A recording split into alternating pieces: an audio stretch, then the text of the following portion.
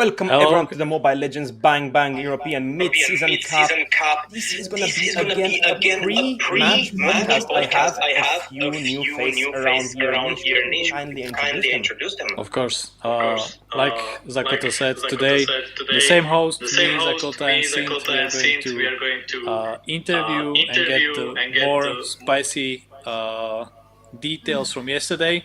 So for that, we have Wicked, Toby, and also one of our content creator, Dazai. So welcome, guys. Thank you.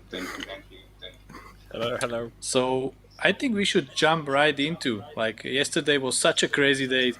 I didn't accept that we will have like most of the matches full best of threes. Thankfully, the last one was was 2-0 because it was so late. But at the same time, it was crazy. What do you think, Zakota? I mean, it was indeed a crazy day. We had a few games that we didn't expect, like the Momento, Mori, and Birthright game. That was one of the most exciting games from yesterday's pool. But even so, it was a spicy day. But I can't wait for what's going to happen in these match years. Yeah, absolutely. I think it was very surprising, right? We saw Memento Mori obviously beating Birthright. Minerva Fury game I thought was pretty obvious. And then the Nightfall game, I predicted all those games. I predicted that Team Entity as well played a really good game. And it's really interesting. But I think now we have Wicked and Toby here. I guess we're going to interview them as well. So maybe we can ask a few spicy questions about the upcoming matches as well.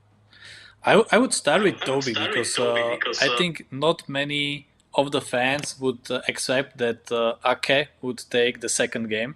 It was such a pleasure to see, and in the third game, you really didn't give them anything for free.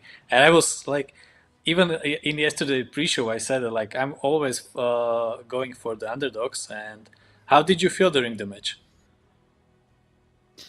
Honestly, we played in the Swiss stage against the Rain, so we knew that the opponent is very, very hard. We were prepared for really tough games. We were prepared that they will show their dominance in the early game. We were prepared that it's not going to be easy task to deal with that.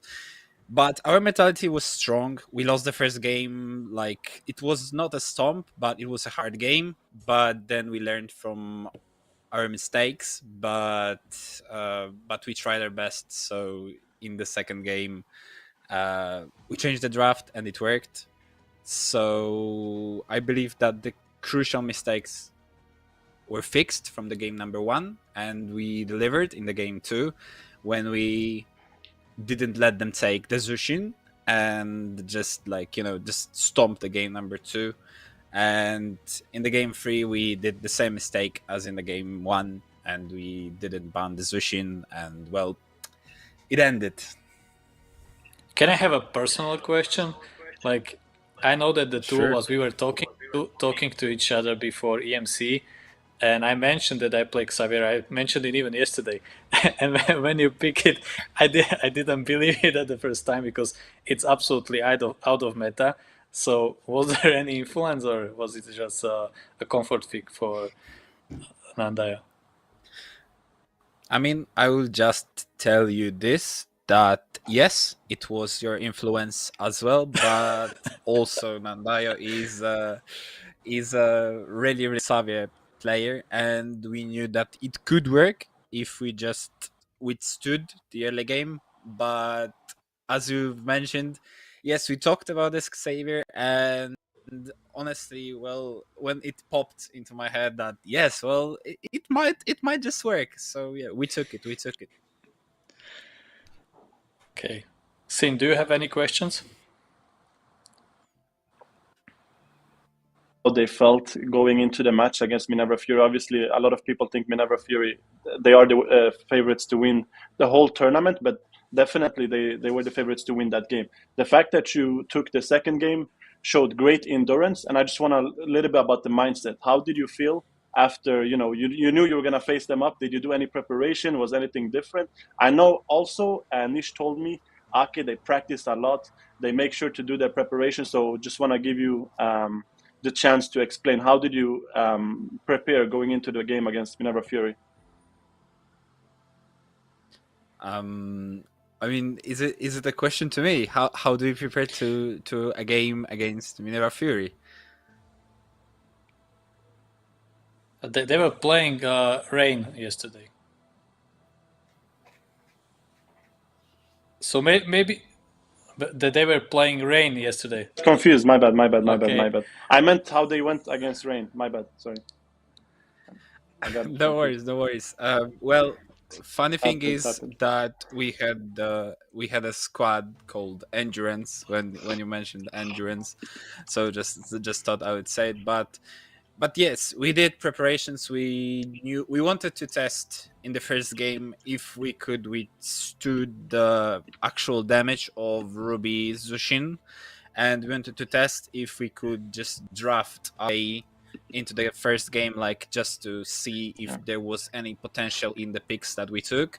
But honestly, in the second game, when we saw how big of a threat the Zushin is and we banned it, well, it showed that it was a way. It was a way of drafting, and honestly, I thought that it might just work in the game number 3, but that was my blunder in the draft, that I completely forgot to ban out the Zushin, and we decided to ban Ruby first, and that was a blunder that basically I would say that lost us the game number 3, uh, because we started good. We started on the strong foot that we showed dominance, especially in the first like 3 to 4 minutes.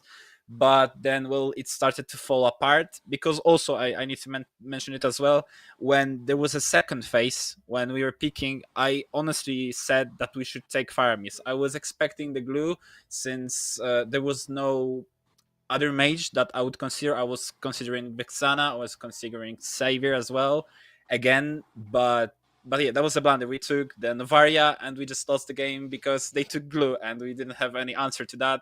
Then our Lord Glue and Zushin like full control, and they just went into us right from the like minute 6, and just like we didn't have anything to stop them. Yeah, but the interesting thing in the third game is, if I don't remember wrong, you guys were up in the early game. There was a chance in the early game where you could have snowballed, but I think you got a little bit of out of hand. Some team fight went wrong, and then just from that they started invading. Can you just like tell us what went wrong on the third game? I mean, what went wrong basically on the third game was the moment when we misrotated from the top lane. We thought that they will be gaining the momentum when we will stay too long in the top lane. But basically, they didn't. They went straight to the turtle, and we should have taken the turret and then snowball out of it.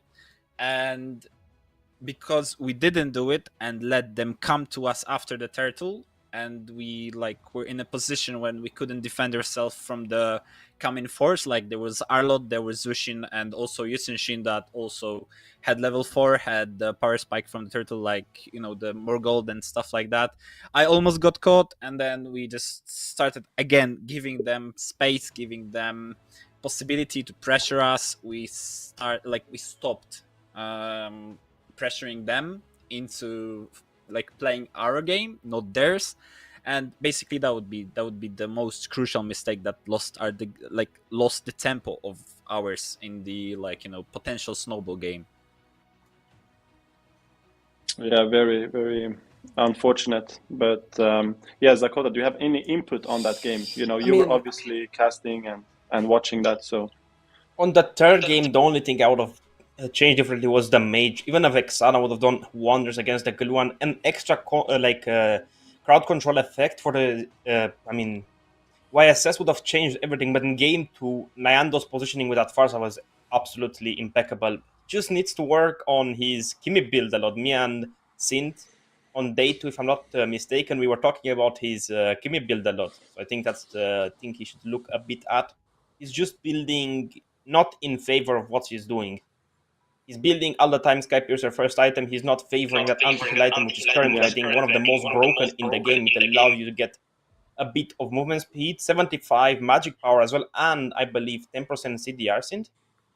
Yeah, absolutely. So the reason we wanted to see that glowing wand was not only because it's a really good overall item for mage, it's also because they actually had Fredrin. If I don't recall, they were building very tanky and they had a lot of sustain. Against that, you kind of want to build that glowing wand because you can't allow Fredrin, especially when he has Guardian Helmet. Zakota, right? Remember, he rushed that Guardian Helmet. You got to see that glowing wand come out. So I think that was one of the big mistakes. I think when he played Kimi, I think the game could have really turned if the itemization would have been a little bit better. Because I know that he won initially. If you rewatch that game, he won the trades in mid lane. He had pushed the opponent's mage out of the river, meaning he had full control there. So if the itemization was a little bit better, maybe that would have played a little bit of greater role, and there's more chance to win the game. So for sure, Zakota, I totally agree with you. Toby, do you have anything to say against these claims? I mean, honestly, only thing that it wasn't like it was the mistake on Nandaya's part, but it wasn't fully his mistake because like we were having the conversation about Kimi and like basically about builds, and well, someone I don't remember who, but someone suggested that he could have built Skypiercer first because it's a cheap item. It's an item that gives you adaptive attack as well as the passive. So like we had this conversation and he started building it. And yes, in this particular game against Fredrin, against Baxia, it was too much. It was too much. I mean, basically, no. We played against just Fredrin, not Baxia. In the first game, I believe, or maybe we also had a Kimi, but anyway, like yes, that was a mistake. He should have went for just the glowing one right from the beginning. And yes, in the games against Birthright, we played. I would say not our best. It wasn't our best performance in general. Like we made a lot of mistakes in the game number 2, especially when we had again also a potential of snowball. Like our jungle was like 5 levels ahead, and we just lost it because we started to let Birthright do what they like to do a lot. So just they were picking us off in the positions where we shouldn't be, or like we're capitalizing on our mistakes. And yes, like those games against Birthright, I just would like to erase it from my memory, and I would like to erase it from existence. But yes. About this build of Kimi, I completely agree with Zakota and Synth. I mean, you can't erase it because you all the time learn from a mistake. I mean, it's a mistake you learn from. You're gonna get better in the next tournament. However, let's talk about the big cockroach in the room. Marcus Helkur was banned almost all of the time. Only once we have seen it. Toby, what do you think about that? Do you think if they let that Helkur go in game 3 versus Team Rain, do you think that would have made a big difference?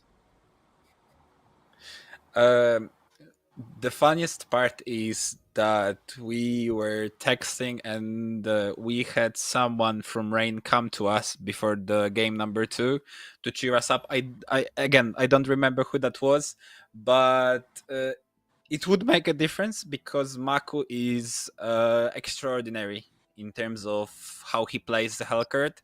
He's 100%, like he's 100%. not a one trick. He's not a one trick, but he's outstanding in terms of performance of Hellcurt.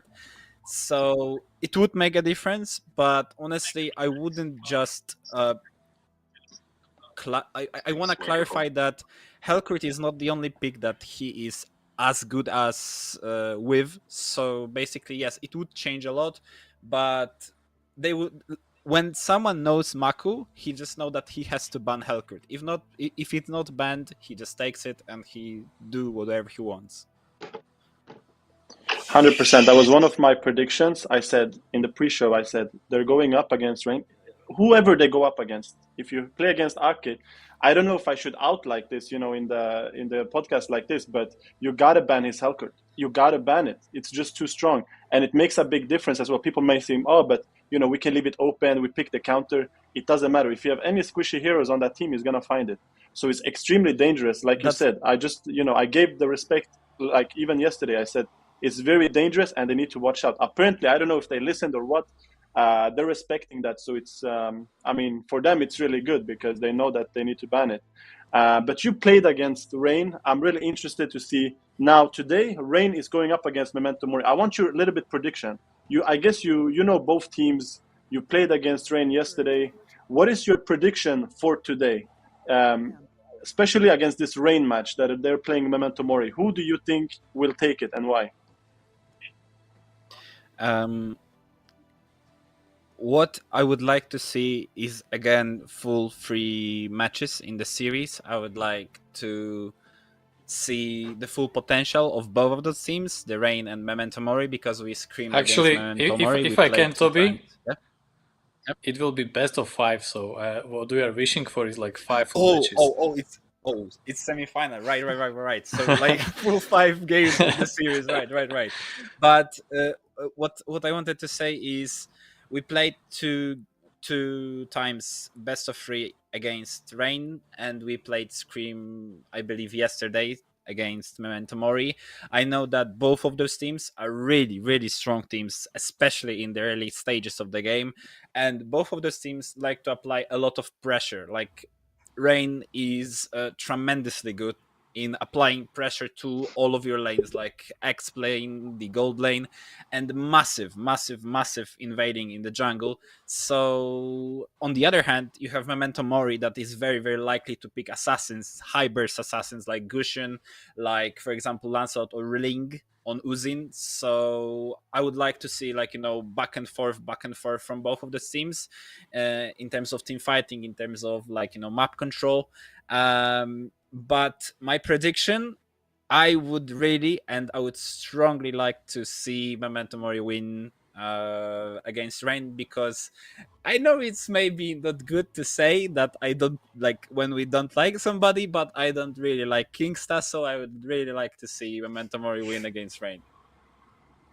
Well, I don't blame you. I think that's actually my prediction as well. I know that CL is helping them with draft and so on. So I think, honestly, if we just talk about that game, I think definitely Memento Mori will win. But yeah, Zakota, anything to follow up on that?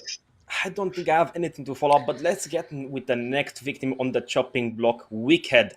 You have an upcoming game, but let's talk about your game against New Era. What did you think about that team? Did you have any pointers to give? Maybe to Nikki, maybe to Hamdax on the jungle. Did you have anything out of the ordinary you saw and you liked? I mean, the plan was to play full discipline, right? We already had prepared a draft for New Era specifically.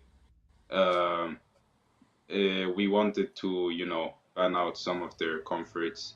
We didn't really have any like how do I say? We didn't really feel any stress, going in towards this game, because we were very confident we were gonna win.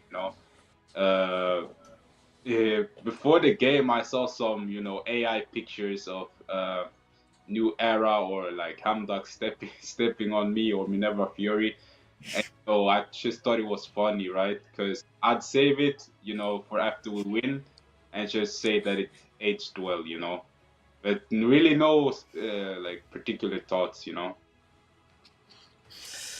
Actually, I would like to have one question, because you said that you prepared the draft, and even during the whole EMC, we see that there's forming, I would say, some kind of European meta, because the champions are just repeating in all of the matches. The bands are usually very similar, even the picks are very similar. So maybe this is the question even for Toby and Wicked as well. Like, what does the preparation look for you? Like, how do you prepare for your matches? Toby can go first, I think. Nah. You first, Wicked. You Sure. first. Thank you very much, but you go first. First.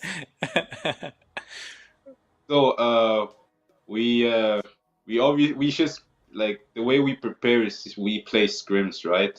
And we have some we have some friends, they are playing in Asia, right? So they're kind of like helping us with like what are they using in Asia. So often we usually just try play that in scrims and just see how we do with it. If it ends up terribly, we just don't pick it at all, and we also just check what we're good with.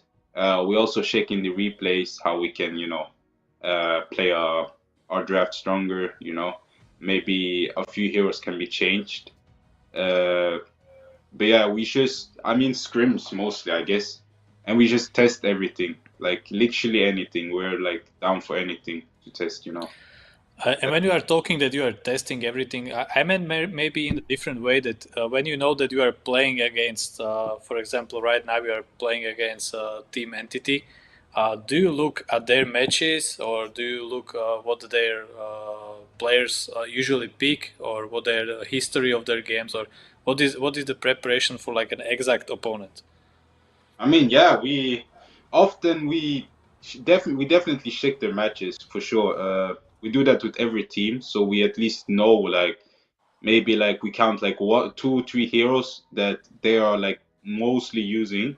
So we basically call that just their comfort for this tournament, and that's usually how we prepare our bans. Maybe if we want to target ban someone, or maybe we sometimes we have drafts prepared for if we have first pick or second pick, you know. So I think that's how we always know what to ban. It's usually just me and Pago discussing how we do the draft. I usually do the bans, and we both do the picks together, you know. But I think we just mostly just we watch our opponent. Definitely, we definitely watch all the games. So Okay, Toby? So, if I may, I wanted to ask a question. If you were to face us in terms of like Minerva Fury against Ake, would you ban Hellcurt?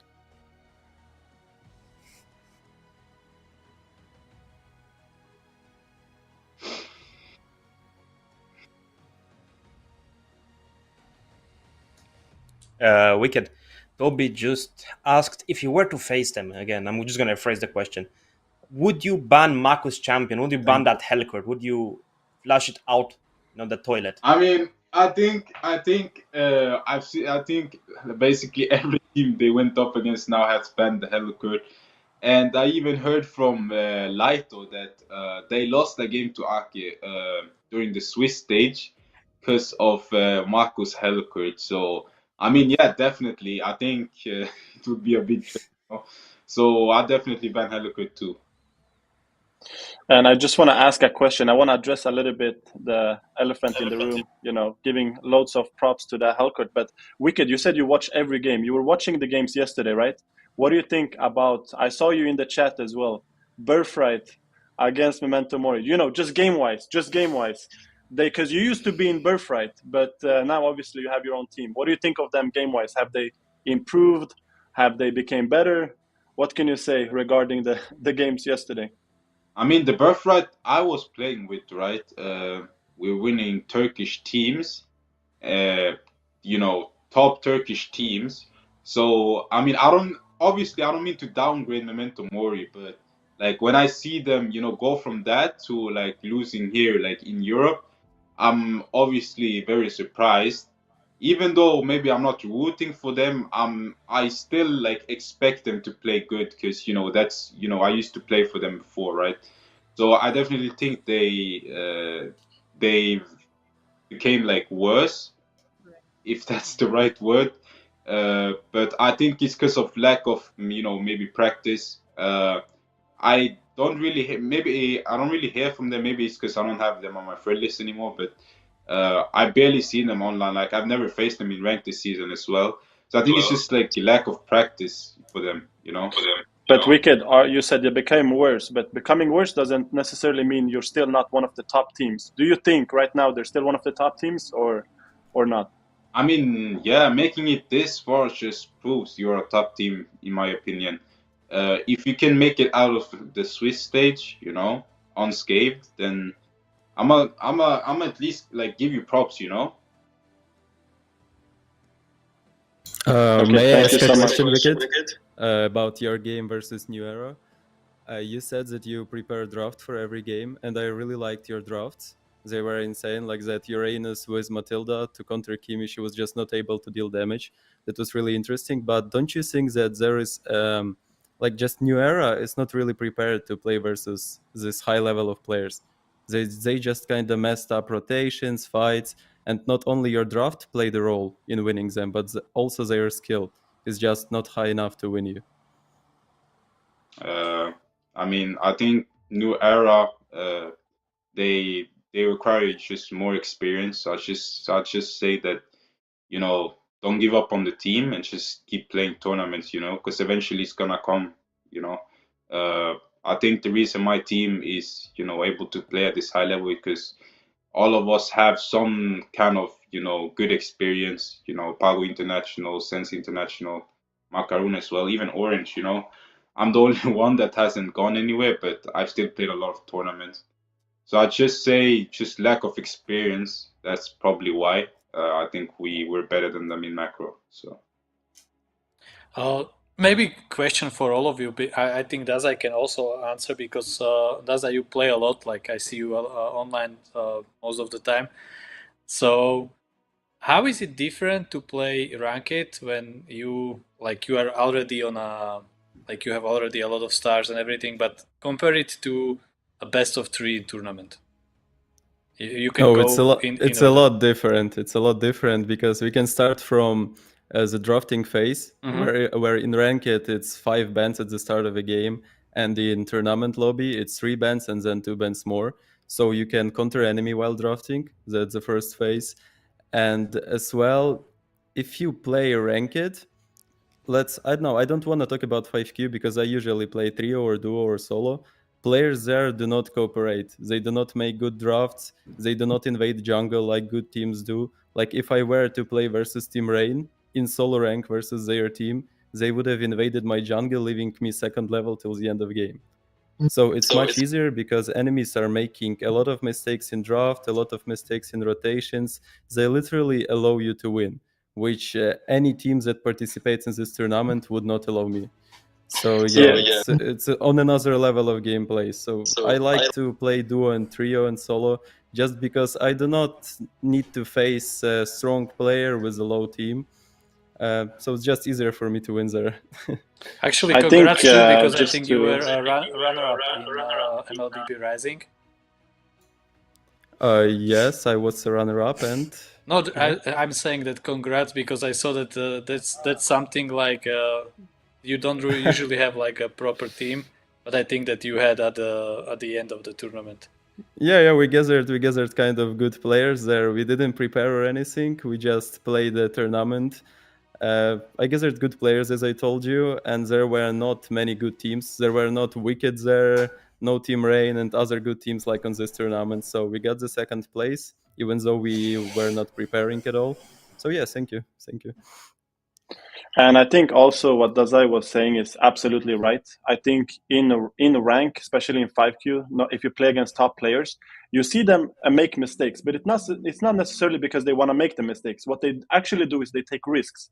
They find out the limits that they can push with the heroes that they later will play and how far it can go. In tournament, you're not gonna see these kind of insane aggressive flickers that they might pull in rank. You're not gonna see them force the issue under the turret.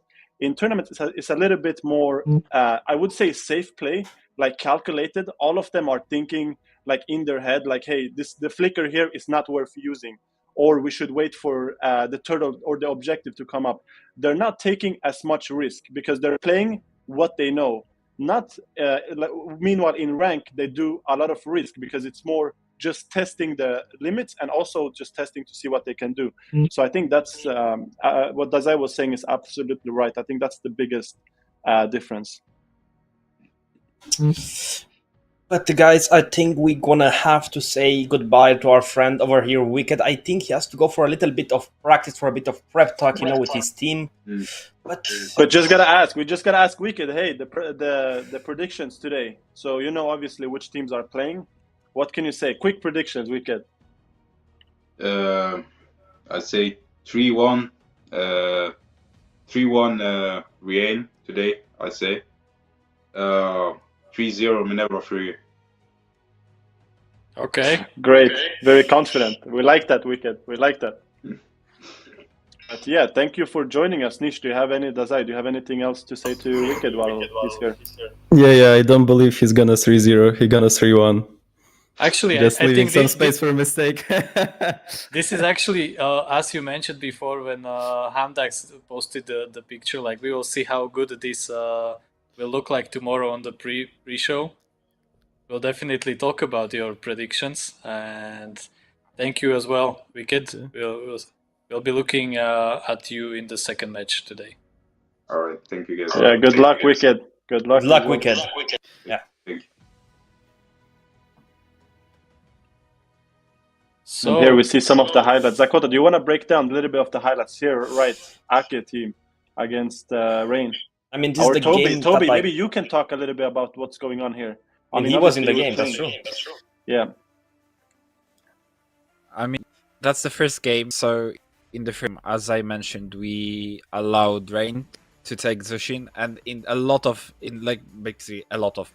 all of those highlighted scenes, highlighted places, you will see that what is happening. Zuxin is controlling every single thing, every single person in our team.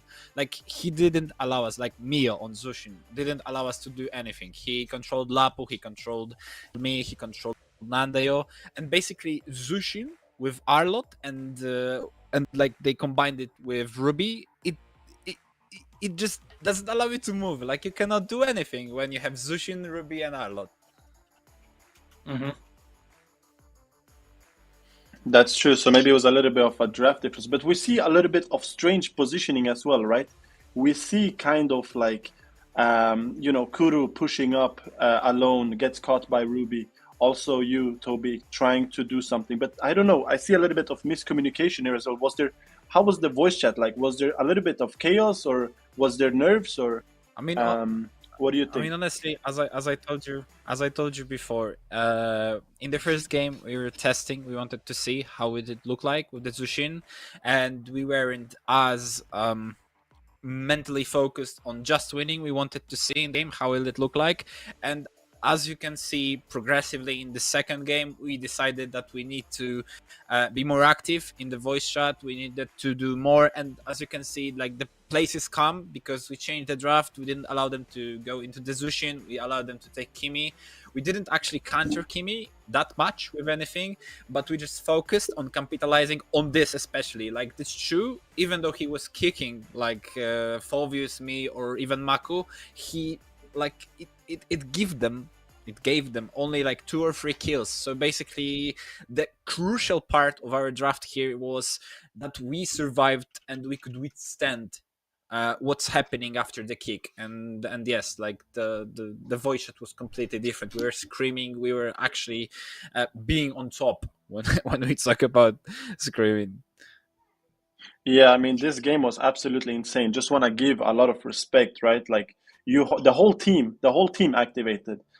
Kuru, we see his Phobius making so much space. Obviously, you with the Johad. This second game, I think Zakota or it was me that predicted. Like, I believe that the enemy are the favorites. I did believe that Rain was going to win, but I said at least one game is going to be taken. And I think that this is just a proof how well you guys can play when you are composed. That second game was absolutely amazing, but this third game we see the rotation. They're very quick on the rotation, right? They already rotated gold, and here we see some of the mistakes as well. Like, obviously, they after that first gank on gold, they had the opportunity to take the fight, and they were fighting. I mean, Yes, I mean, exactly. so I should get like even in game one, I think there was a big mistake with that Xavier getting picked out on the mid lane. What was that draft thinking there? What did you guys, the mentality behind it? You guys were ahead against if I'm not mistaken, a Shin, and you guys picked the Xavier.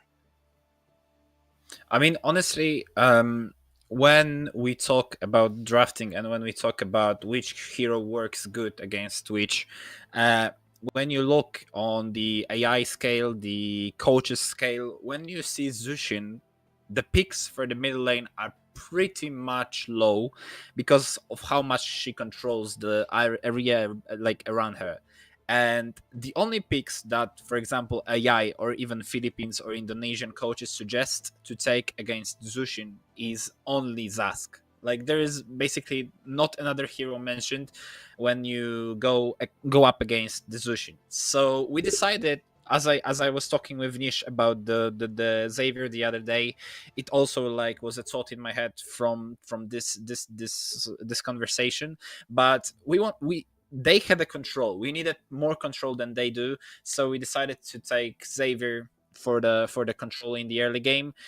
Also, if we survived the early game, we could snowball potentially in the later stages with the Xavier. We could defend, but well, it didn't work because again they took the Arlot and they were like, as I told you, we couldn't move Arlot paired, for example, with Glue or Ruby. So yeah, that was a mistake on the drafting side. You can blame it on me. Like today, I was blamed for so many things. I'm already used to it. And as Toby, I did you mentioned watch? before, Sorry, yeah, continue. go ahead, go ahead. No, I was No, just no, gonna say, just go obviously, because ahead, we just go see. ahead. Yeah, I was just gonna say because we see the highlights of the second game. I guess you watched the second game as well. Now we see, Rain and Memento Mori playing today, and you see Memento Mori against Birthright. Was this a surprise to you that Mori won this game? Honestly, at first, yes, it was a surprise to me strictly because in all of the games, maybe not all, but in the first two games, especially, Bearfight had better draft, much better draft, and even though they had a better draft, like Memento Mori didn't give up and just keep on fighting, keep on pushing, and they showed that yes, it is possible to win. It is possible to just like when you don't give up, you can just come back the series, come back to the from being in the down. So yes, I believe that it was a surprise, but a pleasant surprise nevertheless. Actually, I want to Yeah. highlight the mentality of Memento Mori, because I think even in the second game they were a little bit behind, and there was a lot of pressure on Memento Mori from during the whole series, but they had such a strong discipline and they didn't give up. They were looking for all these opportunities. So for me, also like the surprise was a really pleasant one. I mean, if we talk about Memento Mori, like you said, I want to highlight as well, like the hard work, the insane hard work. Everybody works hard, but I know these guys work really hard because they've really improved. A lot of them didn't think, because remember, they didn't actually qualify. They got voted in. They got voted in to be here, and the fact that they are still, surviving and they're still playing this good. And obviously, you were talking about the draft, Toby. Actually, I don't agree with you because when I see after that first game, the second and the third game, I think those drafts I know that they have CL coaching now. I think that those drafts are really amazing. So, but I just want to highlight, like you said, the mentality, but also the hard work that goes in just for any team. But I know especially Memento Mori works really hard. Zakota, anything to add? I mean, I agree with you. And Sakamoto, as we know, he improved a ton from him being this, I would say, average roamer, not as an insult, but he was average. But now he can actually play against the people we will consider extremely, confident in their roaming skills. Yes, he makes a few mistakes, but everyone makes mistakes as we are human. But as you said, they improved in draft, they improved in mentality, and they improved in, I believe, team calls. Actually, too bad that Wicked is not here anymore, but I think the shot caller in Minerva is Pagu. Toby, who is a shot caller in your squad? Myself. You. I thought so. I just wanted to ask Yes. for the fans. And also, Nish, I just want to say also, like, Toby, while you're here, Nish has been really shedding a lot of light on Ake and how you guys practice. He's been giving a lot of respect. So just want to say, like, because you guys are one of the few pro teams who are actually pro. A lot of people say they're professional, but they don't do the screaming. They don't do the preparation. They don't do the, homework with the draft. So I just want to say Nish has really been shedding light. So definitely wanna give the respect to you about that with Aki. You guys are really strong, so definitely we're gonna see more from you guys. Yeah. I think in this respect we need Thank you to. very much for both of you. I think that in this respect we need to give respect to a lot of teams, because I think now in playoffs, I don't think that without preparation you could be this far. We could definitely find out about New Era, like how they were preparing, because the yesterday match with Minerva, it looks like they are not as prepared as Minerva was. So this is something I'm really curious about. But at the same time, if you look at all the matches from yesterday, I think we can see in the drafting phase that all of the teams were really prepared for their opponents.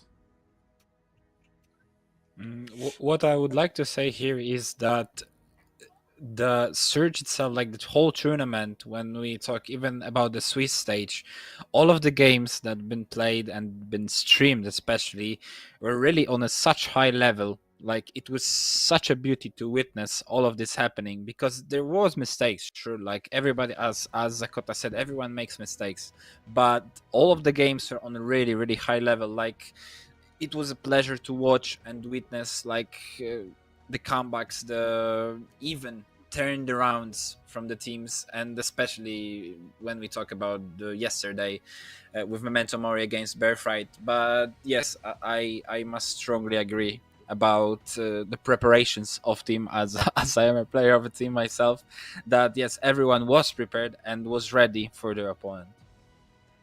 I mean, we have a little time left, so I think let's take a quick look at the brackets. And I mean, we didn't ask Daza really anything. He just had a few inputs as well. But Daza, you are a streamer. You were watching the games yourself. Who do you have for win, and who do you expect to win in the quarterfinals? In quarterfinals or semifinals? Quarterfinals, who Semifinals. did you expect to win? What were your Oh. predictions? Oh, my predictions. I really thought like about Team Rain, Team Egg. I thought Team Rain gonna win because I saw Team Egg playing like the other day before quarterfinals, and I saw they are not really prepared. Something was wrong in fights. They always did something wrong and lost a fight. Like I didn't know what's really wrong. But even when the enemy team was not really strong, they still somehow missed something in fights and lost them. That's why I thought Team Rain gonna win. I was really surprised they won second game, but eventually in the last game I saw the draft was like really bad. They made a mistake in draft, and I just told my stream audience that yeah, Team Rain gonna win this, unfortunately. But yeah, that was a nice game from Team Egg anyway. About Birthright and Momento Mori, after first game of Birthright, I thought that Momento Mori with their Gushin drafts not gonna win Birthright. They're really prepared for that, and they're a stronger team than what they met before. But after Momento Mori again picked Gushin like they did in the first day on tournament, they again won a game with Gushin with Minotaur Ultimates versus Tigreal. I started to believe in Momento Mori, and this third game was insane. And by the way, even though Momento Mori was losing first game, they still did a lot of good fights, even though they were behind in 14 kills. They still come back this and made this hard for Birthright. So now I believe in Momento Mori more than in Birthright. About Team Entity and Nightfall, that was really a draw for me, but in a draft stage, I saw that Nightfall a little bit messed up with the draft, and then I thought Team Entity gonna win this. I was ready to say bye-bye to Leave Me and Drusik on this tournament. And Minerva Fury and New Era. I already told this today, but New Era had not really experienced players to play versus Minerva Fury. That's why I was expecting Minerva Fury to win, even though that New Era had really good drafts, like MPL level drafts with Masha on X play, and I thought they're gonna carry this game at first. But then I saw gameplay, and yeah, now I think Minerva Fury is stronger than New Era, as I said before. But Dazai, right now we're gonna go into the semifinals after like I believe 5 minutes. What are your predictions? I mean, let's get everyone's prediction, but let's let you go first.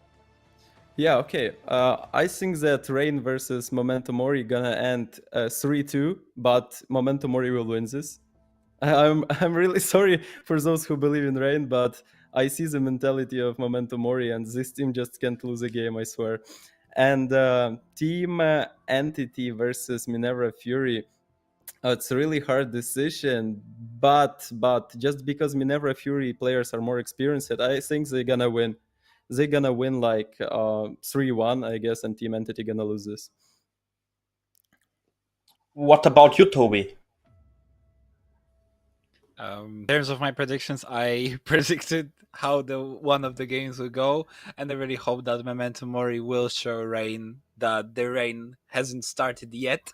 So I hope that Memento Mori wins 3-1 or 3-2, so same basically as Daze. But in the second game, I am pretty confident, and I know how Pago plays. I know the players of Minerva Fury, and I believe in their abilities, their powers. So I think that there will be a really clean sweep. So 3-0 from Minerva Fury in the Minerva Fury against NTT match. Sint, how about you? Yeah, if I give my prediction, I just want to say I was right about all my predictions yesterday. People gave me slack when I said Memento Mori was going to win Birthright. But regarding today, I said I believe Memento Mori is going to win. How much? I don't know. And I'll give you even an explanation on why. Obviously, this Rain is a new lineup. They have new XP Blume and Gold Lane of Yuichi. I think those two lanes, they're going to have to be very careful. They're playing very good players. Right now, Slarky is really strong with meta heroes like Bruno. And also, Iron is very good. And my prediction is also on the mid lane, you have Loiloi, who is, extremely good with all heroes. You got to be careful with the Selena. You got to be careful. You can go Farsa, Kimi. While I've not seen that many heroes from Mio, of course, he can play Kimi. He can go Farsa. But what do you do if he goes like something like Selena? I think it can surprise them. Loiloi has a lot of pool. And that is my prediction. I believe Memento Mori is going to win. People are going to say, oh, but, you're just voting for your friends. Actually, I wish I was voting for my friends. But I'm going to tell you the next prediction why I'm not voting for my friend. I just had a conversation today with Noel. He asked me, Minerva Fury against us, who do you believe? I said, Noel, I like you, but I think Wicked is going to take that one because obviously Minerva Fury has more experience. And, the mid lane can be very strong for Team Entity with Enzo. However, you got to remember, Wicked on that goal lane, with the addition that Team Entity have changed their roster, Tiso going Rome, I don't think that's going to work in this game, especially when you go up against someone like Pagu. It's going to be very difficult. But yeah, that's my prediction. I don't exactly know how much, but definitely those two teams are going to win. Zakota? I mean, I'd have to contradict all of you. I hate to say this, but I think Rain is somehow gonna take a win over Momento Mori. I hate to be that guy, but Joshi is an insane jungler. Kingsta has a lot of experience roaming for overqualified teams. Won the MEC season 4, I believe, or a qualifier for this tournament. Still, they're a strong team. They and Mio, an MPL MENA player, an MPL MENA mid laner. You can't sleep on that. He has experience. He has been coaching. He's the one drafting, if I'm not mistaken. But I don't know. It can go both ways. I think it's going to be a best of 5 series. It's going to be a full series. I think 3-2 for Team Rain. And for the other game, I mean, it's really hard. But I think Team Entity, again, will lose to a 3-1. It's so hard. Minerva Fury is so strong. An M6 player, an international player, Sensa, as they said. Wicked is the only one who hasn't gone international, and Orange Bow has been playing versus Falcons, the actual PH Falcons. That's a big step up from playing in Europe. I mean, they did lose, but they still got a lot of scrimming experience. But Nish, I think I yapped a lot. What about you? I will be seconding you on the first game. I'm going for Rain against Memento Mori, 3-2. And I have to say that yesterday, Memento Mori was the only game I didn't predict correctly. But today I will still put some pressure on these guys. And I hope they will prove me wrong. And if they do, then I'm going to bet on them all the money for Grand Finals, I would say. So that's my prediction for Rain against Memento Mori. And for the second match, I will also go with Minerva. I think it will be a very intense match. And I hope that all of the matches are going to be really intense because we have the best 4 teams of Europe right now playing. So yeah, I think that it will be insane, but my predictions are Rain and Minerva Fury. With that final statement, I think we're gonna have to go on a short little break, give time for the players to get in the lobbies, give time for the players and the casters to, talk a little bit, maybe think of a strategy before the game. But in 5 minutes, the drafting is gonna start, or the first game is gonna start, and it's gonna be again a best of 5 series between Team Rain and Momento Mori. So look up that. I think Daza is gonna be streaming this finals, so head over to his channel as well. But don't forget to like and subscribe for the Surge channel. Is gonna give us a lot of hope, and it's gonna show us that you guys care, that you guys want to see more of us, more of Surge. But with that, final 7, we're gonna go out. See you guys, and good luck every team.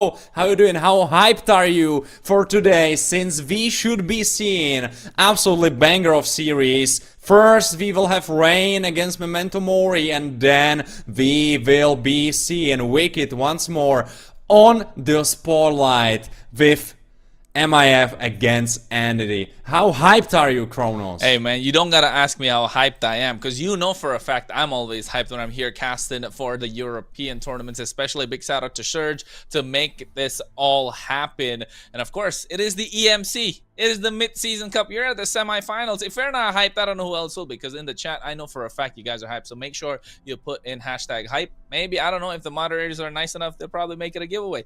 But at this point, if you ask me which teams are going to come out on top, let's leave that for later. But if I'm hyped about the games, for sure. Of course, the first game being a massive, massive game between Rain and Memento Mori. That is what we will be covering. And of course, later on, we have Team Entity going up against a crowd favorite, Minerva Fury, MIF. They're the ones that are taking everything by storm. But if you ask me, for the first series, Warren, Team Rain, nobody really suspected them. Nobody really knew them. They went under the radar, and here they made it. But Memento Mori, after having a difficult way to make it to the entire Swiss bracket, the Swiss stage for this EMC, they still made it out. Because from what I heard, I think you heard it too, they had a slight bit of a difficulty trying to make it to the Swiss bracket, because they only got in because one of the top teams didn't have a full roster. So they got slotted in instead. And look where that brought them. From that spot of being questionable to right now in the semifinals. I mean, no one can question, like, you could be questioned before, like, did they deserve to get there? But right now, they are in the semifinals already. So there is no argument to be made here. They deserve it. They went very far right now. They are already in the top 4 as we are looking at them. Let's just have a quick look about on what went down yesterday. Rain against Ake was a tough battle, even though coming into that clash, Rain was probably the favorite, but Ake were able to steal away one game, even though it wasn't unfortunately enough for them, because Rain were able to reign over and continue on into the semifinals. The way of Memento Mori was even more interesting, since they went against Birthright as an underdog, you can say, and the first game looked very badly for them, because Birthright took it by storm, but the second and third, their jungler especially, was just carrying those games and turn it up on its head, as Birthright were so surprised as we were casting, because they just reversed them, and here they are.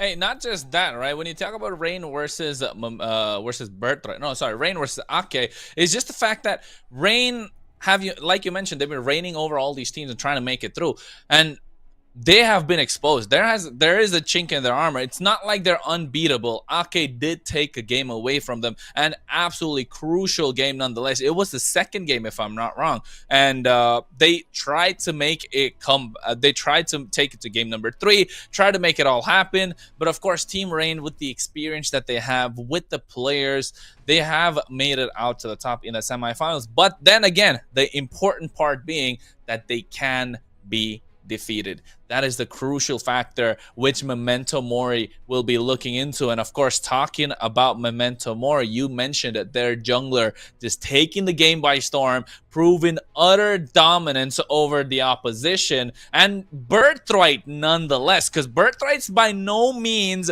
a small team in this entire European scene. They have been a top 4 team, top 8 team consistently throughout the past 2 years, since the dawn of European MLBB, if you ask me. So of course, this is one of the teams that have been there in the top stages, and to take 2 games away from them, let alone knock them out from the entire tournament, that proves that they are here to play and not just here to, you know, just have fun, because they're here to take it all. And speaking of take it all, Warren, we're straight into the draft. Rain on the blue side, Memento Mori on the red. Of course, the lineup's looking absolutely solid. You got Kingsta, Joshi, Mio, Bloom, and Yuichi for Rain. And for Memento Mori, you got Slarky, Wade, Laloy, Uzin, and of course Sakamoto.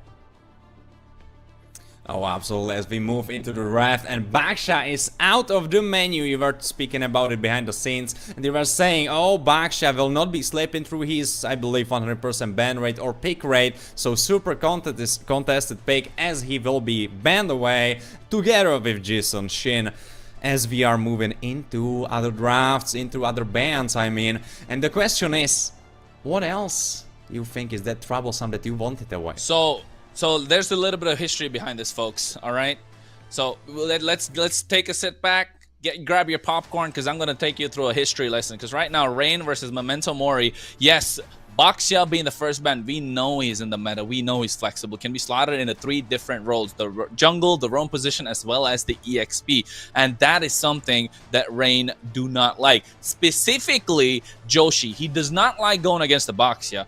Absolutely in the jungle, gets decimated, does not like this Baxia whatsoever. So that is a priority ban coming on from their side. No matter which side they are, in blue or red, they do not want this Baxia. And this is some information that Momento Mori can use against them. But on the other side, however, Momento Mori banning out the Yi Sun-shin proves that Joshi is an absolute menace on this one pick. He has been 100% win rate whenever they pick up this Yi Sun-shin. He has not lost a single time when he's been playing this Yi Sun-shin, not even during the qualifiers as well. So if I'm not wrong, might be a slight bit here and there, but definitely one of the picks that they do not want to contest. And again, coming to the side of Rain, their second ban, the Farsa, another hero that has 100% pick or ban rate. These two heroes, Baxia as well as the Farsa, 100% pick or ban, and do not want to be slipped through by Rain. They do not want to deal with it whatsoever. But on the other side, Uranus is the one that's next after 100%, 96%. He did he's a hero that you do not want. Warren's favorite hero, and they do not want to show it.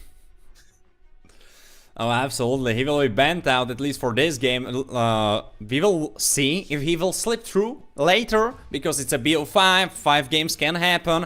We will see if they happen. That's a big if. Because some predictions could be saying that, oh, it will be a 3-0, but someone else could be saying, oh, it will be a 3-1. But I strongly believe that since paper-wise, Memento Mori should be stronger team compared to Ake, at least the way they proceeded through the Swiss stage. I think this could drag out very easily into full 5 games. So I think we should be looking in the future at 3-2.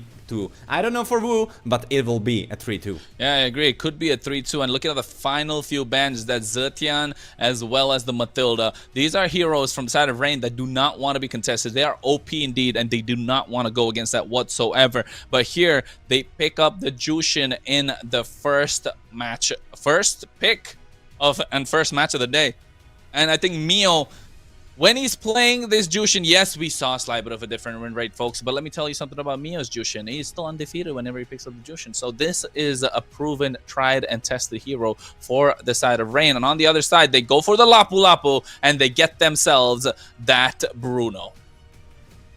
But looking at the draft right now, you are kind of open in Phivos to be taken by the opposite team, since you are going for Lapu, even though Phivos is open. And we were talking about that you believe strongly that Phivos is very flexible in the ways that he can approach the fights, in the ways what he can bring to the table. He is super tanky, dealing still a lot of damage, is able to engage on those backliners and making their life super hard. So I don't know if going for Lapu is the smart move, because right now you are probably giving Phivos away. Yeah, you're right. You know, the key word being playmaker. I think Lapu Lapu is definitely a playmaker. He has the same kits that Phoveus has in terms of trying to make a play, but Phoveus needs an additional spell to try and do that. That's why I think Lapu Lapu is being preferred. But still, no matter what you say, Phoveus is a top tier pick that cannot be disrespected, and whenever picked up definitely has the advantage, or rather the team has the advantage, especially with that Infernal Pursuit. But here, this time, Rain opting to go for an Arlot. This Arlot is a flexible pick coming in from Rain. They have played it before in the roam position. They played it before in the EXP lane as well. So this is a hero that they are really tried, tested, and proven. They are okay with putting him in the roam slot at the same time if they're not having a great EXP lane matchup, or if not, they're not having a great roam matchup. But here, Granger being picked up means they want to play a front-to-back combination with their lineup already being shown a lot of cards. And here, Momento Mori really need to double down on what they're going to go in the mid lane. Otherwise, you can banned out, because there are very few heroes that are available at this point. With the Jushin being taken away, with Zetian gone out, and the Farsa as well. And yes, speaking of the mid lane, they do go for the Kimi. I mean, the idea is probably, alright, if you go front to back, we can play front to back too, but with Kimi, so we have some magic damage together with Bruno. Lapu will be our strong initiator and we can follow him through. Should be working very nicely. Right now, Fivos is slipping through, no one's going for him, and as you have said, Arlott could be the better idea because he is flexible. If you look in Fivos, you are basically saying, alright, he is XP lane, but now with Arlott, you are much more flexible coming into his second ban phase, and as we were saying, you can prepare it, and you can either choose if he will be on the throne position and playing it out with those final slash pickups, or he will be XP lane. And also, what I want to especially pinpoint is that this final slash spell coming into draft that was already picked up by Momento Mori could be super deadly because Bruno took out of position. He is not with the highest range. He is a little bit mobile, but not really that much. You can throw him away, pull him from his ball, so he doesn't have that extra damage. And Lapu, if he gets that engage going and you pull him out, that could be detrimental to his gameplay. Yeah, I agree. But at this point, you can see like the bans coming through, man. This Julian being banned out, he is not one of the heroes in the current meta, but they understand how deadly Joshi can be with this pick, and that's why they pick it up. And even stealing away a Lancelot that Joshi could have picked up for himself, and knowing Momento Mori picking up this Lancelot, they're definitely going to be looking for the backline. The backline in this case being that Granger, being that Jushin, because looking at the way that Rain have drafted around, again, it's a front-to-back composition, looking to make those plays with the final slashes, like you mentioned, Warren, and they're looking to take away this Bruno off guard. They're looking to disposition him completely, displace him from these team fights, because now you're really begging the question, are you going to go pick up a Purify, or are you going to go for a Flicker? Because in this case, if they rack up a lot of chain CC coming in from the side of Rain, Bruno is going to have a hard time. Kimi, yes, you have a slight bit of a dash to get out of harm's way, but then again, where you want to play the Flicker is because you're going against the Fanny, and we're going to see Mr. Death indeed in the Land of Dawn, rocking these steel cables, and it's going to be a big problem for Momento Mori. And who is there to stop him? Like, of course you can hit him with Kimi ultimate to try to put him out of position and throw him away from his cables, but who else is there? Lance, I don't really know how well can he help, and right now that last pick can really either break it or make it. If you pick a strong CC lock-in for that Fanny, it could be working out. I don't know, thinking about Fredrin Rome, is that something that you can go for? I don't know, might be too much of an off-meta, so you might be going for something else, but with that Mino ban, Gato ban, they exactly knew what they were going for since going for that Fanny. Yeah, I think they're either looking down at a Hylos or a Kaja right at this point, because Kaja's slightly being crept up back into the meta unless they have a Franco in their arsenal. But then again, even if you pick these heroes up, you have the Ruby that can be a big problem with the Don't Run Wolves King, and that's why they opt to go for the Tigreal. And to be honest, this Tigreal is going to get bullied really hard going against the Jushin, because Jushin loves these tanky, beefy boys who are especially slow at dropping down the lantern, picking them up, and throwing them around like she's playing basketball. Because at this point, if you ask me, Momento Mori not having the best of drafts while going against a team as good as Rain. I'm super worried about that Tigreal. How is he going to play his game? Because right now that mid lane matchup will be super tough for him. We saw that Jushin is able to even outpush Kimi, which is kind of unusual because usually Kimi is the one with priority. Sakamoto will try to move in as Kingsta is lurking in the shadows, still waiting around, and you see Loloi is completely late on this rotation, and they are already moving into the bottom side to establish some vision and see where Yuzin started. Yeah, and we already spoke about this slightly off, off camera as well, right, Warren, about how they are looking to take away trade HPs in the EXP lane just because they want to make sure their EXP lane counterpart does not hit level 4 and is not really ready for this turtle fight, and that's going to be absolutely crucial coming in. And Kingsta knows what his role is. He knows what his job is. Try and make sure Mio gets all these minions, and at the same time try and dominate the EXP side of the river, and that way you unlock Bloom a little earlier than they are able to unlock Wade. Also, it's super tough right now for Wade, since he, even if he wanted to play a little bit more aggressive, there is always that lurking shadow from the side of Rain, that they are just jumping around, dashing around, that are just keeping him in check, where he cannot really play. And the same thing is right now happening for Yuzin, as Kingston moved into the top side and is not letting him farm very easily those jungle camps. Look at Joshi, he hits his level 4 right now, has a steel cable, trying to go through. Sakamoto goes for the Sacred Hammer, but at the same time, they're not able to get nothing. Joshi looking for blood. They smell blood in the water, all right. 10 seconds until the turtle spawns. You can see Bloom already making his way there to try and set this up for the rest of his team. I mean, you still burn Sakamoto's Flicker, so he will not have it available, but now Kingstar could be in big trouble. He still has Flicker available. He will try to go for a sneaky recall right before the turtle take. Yes, before the turtle take, they got to make sure something happens as Wade hits his level 4 power spike, but you can see Bloom already being there, dragging the turtle out towards their side. Traction Pulse comes and pulls back Mio, but Mio right now goes for the Lantern Flare, but at the same time, you can see Bloom making sure his mid laner is safe with that final slash. Here comes the Bravest Fighter at the same time. Bloom trying to go in, but Wade creating the space that they need. Uzin going ham at the turtle. Joshi comes in, misses out on the Retribution, and it goes in the hands of Mio, and Joshi looking for blood. Wade and Sakamoto running out of harm's way as well, but at the back line, you can see Uzin trying to find his way into the purple buff. Joshi, along with Kingsta, making sure that Momento Mori cannot get that whatsoever. Sakamoto gets caught in the I'm offended, and that is first blood in the hands of Rain. As they're looking to extend this team fight, Wade goes in with the Bravest Fighter. Mio in the back line, trying to show the damage, but here comes the displacement with that final slash. Joshi goes down to the hands of Uzin as they overextended, and now it is a kill score of 2-1. For a bit, it looked like a free take for Suicidal Rain, but Momento Mori immediately counter-engaged into them and picked up a solo kill for Uzin, where he also has some gold coming from this fight, but still, we are right now looking at 1000 gold for Suicidal Rain, 1500 even, and if we look where the gold is located, we can see Granger is kind of running away from Bruno, which is kind of interesting because Bruno was left alone on that lane. I don't know what happened there, but 300 already been made for Granger. And if we look at the mid lane, Juxin is already ahead from Loloy.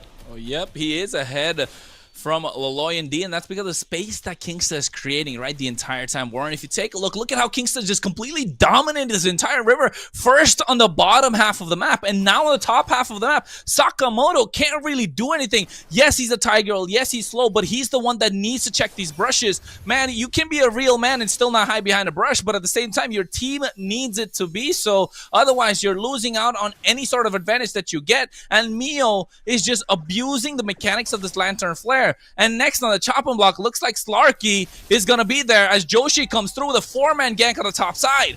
And now they're going in. Slarky not looking like he's having a great time. He's trying to survive, but to no avail as Joshi's able to pick up that kill. Easy peasy lemon squeezy. Oh, easy peasy indeed, as Bloom approaches mid lane, pushes away Wade, and is ready with the rest of his team as the new turtle is spawning onto the map. Final slate still available, and they could be looking for something.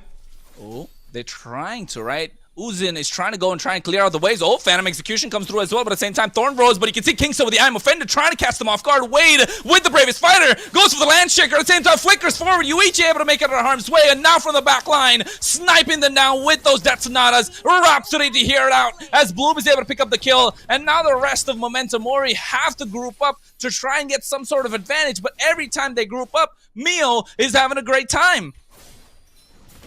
Mio is having the greatest time of his life, since he is always there ready, always ready to help out his teammates, and always ready to poke out his enemies and make them the most annoyed they can be, since Yuzen is just trying to take his poor orange buff, and he is not even left alone for that, as they are pushing him away, pushing him around, and always like putting salt into his food, not really making his life very easy and very happy. Yeah, and you can see also at the same time, Rain have gold up on every single lane, and now they get themselves another kill. Uzin missing out on that puncture, not able to make it out of harm's way, goes and gets taken down. Kingsta has to play, and he makes it indeed, as they get the traction pulse, pull them back, but it's still not happening for the side of Momento Mori, trying to make it out of harm's way. Wade comes in with a Landshaker, trying to dish out some damage. They get Bloom indeed, but he's only the sacrificial lamb as they're trying to make it another one. Wade makes it out of harm's way, so Momento Mori get one kill out of that entire skirmish. At this point, Warren, I think any kill is a good kill for them because it's gold in their pocket. No, absolutely. Right now for Momento Mori, you need any gold you can get, since the gold platings are already gone and they were picked up by your opponents for the most part. Right now you are looking for any way to obtain gold for yourself, as Slarky will be trying to push out this ball lane, and right now it looks like he will be left alone to do that, because Yuzen is able to protect his tower on mid lane. No, Thorn Rose tries to make it out with the Phantom Execution. You can see Kingsta, man, he has been waiting to use that I'm offended at the right time. Even flickered for it as well. But here, Joshi might get caught out. Sakamoto goes for the big implosion, catches them into place. But look at that. They're making a sandwich out of Momento Mori. Slarky goes down. And yes, they get Joshi in the process. But here's the land shake. And Wade might just turn it around for his entire team. But Bloom, if he has the wenges, he can make it out. Final slash. And he does indeed. He makes it out of harm's way as Wade trying to find something for his team, trying to pick up the pieces, trying to get the crumbs, but misses out on the pie. Uzin is still not able to get even a single turn in the mid lane. Rain are making sure Momento Mori have to work overtime to get anything on the board. Oh, they are making their job so hard for them, because Memento Mori are right now fighting over scraps. Really, 4,000 gold difference right now. It's a little bit lower, but still 7-minute game, and it honestly doesn't even feel like 3,500. It feels like it's 7,000. By the way, how the fights are played, it doesn't really feel like Memento are in control at all. Absolutely right, Warren. You said it perfectly. Momento Mori are not in control of every single team fight. We saw that on the bot side. Wade had the opportunity to try and turn it around for his team, but Bloom just made it out right in the nick of time. And now you can see Mio absolutely abusing the mechanics of this Lantern Flare and gets himself a killing spree against an assassin nonetheless in the form of a Lancelot who's supposed to have the highest number of iframes to try and immune any sort of skills. And if a Lancelot gets caught in that, I think it's really GG well played, because Momento Mori really needs to think of a backup plan, and that backup plan should come in the form of the double marksman strategy, a double marksman composition that they have. But you can see they go for another final slash play, and now one after another, Mio in the back line making a sandwich out of them, but Slarky able to get that kill, and now they look for another. Seems like Rain are trying to bite off more than they can chew as Joshi goes in. He has to steal cables, pulls out the cutthroat, but not enough, as Slarky should be the target. They get him with the Lantern Flare, and he gets taken down. Unstoppable indeed. 5-0-3 on this Jushin. Make that a double and give that a 6 kills in the hands of Mio. And now the worst part would be if you knew that Mio has Sky Piercer. I don't know, I didn't see the items for a little bit, but if Mio has that Sky Piercer, oh, it's rolling. Oh, that Sky Piercer is hurting a lot. I don't know if he actually went for that, but would be super bad for the side of Memento Mori. Right now, looking at their draft, oh, wait a second, no. There's a not a Sky Piercer locked in. It's for Jushi, but fortunately for Memento Mori, it's not for Mio, so that's a good thing. But the thing is, Memento Mio composition is really trying to go for that late game with the double marksman, as we've already. So you are trying to look for that outscale, but right now do you really have the time? Since already 2 towers gone, one almost dead, second one almost dead as well. Super rough. It is super rough indeed at this point, and I feel like Rain are dominating every single neutral objective that's there. They have taken all 3 turtles. Now time for the Lord. Yes, folks, that's a pterodactyl, but that definitely is the Lord in the game. 4K ahead in gold. Rain are looking to slowly pull out the members. They're trying to find out the members of Memento Mori and slowly, one after another, possibly take it down and then get themselves a Lord. Right now they are posturing around it, but just look at Lance. He's on the opposite side of the map, and now they should probably see it. So they are already started, and he needs to move in time to try to retribute his way into that Lord take. Yeah, they are going through indeed, but at the same time you can see the fight is separated into 2. Joshi in the back line goes straight for Slarky, knowing that he's the damage dealer, takes him down, way to the front line, gets bursted. Mio now takes care of Sakamoto, and you can see Bloom try to go for a final slash, didn't get anyone, probably missed out on the flicker. Vengeance is away, but you can see he gets himself the Lord. Uzin, yes, he goes down, but he buys some time for his team. Loloy, the only one left standing, but with the help of this Lord, they have bought themselves another 2 minutes, as Rain will not be able to end the game, but they will take away towers. But that's the thing, like, if you didn't die, would you be able to protect those towers even if Lord was pushing in? Because still, it's a first Lord of the game, it shouldn't be that hard to defend. So maybe the correct play here would not be going for Lords very suicidally, but maybe just protecting your towers, and maybe that could work a little bit in your favor. Because look at the numbers, they took 3 towers, and you have 1 Lord, which will probably not get any towers taken, and you are probably losing that one on bottom side as well. So very nice play from Uzin, but the thing is, was it really necessary?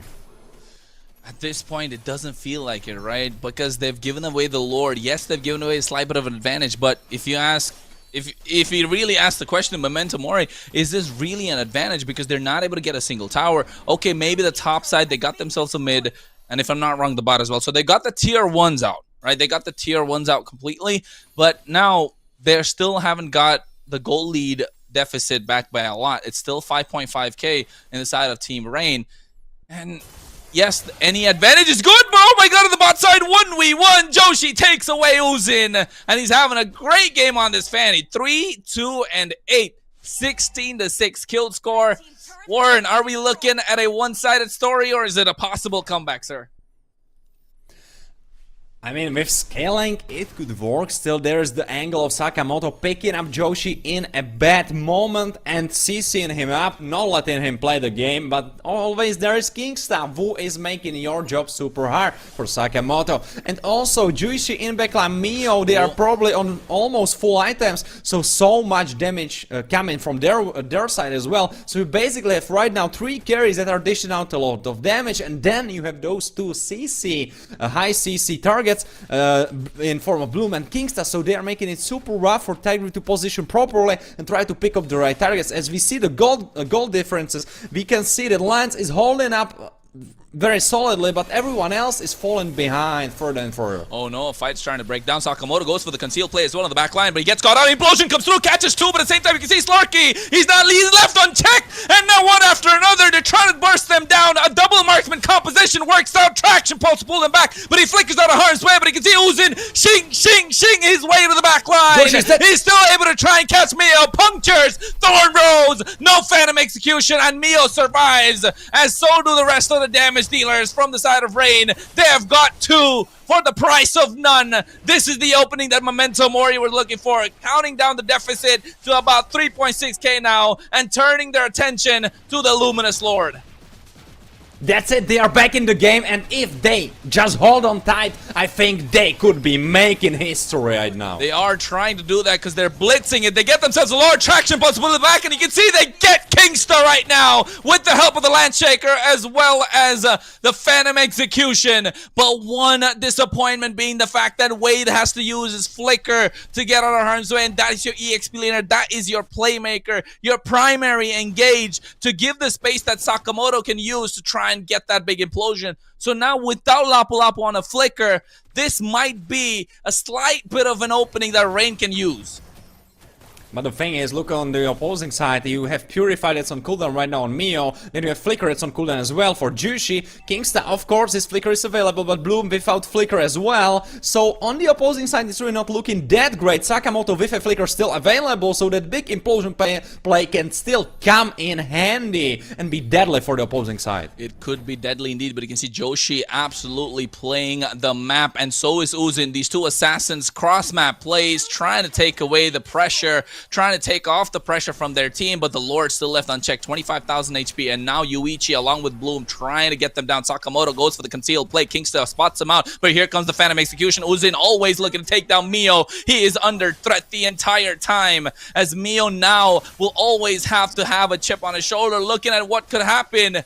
And now Uzin trying to find his way. They get the clear on the Lord. So this is a good opening for Rain. And I think Momento Mori really needs to understand that they are trying to overextend. Here comes the traction pulse. They catch Sakamoto. He can make a play. Implosion comes through. They catch Bloom. And now the rest of Hell breaks loose. And now Bloom is the first one to fall down. Killing spree in the hands of Uzin as they're looking to get another. He makes it out of harm's way in the nick of time. And now Memento Mori Uzin goes in with the Torn Rose, and he gets a shutdown on Mio. Mega kill indeed. Somebody stop this Lancelot, because Yuichi picked it up for himself. And now Kingsta with a Don't Run Volts King, trying to do something, but Joshi goes straight.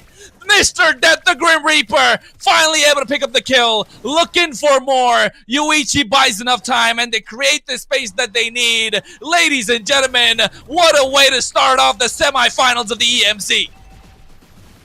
And you look at Juichi, he just burned his Flicker absolutely for nothing. He shouldn't have been over-chasing that deeply because Sakamoto was already near. Now Sakamoto with Immortality available and as well as Flicker. And look at the side of Memento Mori. They have all Flickers, 4 Flickers on 4 members of their team.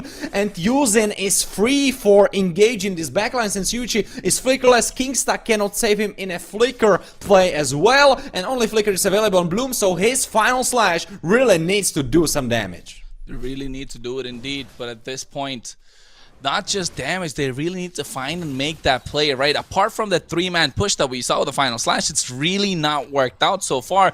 This Arlott could be a make it or break it for the side of Rain, because if he's able to get a good final slash with a flicker on point, knowing that none of them have a Purify on the other side, it is looking dire, and that could just feed them in the hands of Kingsta, who can then get the I'm offended, and it could just turn into a complete disaster for the side of Momento Mori. But one good thing right now is the fact that the Lord is up. They're almost dead even in gold, coming back from a 5k deficit. This is the opening that Momento Mori were looking for, and this is the statement that they're looking to make.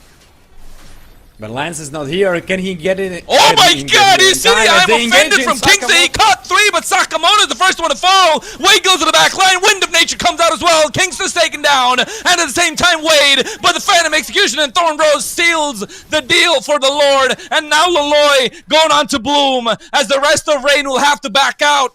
They have to respect the damage that's coming in from the double marksman, and they definitely have to respect the prowess of the Lancelot in the hands of Uzin, who is putting on a display of skills in game number 1 in this best of 5.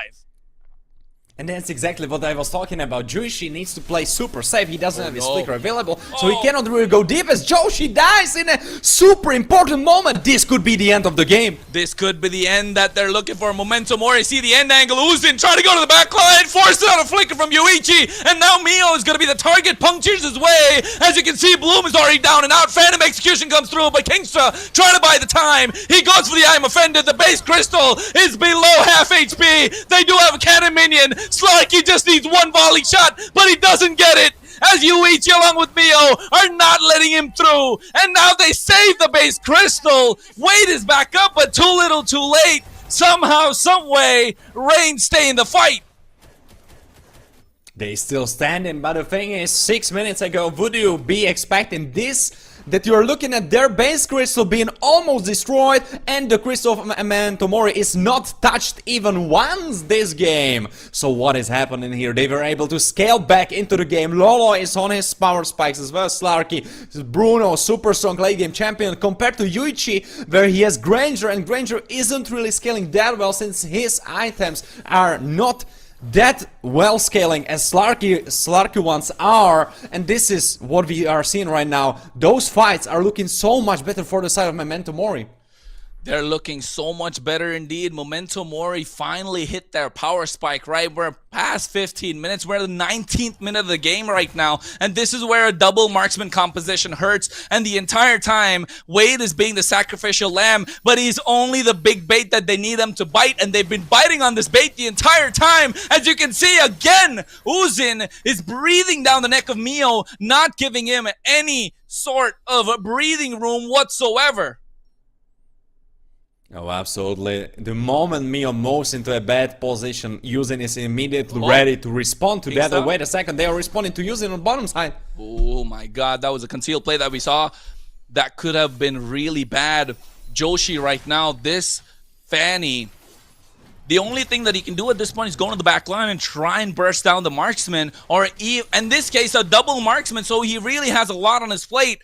And with the nerfs that Fanny has been hit with, it has been really crucial for how you use your steel cables, and that's why you don't see Fanny picked up a lot on the pro scene these days, unless and until your steel cables is on point. But then again, we're not going to question the prowess of this hero in the hands of Joshi. He is known as Mr. Death. That is his nickname, ladies and gentlemen. He is the Grim Reaper in this game, and not just this game, the entirety of Europe. So if there's someone that we want to see bring up the kills, it's definitely him. As now the Lord is up, and Wade, this could be the opening that both these teams are looking for. Oh! Lance is moving into position as another fight happens. Yeah, you can see they get themselves the I'm offended along with the final slash, and now Joshi goes to the back line, trying to fight Sakamoto, but there's the implosion. He catches them in place. Uzin trying to show the damage, but you can see the 1v1 between the marksmen. Yuichi gets the kill. Sakamoto, immortality's popped. He's going to go down indeed. That is the double kill in the hands of Yuichi. Uzin trying to survive, punctures his way out of harm's way. And now he flickers forward with the minions, stopping the bullets from going through. Yuichi letting the adrenaline do the talk, but not the skill. But at this point, they themselves survive. They take down 3 for the price of none. And now the Lord in their hands. And this could be all she wrote if Rain play it right. if, and that's a big if, since Rain had a gorgeous early game, gorgeous mid game, but then it kind of slipped through. And I don't want to belittle what Memento Mori were able to achieve. Wait a second, is that the backdoor? No, it won't be, but it looked like for a bit. It did look like that indeed, but at this point, you know, the wave pressure is something that they have to handle. It could be the end if Rain play it right indeed, because the wave pressure coming up from the top side, from the mid lane, not having the base turrets is going to be super crucial on how they push themselves back, because they have the lead now. Again, 3.5k, but they're already past the 60k mark. So if they're past the 60k mark, it doesn't really make a difference because everyone's going to be full build, you know, apart from the roamers. But at this point, do they really need the items? They just need to land their skills on point, because Kingstad's been doing that back and forth, 2-5-13, and oh my god, they get themselves with a traction pulse.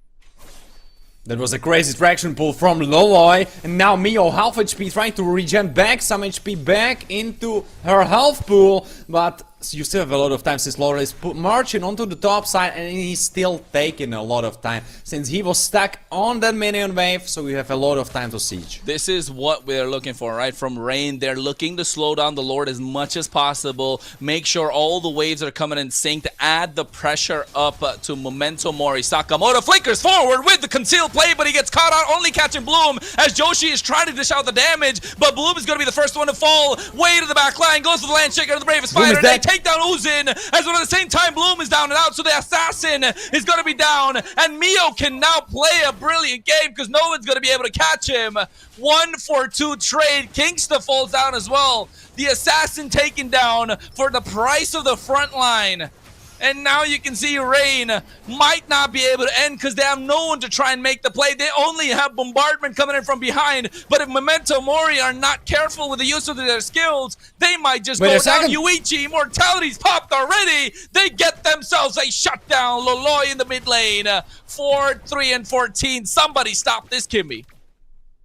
This is a Lord coming into the hands of Memento Mori in a couple of seconds that are ahead of us. 20 seconds for the Lord spawn. Lolo with Immortality locked in, as well as Slarky. Sakamoto's Immortality has been already used, so he swapped it out for something else, but it looks like they are trying to enter right now on this wave. They're trying to force the occasion, right? They're really trying to brute force their way through the mid lane, but they understand that the Lord's going to be up in 3 seconds, and Yuichi not being present for another 30 means they can blitz this Lord. No Kingster to target and try and open up the front lines as well, but Rain know that they really need to contest this because this neutral objective is something that they really need to keep up for themselves. Mio forced to use that Crimson Beacon, and now look at Sakamoto. He's trying to create the space, but job well done from this out of Memento Mori. 25 minutes in, Warren. We're 25 minutes in for the first game of this best of 5 series. We have 2 for the rest of the night, ladies and gentlemen. Oh my god, this is an absolutely entertaining game. And this is a thing, right? Maybe in the beginning you could be questioning Memento's attendance on this tournament, but right now you cannot deny that what they are doing is that they are doing it great, and they are playing so well, coming back into this game, coming into that late game, scaling up into this point when they are marching into the base of Rain. They are marching in indeed. As you can see, Sakamoto leading that charge. He goes in with a concealed play, looking for the flicker. He's trying to get that big implosion, and only buying time, but around they go in. Wade with the Landshaker, Bravest Fighter combo, trying to show the damage, but their target is going to be the base crystal. One after another, they fall down. Bloom is the first one to fall, but the base crystal taken away by Memento Mori as Rain will have to bow down. Oh my god.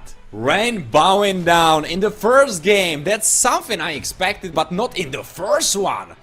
Not in the first one. I was like, alright, first one, let's see how will it roll out. And then I saw Rain, I saw their ref, and I was like, alright, early game based, mid game oriented. You're trying to close it out very soon, not let them scale up. And the early game was looking super well. It was looking super great. But then the mistakes happen. You kind of overstepped, or you overstayed. You got flickered on. Sakamoto with great engages. Those implosions connecting on the right targets, and suddenly, not even that Joshi on his signature pick, jumping around, doing those steel cables, it wasn't enough.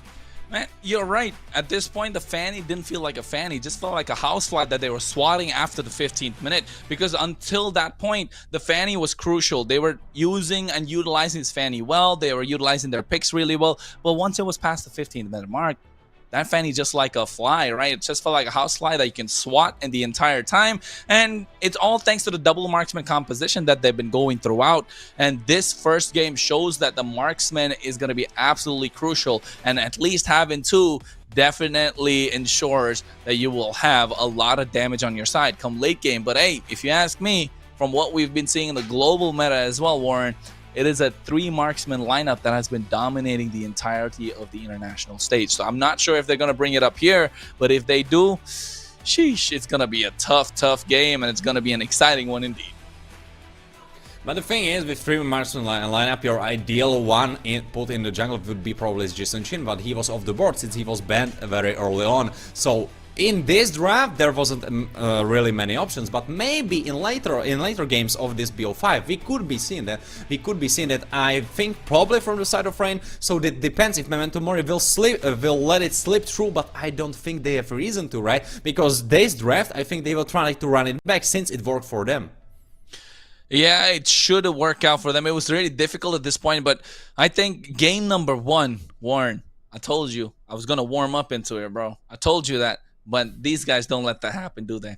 They just want to break down. They just want a lot of action. And that's what they showed us in this game indeed. In a best of 5, Momento Mori trying to pull off one game against Rain. And that's with that being the first game. You and I both are surprised indeed. But that only goes to show that, yes, they were doubted to make it to the entirety of the Swiss stage. They were in doubt to make it to the entire tournament. But hey, at this point, they really are undeniable indeed.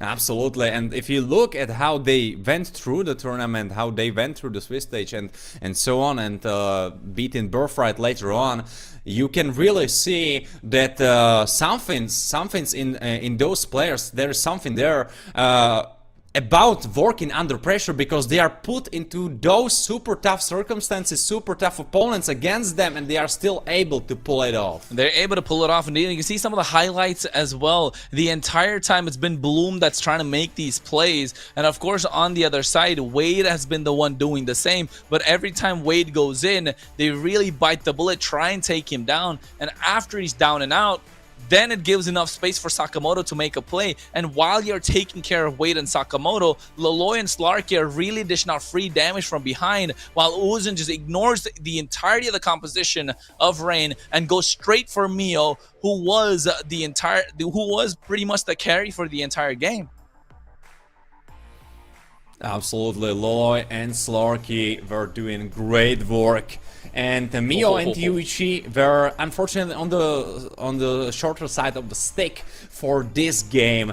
I mean, not for the most of the game. For the most of the game, they had the bigger stick. But in the end, Momento Mori, Loloy, and Slarky were able to outscale. So that's something that you could expect. The thing is, you weren't able to close it out. It came down to those Lord fights. It came down maybe to Lord that has been taken from their hands. We were questioning, or I was questioning especially. I was talking about how it wasn't really worth it since you lost 3 towers but got a Lord. But maybe, well, in the end it worked out, so I guess it was the play. It did indeed, and I was really looking at Bloom's play right there, right on the R lot, how he used the final slash and missed out completely. If you're friends of Bloom, make sure you clip that and send it to him. You know, you can make memes out of that as well. But at this point, it has been such a back and forth game, and this being the first game, they did not want to let go of the first one because it sets the tempo, it sets the pace for the entirety of this series. And you can see Sakamoto every single time they go and bite the bullet in terms of Wade. Sakamoto's there dishing out the damage, and when Sakamoto's there, they're leaving the entirety of the backline unchecked, being Loloy and Slarky. Here's a clear example where Loloy and Slarky are just free hitting the entire team, and they have no way to respond because a double marksman requires a lot of pressure and a lot of bursts to make sure they're not there to dish out the damage. And this is where they almost ended the game, but Slarky didn't have any sort of frontliner. And then again, Rain tried to make a pull off a comeback, but after that, they just couldn't burst them down. And once that was done, Momento Mori marched their way into the base with the Lord and just completely demolished Rain.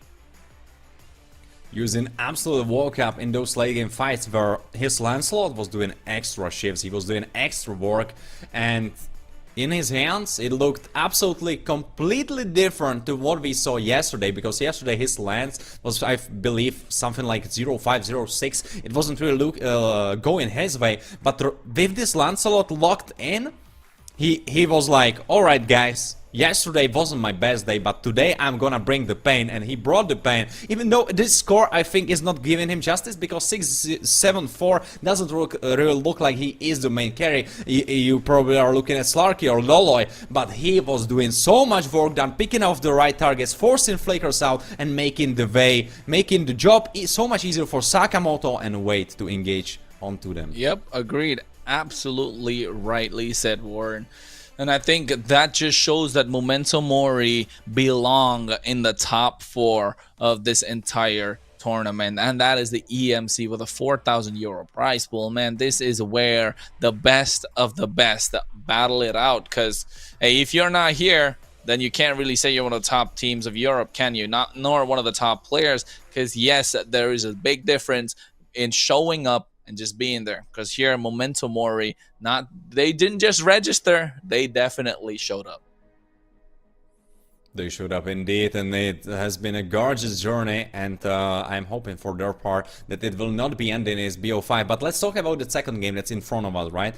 That second game, I think you said the first one was very important because it sets the whole tempo of the full BO5, but I am feeling like this second game could either make it or break it, because either we will be looking at 1-1 because it will bounce back into the hands of Rain, and then you both are one game off the match point. But if Memento Mori are able somehow to secure the second one, then Rain are with their backs against a wall, and they need to win 3 back-to-back games, and that's going to be such a horror story. Hey.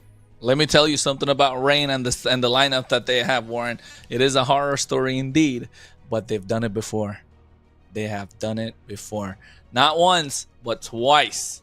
They've done it before twice, coming down from a 2-0 or 3-0 or 3-1 and just taking the series from there on out. They've done it off the back of Joshi, off the back of Mr. Death. They've done it on the back of Kingsta. Again, Kingsta, such a versatile player. He can play in any given position that the team slots him in. And right now he has been rocking the roam position for the better part of a year.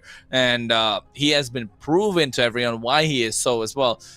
At this point, Memento Mori really need to look at taking this game away, because then it'll be match point in their favor. So yes, you're absolutely right. This next game is going to be make it or break it. But will Rain stop them in their tracks and just be like, hey, game number 1, mistake, we underestimated them, shake it off, and then move on to the next one? Or will it be the same story and Memento Mori be like, hey, you're underestimating us, and we will walk you through, we're just going to train wreck you the entire time?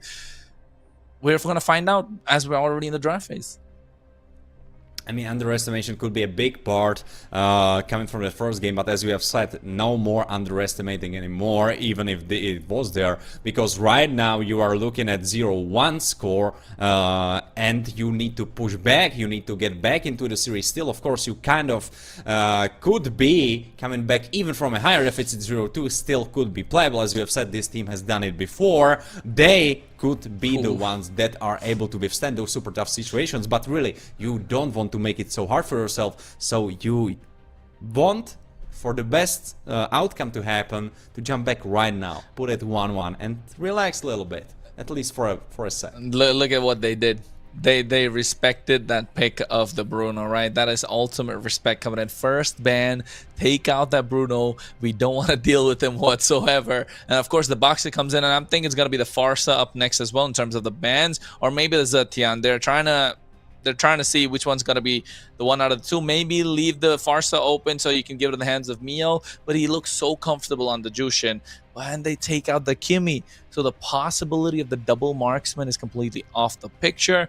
And Rain are looking to double down on any chance that they have in terms of victory. As you can see on the other side, Memento Mori take away that Jushin that Mio has been playing to almost utmost perfection. And now with that loss, Mio doesn't have a 100% win rate on the Jushin anymore. Oh, what a loss indeed, but I think he will be making his days better with a Zetian picked up. Zetian looks super interesting. I absolutely love her since I saw her debut in competitive. My first time seeing her was right here under search. Very interesting hero, love her range. She has shown her power, especially against Forza, because many times we saw her outmatch Forza, which was super interesting to see. And we will see right now if Forza will be the answer towards Zetian, because probably she is one of the heroes who can outrange her, or at least match her range. But right now it won't be a Zetian, it won't be a Forza lock-in. Right now it's Fivos and Matilda. Fivos and Matilda combo, I absolutely love it, since Fivos can go super deep and Matilda can always pull him back up. Hey man, I'm telling you, that's what your two favorite heroes, one on top of the other. Phoveus as well as Uranus. Phoveus is, you're right, he definitely can get in as deep as possible in terms of being in a team fight. But here, they get their hands on a 1-1. And 1-1 against the Phoveus, this is 9 out of 10 times I would say a Phoveus would come out on top, but that 10th time does come down to individual brilliance and individual skill. If Yuichi's able to land those marks right, unlock the crossbow of Tang, it's gonna be all hell for the side of Momento Mori. But if not, man, I'm telling you, this Wade is gonna have an absolutely great game on this Phoveus. We saw many times Van being the band priority, at least yesterday and the days before that. So now she's slipping through is pretty interesting, and what will be even more interesting is how Momento Mori will approach it. They are approaching it with Rital, which should be outranging her, should be outmaneuvering her, but the problem is that if Van gets those stacks, and if she's able to pull it off, then you cannot target her anymore, and she will be destroying anyone who is near. Yeah, I think here, if you look at the lineup a little more closely, they're countering their lineup entirely, right? The Wanwan's not going to have a good time against the Phoveus. They really made their bed with it.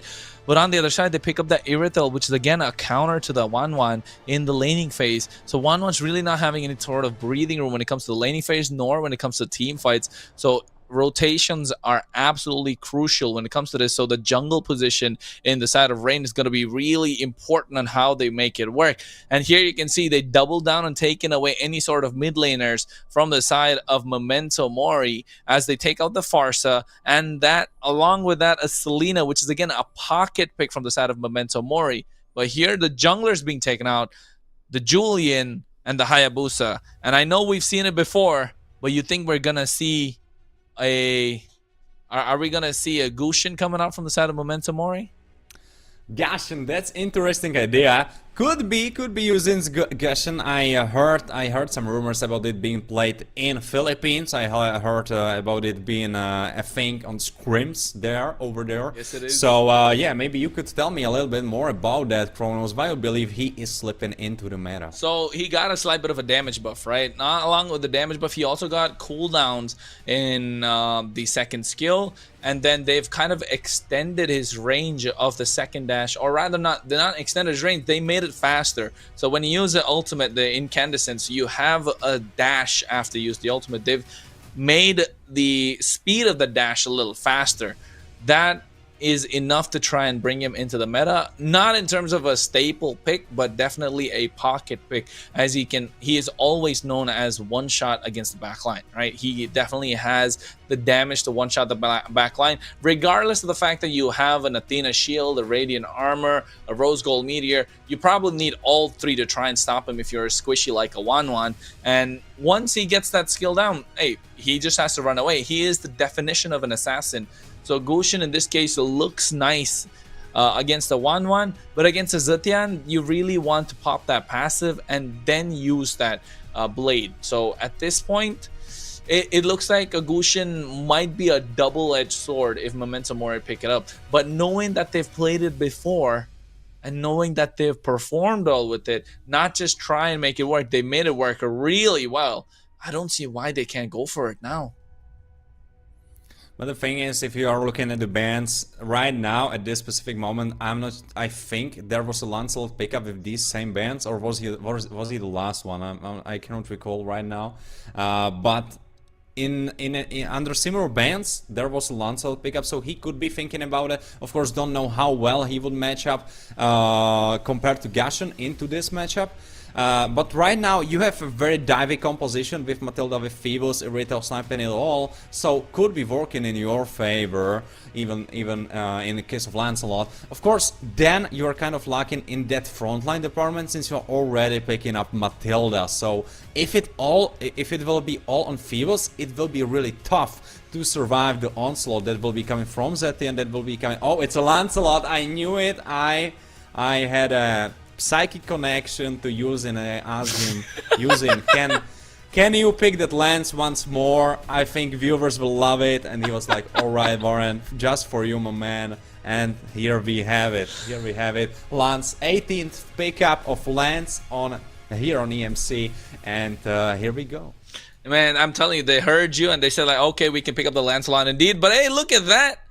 They get themselves a CC, which is basically a natural counter to the Phoveus in the lane. And along with that, they get themselves the Akai to try and disrupt this team fight with the heavy spin.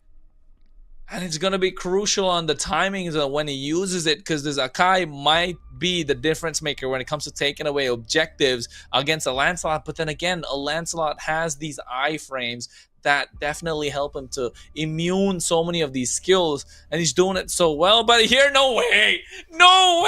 Talk about a love story, man. This is Lancelot and Odette in the big stage together, nonetheless. So the swan song is something that Odette will love to dance to as long as Lancelot is around, puncturing his way to dish out the damage. This is a great time to watch Mobile Legends Bang Bang indeed. Warren, what are you thinking of the draft? I am loving it.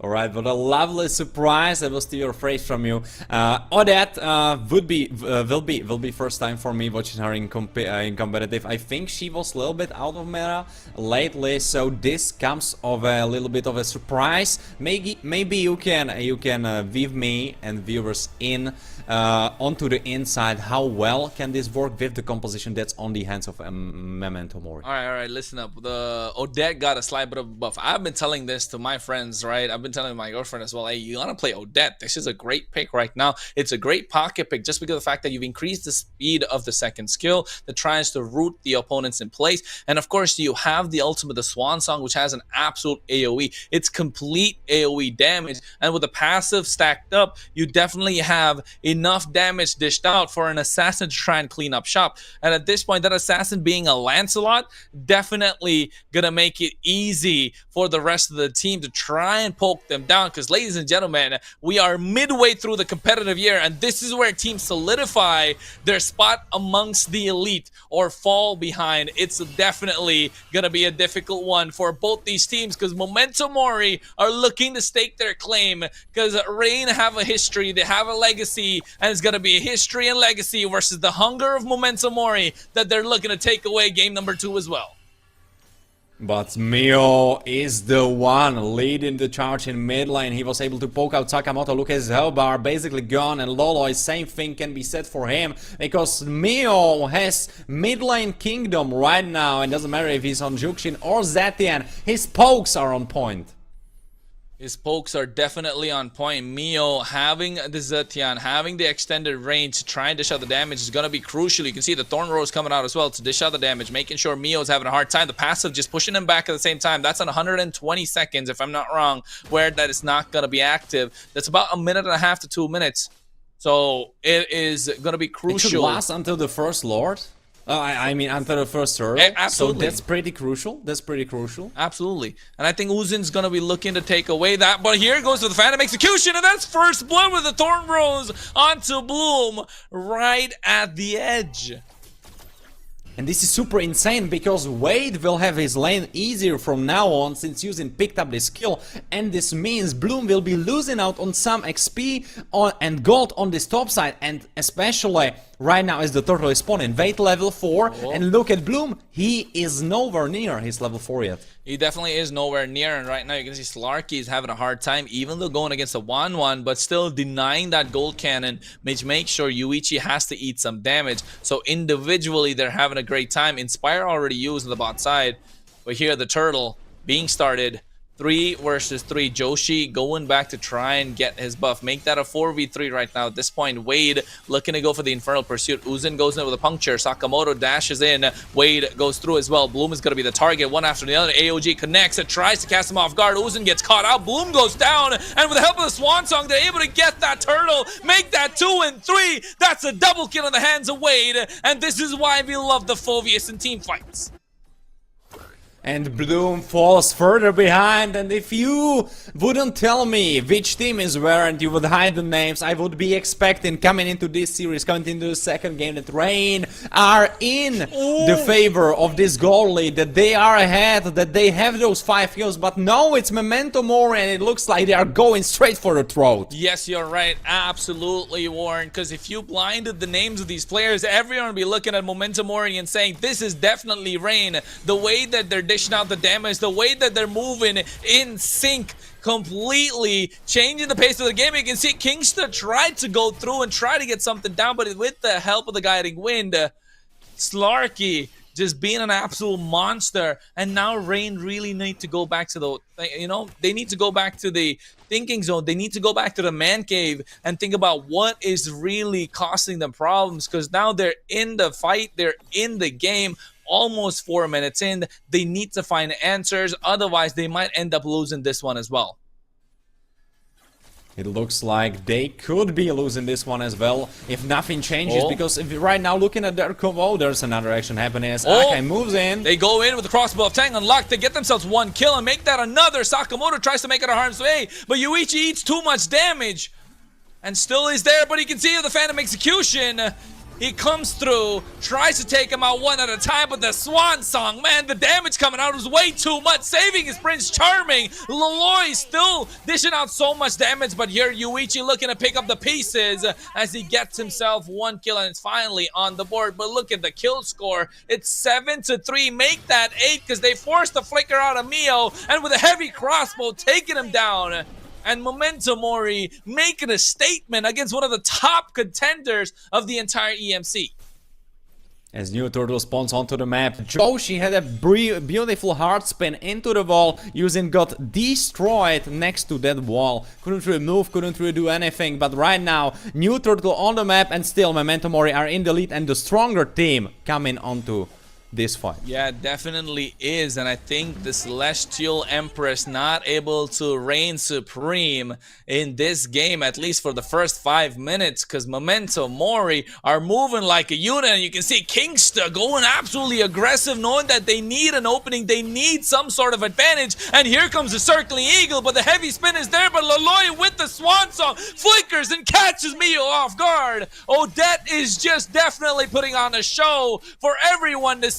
Crossbow of Tang is unlocked and finally gets 1 kill. Try and make that 2. Sakamoto survives, not for long. Laloy versus Yuichi, but that is a triple in the hands of this pocket pick Odette. And oh my god, how are they making it work? And as bad as the game start looked for Laloy, look at him now, 4-1-5, he's leading the charge, he missed only 2 kills that happened somewhere else, but other than that he was there, he saw it all, he did it all, and he is carrying his team. He definitely is, and I don't think Rain were expecting this, right, whatsoever, because definitely caught them off guard. And ladies and gentlemen, this is not a single, not a double elimination. This is a single elimination indeed. So at this point, there is no safety net whatsoever. These teams need to come out with a victory, and looking at the way the Momento Mori are moving, looks like they might get this one as well. Uzin gets pulled back by the armament, and now with a Swan Song and the puncture, along with a Phantom Execution, they get another kill, and Bloom is completely nullified. 0-3-0 on a CC. When was the last time you saw that, Warren?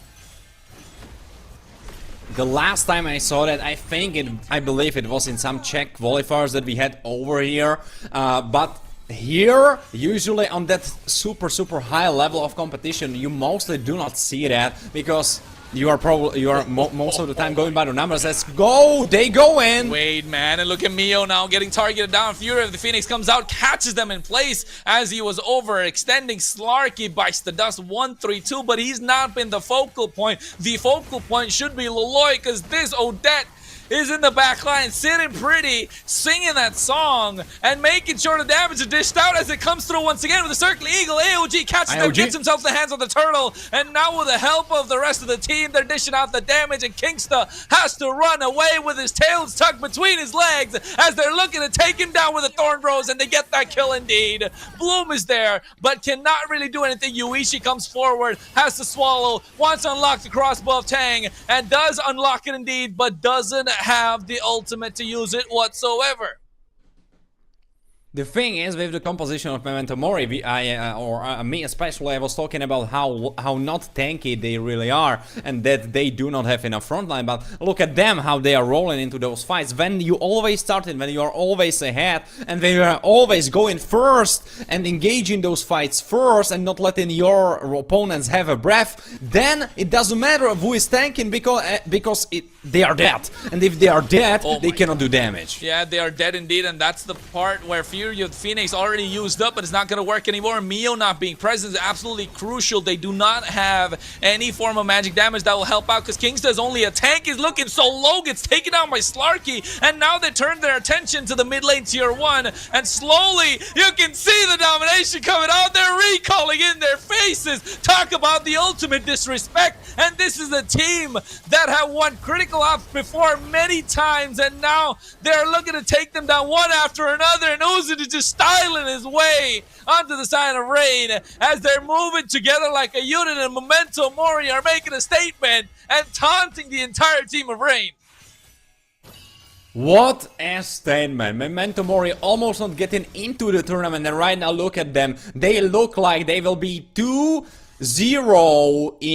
at least in this series right now. Could be moving into that part where they would be on match point against Rain, one of the strongest teams right here that we have. Oh, Phantom Execution comes through as well. Kingston not able to cast him. You can see the crossbow of Tang is unlocked, and they get himself out of there, but he will bite the dust. Uzin has been taken down, but the important part is no crossbow of Tang and no heavy spin, and that is crucial. With on Bloom. Yeah, now Kingsta goes in as well. You can see Bloom is getting on top of Loloy. Will he be able to dish out the damage? Fury of the Phoenix comes out, catches them in place, but there's the Swan Song. AOG trying to create the separation and cancel it out. Loloy flickers out of harm's way, but Slarky has enough damage. He's making sure that everyone runs away. Wade comes through, but now Slarky gets caught off position and gets taken down as the Rain find their opening and turn their attention into the Turtle despite a 4K deficit in gold. Talking about Cassacres, we saw it happen right in live action. Memento Mori going strong into this game, and as we are speaking about them maybe making it 2-0 as a state of this series, they fumble their boots, they strap their shoes together, and they fall on their own legs.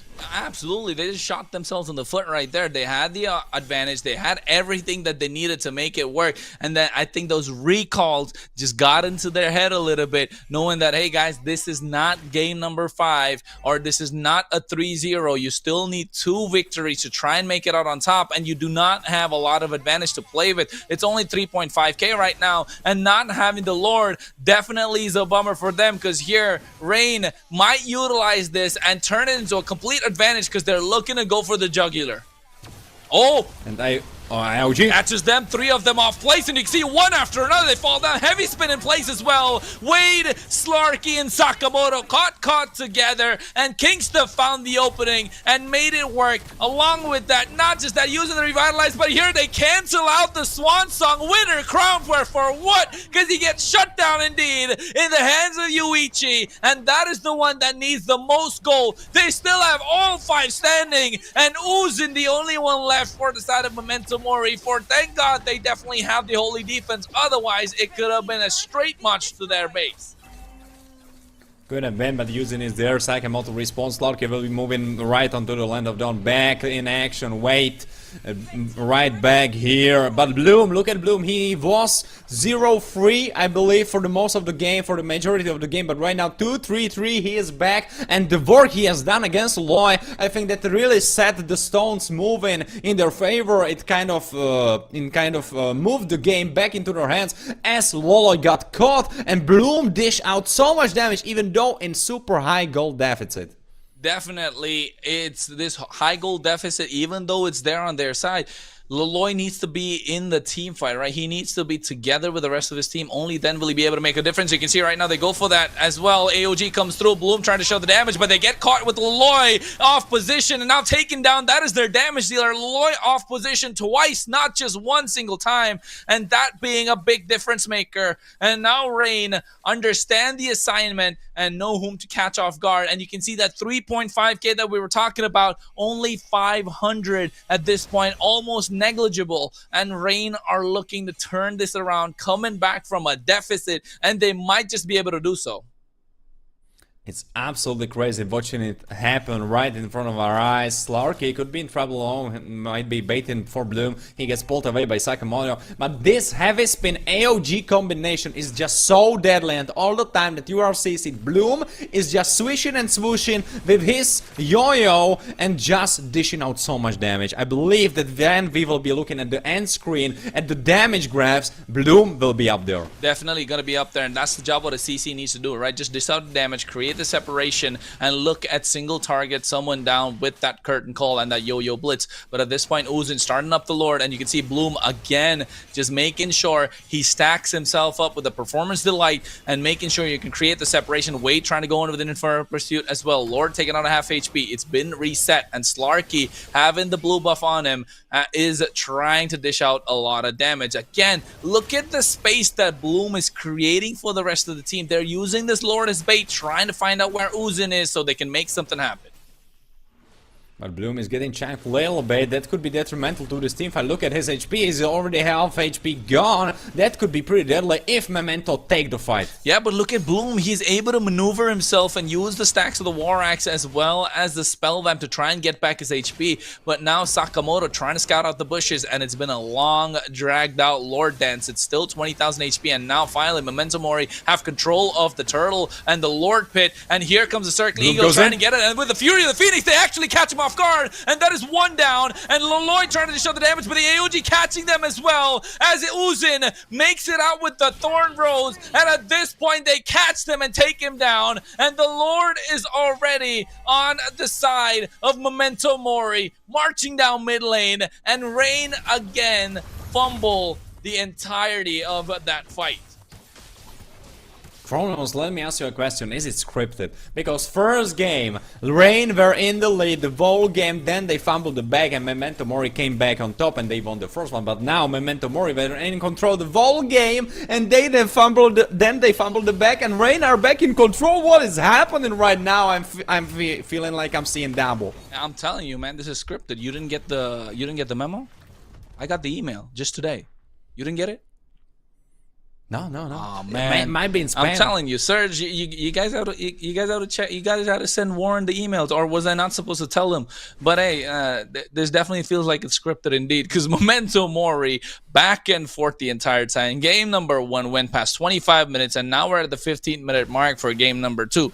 So, Bloom, oh my god, he actually gets taken down, even with the help of the Fury of the Phoenix. He popped the Vengeance at the very last second. I'm not really sure if he was overestimating his tankiness or underestimating the damage that came out from Slarky, but that definitely was a big problem for their side. And now they catch Uzin off guard. He has the Thorn Rose, and Phantom Execution makes it on harm's way, but the Swan Song dishing out the damage to Yuichi, but here comes a heavy spin. Joshi trying to make it on harm's way. Slarky is there to try and kill out Kingston. Yes, he takes him down indeed. 2 down and out. And this is the opening that they're looking for. They have a full set of minion waves coming through. They take away the inhibitor in the mid lane. And now looking to take away the base crystal. They go to the back line with Circle Eagle. 1 minion left standing. It could be enough, but they don't have it. They get the clear down. And here's another set coming through. And they're looking to end it all as they take away game number 2 as well. And cause it a 2-0 and a big upset.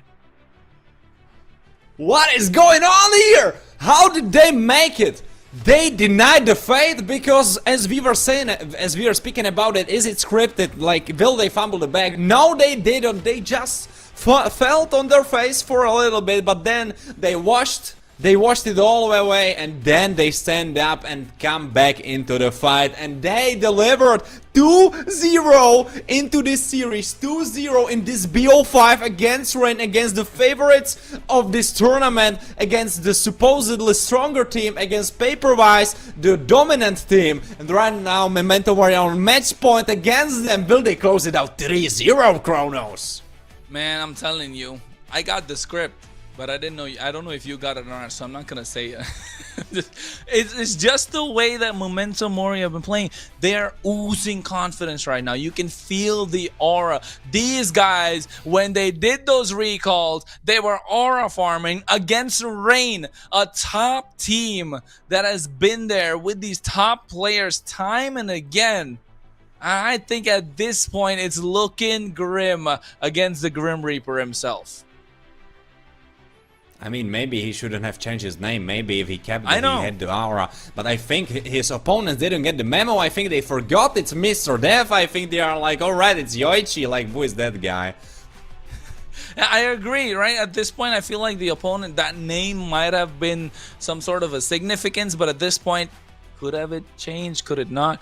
But for a fact, it's sure that this game, that Momento Mori have displayed the utter domination from skills. And even though they were behind, the confidence that is coming through from their side is just absolutely insane. And knowing that they have pocket picks, they have a Lancelot, they have an Odette, they have the Gushin. Let's not forget the Selena that they rocked in the Swiss stages and the qualifiers as well. I'm telling you, this team is a bag of tricks, and they will keep playing their cards at the right time unless they have everything to show, because at this point, if nobody's got them figured out, they might just be the big wild card and the Cinderella story run that might just take them and take the entire competition by surprise.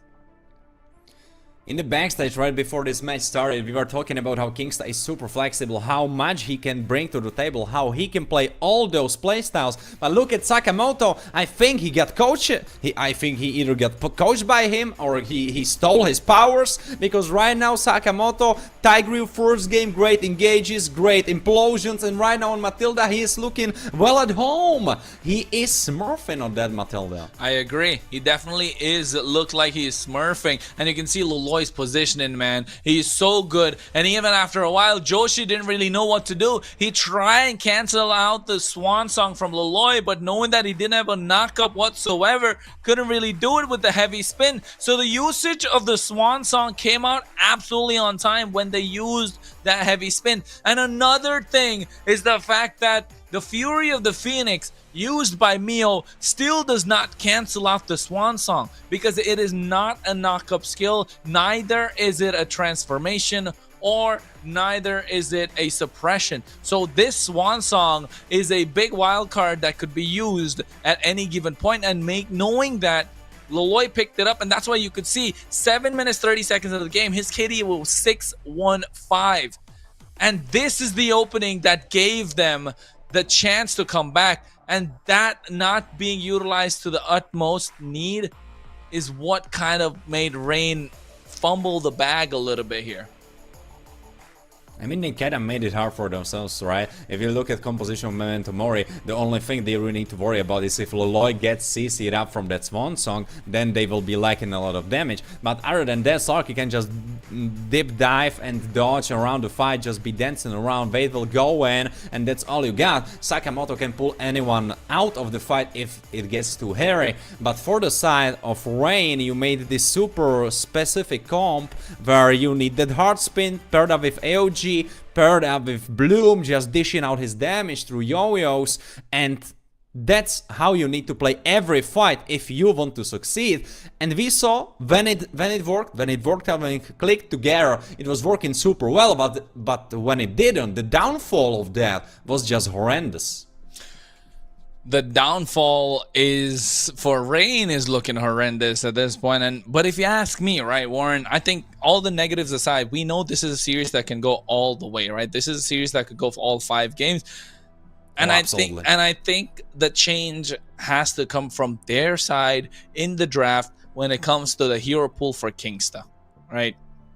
People are going to be like, oh, Kronos is crazy. What is he saying? He doesn't know what he's talking about. We want Joshi to be on his favorite hero. Give him the Julian. Give him the Alpha. Yes, you're right. But let's not forget, Kingsta is the one that's setting the pace for the game. And Kingsta is so much better when he's playing a single target pickoff. Right? He is so much better when he's playing a single target pickoff hero in the form of a Cho. Nonetheless, that is a hero that we've not seen him use for quite some time. And I think if you give him a single target pickoff, let alone the Cho, give him the Matilda, give him heroes that he can utilize and separate the competition from, and even try and help his team. Right? Give him an Angela for all it matters, because as long as he has enough help to try and help out the team, it'll definitely work out. Because yes, you are giving him heroes that should go in, be in the face of the opposition, which is absolutely great, but not giving him enough maneuverability where he can utilize his skills, where he can utilize his micro prowess and try and outplay the opposition.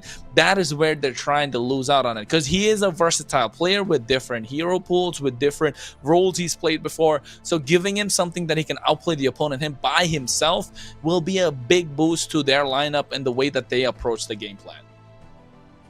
Oh, absolutely. I would love myself some Kingsta Cho. I would love myself some Kingsta Kalia. I would love myself even some Kingsta Khalid. Something like that, where you can be flashy, where you can be aggressive, where you can be making those outplays happen. I feel like Kingsta was kind of locked up on this Gato duty, where I'm not saying he was doing a bad job. A lot of those IOGs made a lot of fights and won those fights for Rain. But I really feel like that if you put him, if you put in his hand something that can use this micro that he has quite a lot of, then that might be the way to come back from this deficit. Right now we are looking at 2-0 and possibly 3-0 from Momento Mori against Rain. No one had this on their bingo card, and right now Rain need to lock in, and I think Cho or something spicy like that could be the way. You're right. I completely forgot about the Kalea as well. The Kalea is a great pick. Again, you know, you can play aggressive, you have enough heal, you can try and pick off the opposition. And that is where I feel like they're kind of going wrong, with the fact that they don't have a single target pickoff. And that will be a slight bit of a change that they might need to look at. But then again, it's not up to us to decide the draft. It's, of course, up to the teams to see how they will go through with it, as Rain once again go for the first pick, go for the blue side, and we're seeing a ban of the Bruno come through again. And the thing is, Rain were on the blue side right from the beginning. Correct me if I'm wrong, but I think Memento were always on the red side. So that means Rain, both of the times they lost, they doubled down and they chose blue side. 2 times in a row, basically 3 times in a row, they have it. So there must be something about the blue side. But right now, I'm not really seeing it, because first game, alright, there could have been something because they were winning for the most of the game. But then they unfortunately lost. But the second game, Memento Mori were really the ones having the reins over the game. They were holding it very steadily for majority of the game. Basically the script flipped as we talked about it. So I don't know what they are looking for in that blue side. They need to deliver something spicy to change my mind about the blue side. Yeah, you're right. I agree. I think they are going for the blue side time and again. At this point, if you ask me, I would have been like, hey, okay, let's try the red side. We tried blue side twice, it's not worked. And they could have gone for the red side, but I think they are just so keen on getting that first pick and having it as flexible as of a draft possible.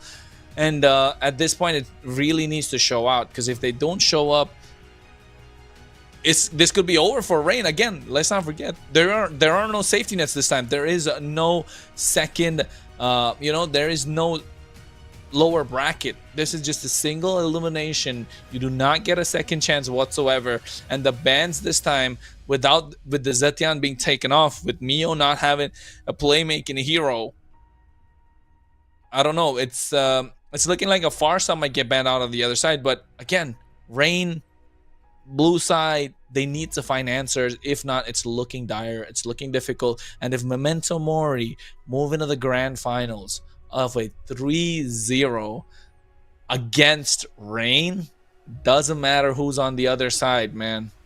They're definitely going to be one of the favorites. that would be a statement, that would be a banger, but let's not get too heated, because the history could be completely different. The history could be that Rain will really just double down, triple down, quadruple down on blue side, and right from now on they will start winning from the blue side, and they will put 1 point, second point, then they will finish it off as 3-2, and everyone will forget how unfortunate the first 2 games were for them. But also there could be a parallel universe where that will not be a thing, and where Memento Mori will take the cake. They heard me, Warren. They heard me. They got themselves the Matilda this time, making sure Kingsta has a single target kind of hero, or at least a healer where he can look this target down one and dive into the back line with that circling eagle and give Mr. Death a comfort pick of a fighter that he loves to play, since the Eastern Shin's already taken off the table. But you can see Momento Mori, they know what works for them. It's that Lancelot, it's that Phoveus, and they pick up both. Oh, they got them both in the pocket, but the thing is, Bloom could still opt out into that CC, even though it didn't work out when those later stages of the game hit, and when he was able to scale up. Phoebus wasn't really a problem anymore, and he was slashing him all over the place and ripping him apart, and even destroying this backline. So that could be an idea, but doesn't look like it's the idea for this draft, because they are not really running it back at all. They are completely flipping it on its head. They steal away Matilda. They have Glue matched up into Phoebus. We saw that many times, even though Phoebus has a little bit of priority in the lane. Glue can be super useful in those fights and can be doing basically the same thing as him, jumping into this backline and making a lot of trouble happen for those backline carries. You know what? I'm not a big supporter of Rain or something where I went crazy when they got some picks. I'm just excited to see Joshi in his signature pick. Yes, Fanny is one of his signature picks, right, Warren?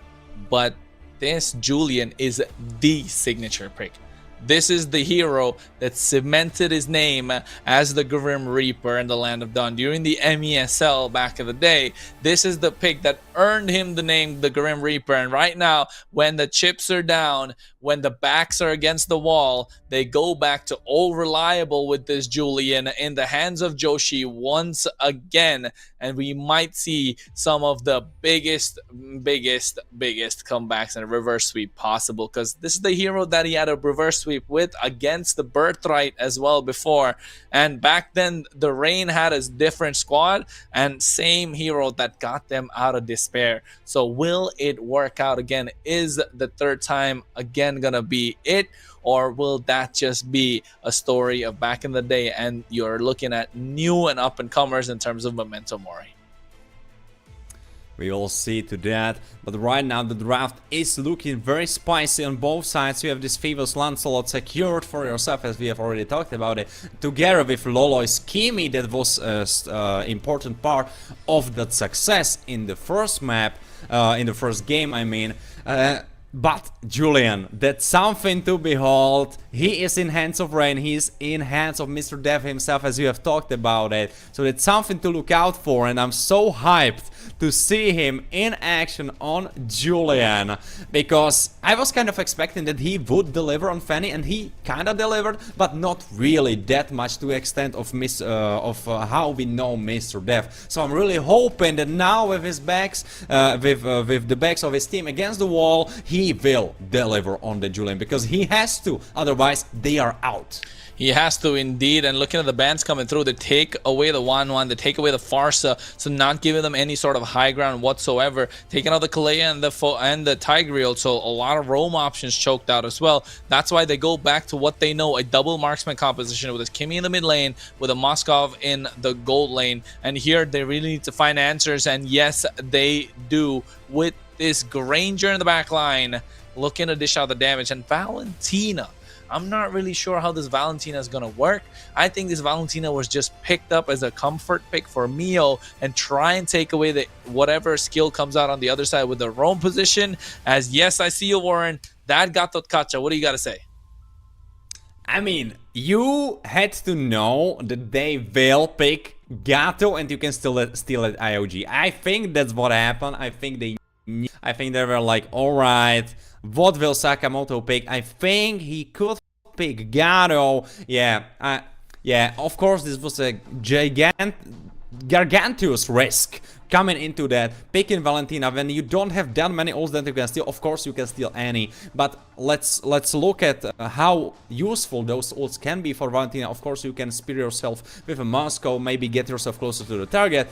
You can pull someone with that gravity field, stealing it away from Loloi, or you can jump for that backline with Fuse, but those ultimates are not really the craziest ones you can steal away. There is no Lucas, there is no not something that's super big, but with that Gato locked in, could be spicy. That Gato definitely is going to make a big difference, a big change when it comes to these team fights, because, man, that Valentina using the IMU, stealing that away, and I think you covered it all as well. It's just not just the fact that they can steal away the AOG, but also the traction pulse of the Kimmy, right? To use it, have that extended bit of range, and be a playmaking tool to try and pull them in place. And that's why you can see he's going to be a big difference maker. But here again, against the Kimmy in the laning phase, they really need to zone out the Kimmy. Otherwise, it's going to be a difficult one, because you can see Loloi already doing a lot in terms of trying to control the river and trying to make sure they get their hands on any sort of advantage they can take in terms of trading HP, in terms of trying to get any sort of bush control, neutral objectives, maybe even a first blood. But right now it looks like Valentina already on the move on the bottom side, maybe looking for that gold grab. I think it's already being started, so it will probably be sure to glue. So he gets that level advantage onto weight, so already very important. Your XP lane is ahead in XP, as Kingsta will try to move them away from that vision. No, won't happen right now. Loloi gets poked down a little bit by Mio, as Joshi will be moving into mid lane. Definitely has to be moving into the mid lane, as he has to find some sort of advantage, some sort of relief for his team. But you can see, oh, he goes for the enhanced sight, trying to shut the damage. Sakamoto's revitalize already being popped. Kingster trying to go in, has the eye to try and get out of harm's way. Uzin comes through, punctures. Thorn Rose goes in with the Astro's Eye. Wade, lucky he wasn't level 4, otherwise that could have been disastrous for Rain again. Kingsta already, that means a lot, because the upcoming fight over the turtle in 20 seconds. Of course, you don't have wave with level 4, and Bloom will probably be hitting that pretty soon. I think not on this wave, but he needs just a little bit more wait. Oh, Joshi, enhanced chain to go in the knockup onto Wade. Uzin just missing out thanks to the Thorn Rose. As Joshi, you can see, he's biding his time. This Julian's going to wreak havoc in the Land of Dawn, knowing that Rain are playing a little more aggressive than they usually have in the past 2 games. And my god, they have been aggressive in the past 2 games as well. This is just a lot more aggression that they're showing, knowing that they're on their comfort heroes, as Sakamoto's going to be zoned out. Uzin taken out low as well. Phantom Execution comes through. He's trying to get the Thorn Rose, trying to get the Retribution. He gets the Turtle. Joshi zoned out with the rest of Slarky and Wade. And that's going to be first blood in the hands of Kingsta. AOG coming into the fray from Mio using the IMU, as Slarky makes his way into the picture as well. Flickers out of harm's way, and now they're looking to take down Bloom. Caught off position, and that is a 1-to-1 trade. An advantage to Momento Mori as they got themselves the turtle. And what's super important, need to respect that Moscow can join those fights. You need to keep that in mind, in the back of your head, but you weren't really respecting from the side of Rain. You were acting like he will miss that probably, but no, Slarky delivered, he hit those. But the thing is that Yuichi got himself a little bit of a goal lead. He definitely got themselves a new gold lead, a little bit of a gold lead on their side. Not a lot, but still enough to try and get at least one small item. And here Sakamoto has been controlling the bush. You can see Kingsta like, hey, I know you're there, bro. You can't really catch me off guard. And Mio, knowing that, doesn't want to make a rotation on the other side. Joshi, though, has a slight bit of a threat coming in from Sakamoto. And again, this Gatot Kacha was predicted by them. Oh, wait a second, Loloi overstepped. Woo. So close. This could have been deadly, this could have been super deadly for Loloi, as he got terrified in that last moment. Kingsta is moving into the top side. Slarky will be probably pushed away by Granger. That's just how the matchup goes. Sakamoto will be, though, maybe pushed away into the base as he runs away with his life. Death Sonata along with the enhanced chain, that's been the combo that they've been trying to use. And if Mio is able to get the AOG and land that, it is looking dire for the side of Momento Mori. That's the wombo combo that they're going for. But when Momento Mori have a wombo combo of their own, if they're able to utilize Loloi's traction pulse at the right time, force out a couple of flickers, or cast them off guard, Sakamoto is going to have a field day with the AOG. As right now they're getting into the goal lane, trying to create the separation. Enhanced sword to make it out of harm's way. Guiding wind as well. And this is what I was talking about. Comes in with the AOG. AOG catches Joshi off guard, Thorn Roaster to shove damage, and now goes into the Phantom Execution as they're able to pick up the kill. 1-for-1 trade. SOD comes through as well. They're not able to find any more than they should have. Again, advantage to Momento Mori. Yes, they get 1-for-1 trade, but that's a tank for a jungler. But the thing is, wait was there right on time. I don't know how he got there. I completely missed that part. I think it happened because they were able to cut the wave on glue, and that's how he got the move to move first toward the top side. Was just there on point. Now he could be in trouble though. He definitely could be. You can see Kingster is trying to get control of the river brushes. He's trying to get that control for the rest of his team. And I think this turtle is going to be really crucial when it comes through, because it's important for that fight. You can see the split coming through from Bloom already. He is a glue. He's the one looking to get on top of Uzin. Gets the Thorn Rose on a Yuichi. Has a little bit of damage. And right now you can see, oh, Traction Pulse pulls them back, but they get the damage. Uzin is down and out. And now they're looking for a little bit more. Momentum Mori caught off guard. AOG to try and catch Kingster in place, but he can see with him on top of him, one after another. Make that a double in the hands of Yuichi. Joshi gets his hands on the turtle, and now Wade is next on the chopping block. Make that a triple kill, and another stack into the Sky Piercer. They going through, give him a maniac already, and yes, he does. Is it going to be a savage? He gets a savage in the Land of Dawn. Yuichi, off the back of a play from a turtle, is able to get 5 kills in a row. Just when you thought they were down and out, Rain make it back. And now, with the momentum on their side, this is what they could use to propel themselves and get a victory and possibly a reverse sweep. Red team turret has been destroyed. Woo! That savage is absolutely out of nowhere, with Rain able to get that one. And I think Yuichi is gonna be absolutely oozing with confidence. Not just that, at this point, bro should be aura forming, because they catch Sakamoto off guard once again. Thorn Rose comes through, and he definitely is godlike indeed. Yes, Joshi's been sacrificed, but the carry has shifted completely to Yuichi with a 7-0-0, and now he's just moving around like he's the jungler of the team, catching in, invading, and getting all these buffs that he can.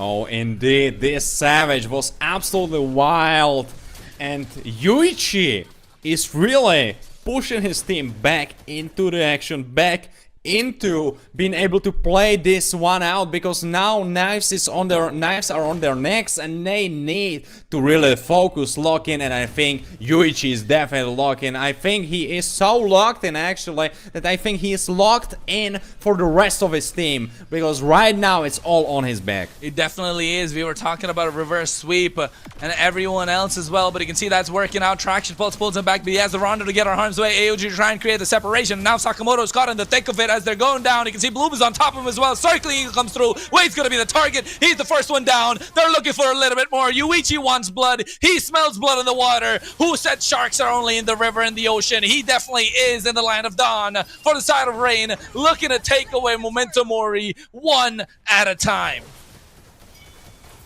Oh, they did indeed. Memento Mori were trying to fight their way back into the game, but this wasn't the moment when you want to do that. I think you need to slow it down, let Loloi scale up, and Slarky hit his power spikes, because even though early game was looking good for you, right now Slarky is in trouble. This guy's an absolute monster. He's 9-0-0 on a Granger. Somebody's got to stop him. He can't get away with it. This is murder in the Land of Dawn. Momento Mori have no answers for his Granger right now.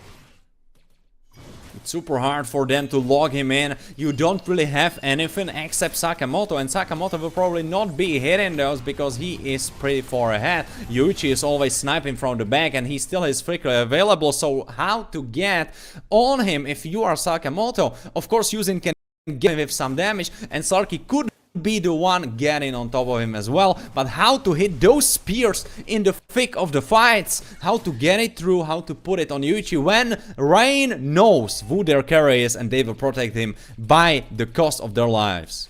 Cost of their lives, and a lot of feeding going to the hands of Yuichi. He is looking buff.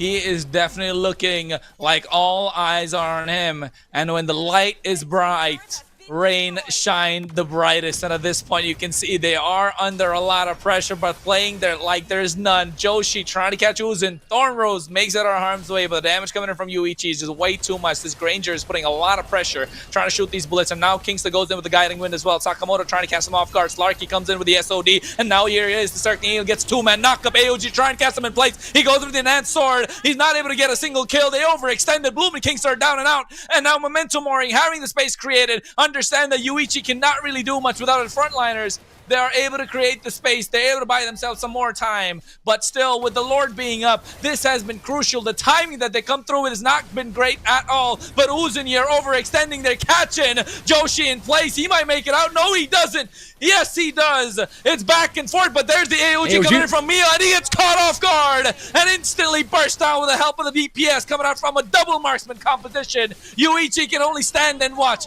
as they have to sacrifice the Lord once again. But will he get this kill? He has the Death Sonata charged up. He doesn't want to use it. And at this point, looks like Momento Mori are not just playing them. They're playing this game to utmost perfection with a macro and their timings. I mean, look at Leloy. He has only one death on his belt. Right now, we are moving into another fight, though. Oh my god, Kingsta looking like he has to get out of harm's way. Flickers out, SOD connects, and now Wade, along with Slarky, they're able to get one after another. He's on a killing spree himself. This has been a display of the goal laners. Bloom gets caught out in no man's land, trying to go on top of Leloy, but gets taken down. And look at who's into the back line. He's trying to catch somebody off guard. As nobody home, Sakamoto just dumping ever so dominant with that AOG, and now they have to respect that damage. They have to respect the CC coming through as one after another. They're falling like dominoes, and that 3.5k goal lead has been reduced down to less than 1,000. The goal lead is gone. It doesn't really matter. And the thing is that right now, moving into this part of the game, right, 11-minute mark, 30,000 on both sides. Probably most of the heroes will be hitting 3 item power spikes pretty soon, or are already at those, and might be hitting their 4th item power spikes pretty soon. If you look at Granger, for example, he's not the best example right now because he's super far ahead. Mega kill Slarky, he doesn't care. 1v2, bring them on. That's Donata coming through as well. Joshi trying to make it out of harm's way. He has the enhanced sword. Will he make it out? He goes in with that, and you can see he tries to, but Uzin comes into the party along with Loy as they're able to get that kill for themselves.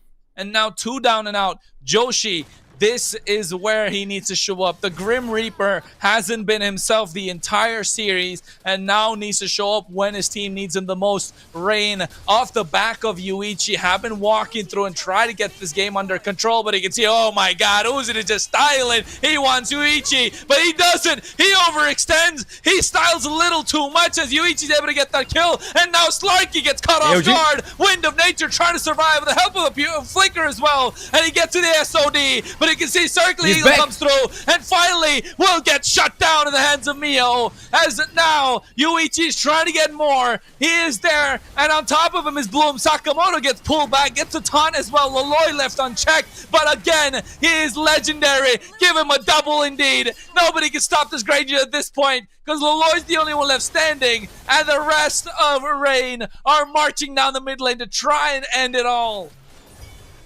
It's just so unfortunate that Uzin broke his hands on that play on the bottom side. I think he was thinking to himself that it's super safe, that nothing can happen even if he dies, but unfortunately everything crumbled after that, and it, from a point where it was super clever from Momento Mori, now it's slipping out of their hands. And even though Yuichi will get probably outskilled by Slorky and Loloe, I think it's not there yet. I think you still need to scale a bit. They definitely need to scale a bit. We want to see them go past the 15-minute mark, right? That's when they're more important, more prone to trying to dish out a lot of damage. But look at Uzin, man. He might steal away the Lord, but he doesn't this time. Gets the retribution in the hands of Joshi, but Sakamoto tries to go in for caught up. As you can see, the damage is way too much. That's a 10 Sky Piercer stack coming through as well in the form of Yuichi. It is a lot of damage, a lot of true damage nonetheless. But right now, Slarky is the one that they're looking at. Slarky and Leloy have the gold, have the damage, and they can really be the cornerstone that Momento Mori are looking for. It got stopped. It got stopped by something. AOG wasn't happening. It wasn't indeed. They go in with a guiding win.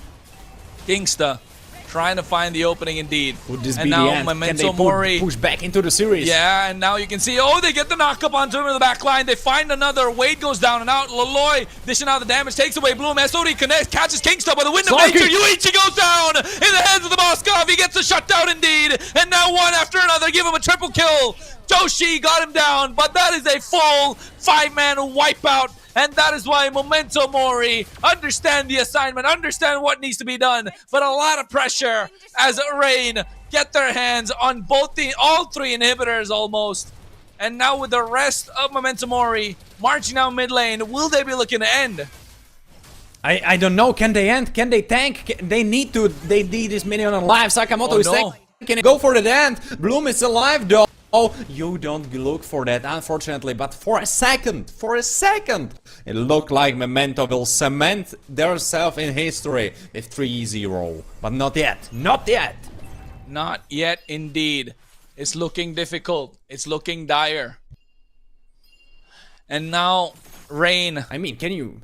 Again, man. I mean, can you really say it's looking there? Like, it's looking the best it has ever looked in this game so far, because Memento Mori not really the best early game for them. Rain was taking over, and right now they are back into the game. Their carries are hitting the power spikes, and Slarky could be swapping his shoes for another item, and that's right what he did. He is full build, and the most full build he can ever be. Oh, as a viewer and as an avid lover of MLBB, it's absolute display, and it's an absolute utter happiness that we will get out of this one, but doesn't look like so for either one of these teams. And Slarky catches Yuichi and snipes him down with the SOD and Spear of Misery combo, and now one after another. This is an opening that Uzin and the rest of Momentum Mori are looking for, and they're trying to get them down. And now you can see Loloy dishing out the damage. Joshi and the rest of Rain will have to run away. A slight bit of a misposition from Yuichi could cost them the entire series at this point. As Uzin is going through, Bloom is down and out. Memento Mori marching their way through. They want a recall. Will they be able to do it? And yes, they are. It is the base crystal that left them exposed, and that is the one cannon minion. They're trying to clear it with all their life, but they're not able to indeed. Memento Mori able to get the victory in a 3-0 sweep. What just happened? What just happened, Kronos? They did it! They did it! No reverse sweeps, nothing, none of that bullshit. It's done. It's done for. Memento Mori are going into finals. It's our first finalist team. 3-0ing Rain, one of the favorites of today's tournament. What an absolute insane series. It is absolute cinema, like how they say it. And it came down to the positioning of both these teams. Yuichi was running the show. He was calling the shots until Slarky said, step aside, the big dogs are here. And that's what he absolutely did. Caught Yuichi off position and instantly sniped him down. And it was all Shiro. At that point, Memento Mori knew, this is the guy that we want to take down.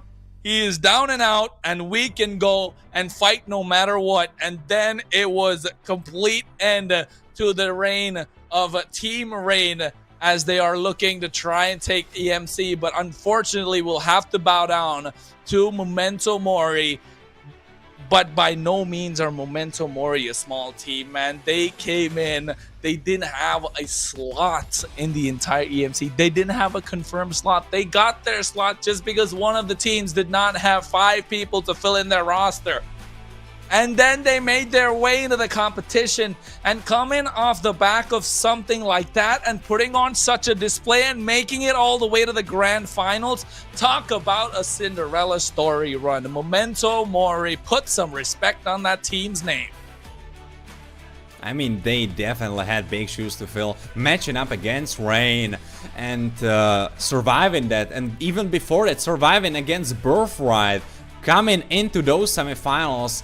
But I guess they were forged in fire, they were forged in the heat of fire, and pressure makes diamonds, as they say. Now I can finally say it, because look at Memento Mori going into the finals like it's nobody's business. Man, this is what they say, right? New blood has taken the stage. Old guard versus the new wave. And guess what?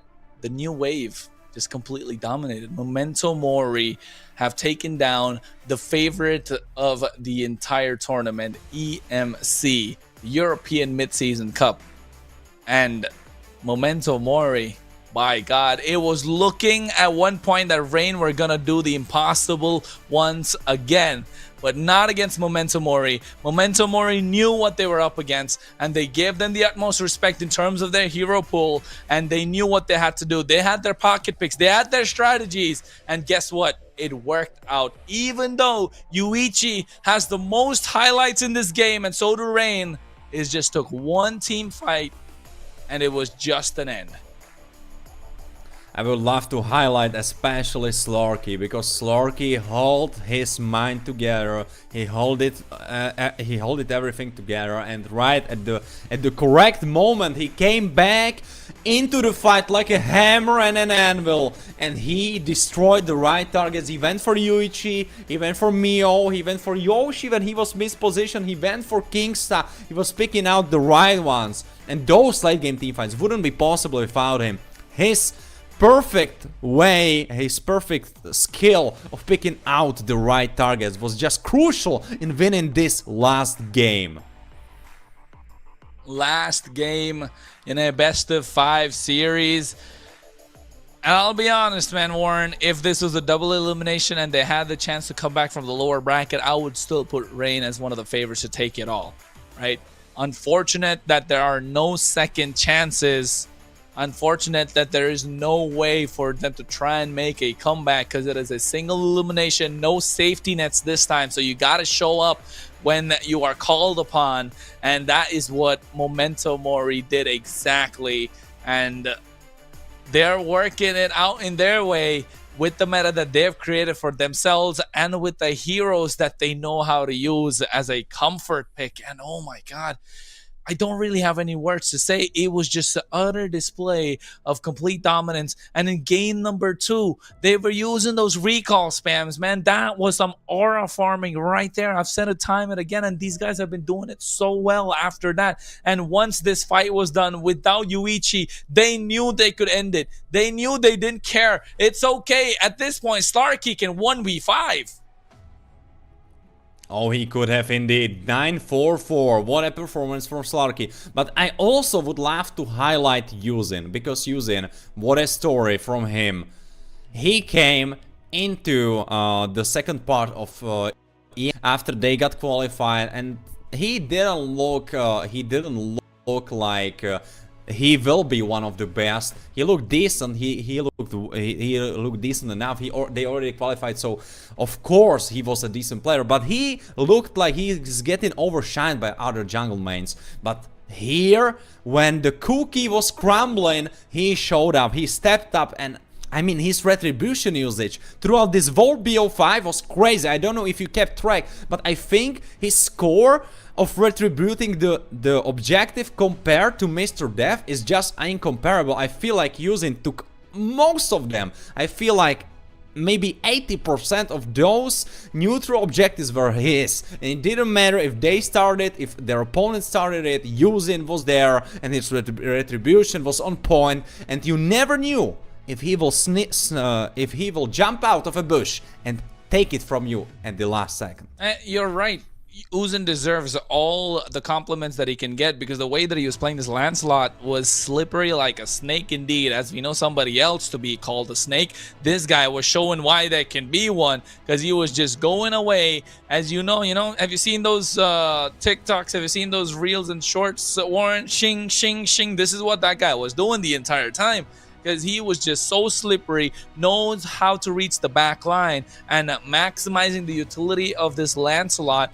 And knowing that the Lancelot has been slightly buffed, he has enough damage to try and kill the backline, try and one-shot the backline is what he needed. And getting those Warwick stacks being completely important, he showed out and made sure, even though he's on a 1-4-11, he was a big part of why they were able to get not just this game, but all 3 of them.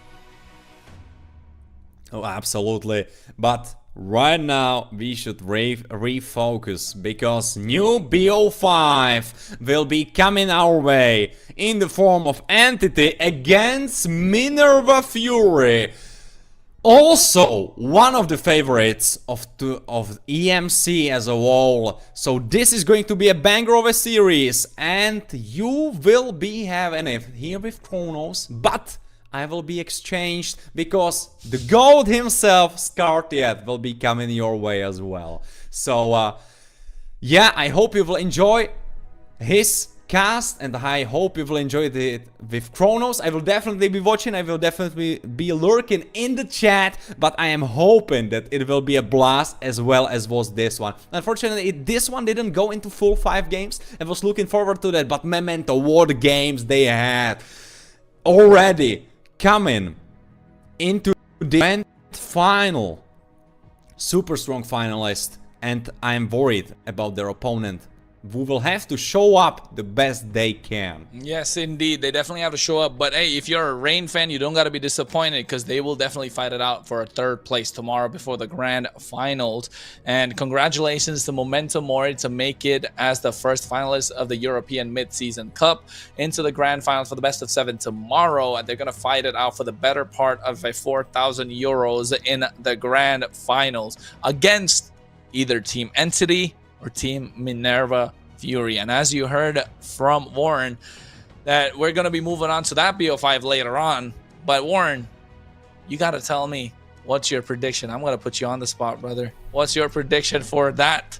You think it's going to go all the way? You think it's going to be a 3-0 like this one? Is it going to be a 3-1? Who's going to come out on top? Who's going to be a star player? Yes, we had a podcast before the entire stream started. But hey, Warren, we want to hear your thoughts as well. All right, let me of predictions. My first prediction is that Wicked will be absolutely smurfing. Like, his plays will be again highlight Warfare, as we know from him. He will and I'm telling you already, he will take out, don't really expect. He will take out the carry, the goal laner that you don't really think will be played there in this series, but he will pick it out. I'm telling you, this guy, he has champion Ocean. I was talking about it yesterday, but he really does that. And for the other side, man, I'm telling you, Lito on that XP lane. Oh, he is not missing, and his Phoebus is something to behold. So if he will lock in Phoebus, ooh, Wicked could be in trouble, even with his highlight Warfare plays.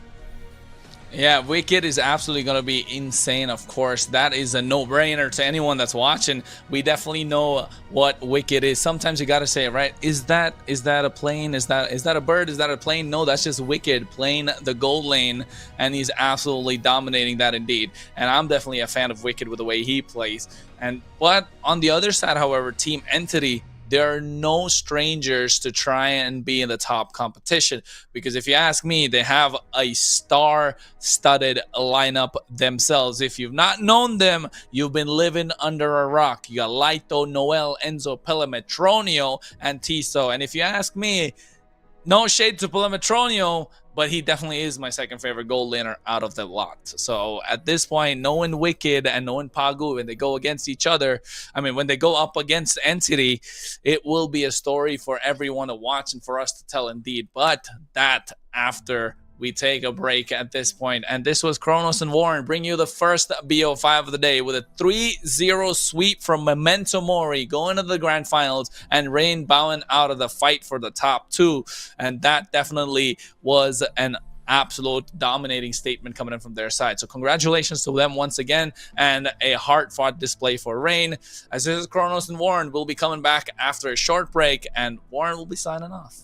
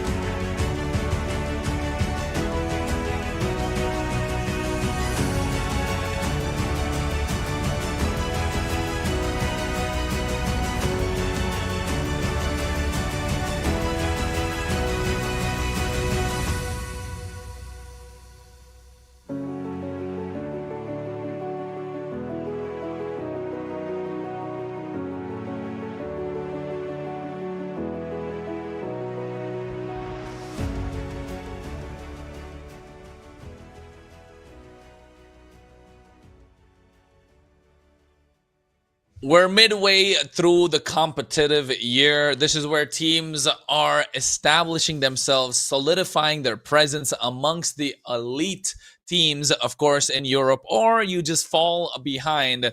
And at this point, it's legacy versus hunger, ladies and gentlemen, and experience versus the rise of new teams. And of course, to bring you the next set series. The next best of five is myself, Kronos, alongside me, my trusty partner, Scared Yet, all the way got a new hairstyle. Bro just didn't go to the barber because he was on vacation at this point. But hey, we are up here ready to bring you the next series between Team Entity and, of course, Minerva Fury. And Scared Yet, Europe's mid-season kings are rising slowly, but who will take the throne? Oh my man, I'm just enjoying it so much, Kronos. Even yesterday, seeing all the quarterfinals, all of them going neck to neck, almost to one. But there was only one team that has made their way throughout the Swiss stage, throughout the quarterfinals, up until the semifinals, undefeated, and that has been Minerva Fury. And I'm pretty sure I'm going to be speaking for the masses out here, saying that this team might have the strongest chance to lift the entire trophy up now, considering how Momento Mori as well, they won that semifinals one and have moved into that grand finals itself, and that too in a 3-0 fashion. I'm pretty sure I've been predicting out it's going to be the Momento versus Minerva in that grand finals, but ET have also been looking solid. They definitely have been looking solid. And you know what, Scared? This is a team that's formerly known as Special Cases. And these guys are no strangers to the top stage. But before that, we take a look at the brackets indeed and how it brought about here. Of course, we had the Swiss stage, after which the quarterfinals, Rain versus Ake. Rain taking it a 2-1, moving to face Momento Mori, who beat Birthright in a 2-1 fashion. And now Rain 3-0. So if anybody doubted that they just beat Birthright by luck, no, they haven't. It was an utter display of domination, and the way that they draft and dictate the pace of the game. Scared It, you were saying it behind the scenes, weren't you, about Memento Mori? Did you witness that game? I absolutely did. I witnessed all three of those games as well. And I still remember you mentioned on the desk itself about the point that you can't give a Yi Shin jungle to Momento Mori whatsoever. They just absolutely steamroll throughout the game. And I agree. I was witnessing those games. I mean, this team has been looking fantastic in terms of those approaches. And with the way how they displayed their own games, I was just discussing behind the scenes with Lemon as well that if when it came down to Rain versus Memento Mori, I genuinely thought Memento will actually close out their series as well because of how clean they look in the games that they won. The one that Birthright actually got, yes, Birthright was looking absolutely solid in that game, but the entire series was eventually controlled by Memento Mori. But on the other side now, since we're talking about Minerva Fury and Entity played against NF and they went in 2-1 yet again. But when we're talking about Minerva Fury, again, 2-0 victory against New Era, and that was an absolute domination. Absolutely. Absolute domination indeed. And Minerva Fury is one of those teams that hasn't dropped the series yet, right? They are undefeated when it comes to series. They only lost one game, though. They've lost only one singular game, and that's against a Birthright, which is a tough team to beat by themselves, but still going undefeated throughout the entire competition. Even in the quarterfinals, a 2-0 against Nightfall. It just goes to show that one of the top teams indeed. So, but here they're going up against Team Entity. And for those of you who don't know who Team Entity is, let me give you a little bit of a history lesson. We got Lito in the EXP lane. We got Noel in the jungle. We got Enzo in the mid lane. Pelemet, Tronio in the gold lane, and Tiso as the roamer. Those are familiar names to you, aren't they, Scared Yet? They absolutely are, man. I still remember the MESL days when we were talking about this entire lineup too, right? How they were the probable winners of that entire event too. But again, they lost as well. And guess what? The man to eventually take the game against them was the guy on the other side who's right now in the ends of Minerva Fury. Wicked. This dude has been looking absolutely impeccable. He was there as well for the NTV segment as well, and we all were watching that. He's always been confident, all the way playing for the extremely slay lineup and now being a part of this roster as well. And with the way how this dude has grown, I kid you not, dude. His Beatrix that we saw yesterday, it was looking so clean. Scared, you're missing the point. It's not the fact that his Beatrix is so clean. You give him any gold laner, he makes it work. Yeah. I've been trying to ask them during the interview. I was typing in the chat, hey, you gotta ask Wicked when he's gonna pull up a Mia, because we want to see a Mia being played in the pro scene as well in Europe, because he can make anything work at this point. The only way that you really put pressure on him is not just by the laning phase. You gotta make sure he's having pressure on top of him when it comes to team fights as well.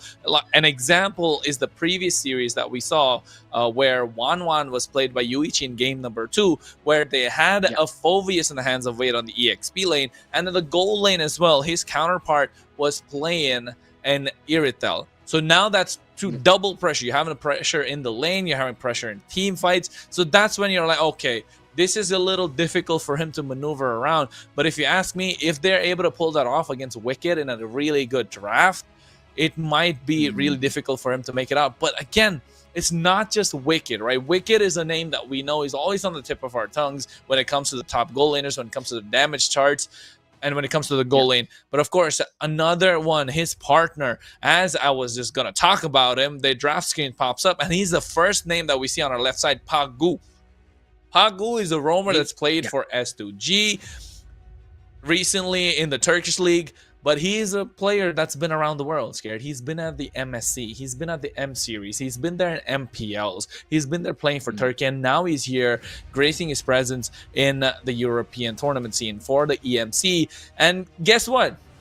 He came in with, if you're a roamer of the caliber of Pagu, you just come in and be like, you get your pick of the lot, right? You come in and like, who do you want to play? Because everyone's going to flock to you. And like, I want to play with the Wicked. That's what they said. They teamed up. And of course, look at their lineup. You're looking at former players from MPLs, from MSCs and M Series. You got Orange Bob, who's played for Falcons before. Of course, you got Macaron as well, that's played in the EECA scene. Of course, Vlados QT is not their usual mid laner. It is Sensei, who has played in the EECA region. But here is showing us that in game number 1 that he can pull up with the big boys as well. And of course, going against Entity is going to be Palmetronio, Laito, Enzo, Noel, and Tiso. Scared. I know I've been rambling on for a while, but that is the duo, the Pagu Wicked duo that we need to be watching out for.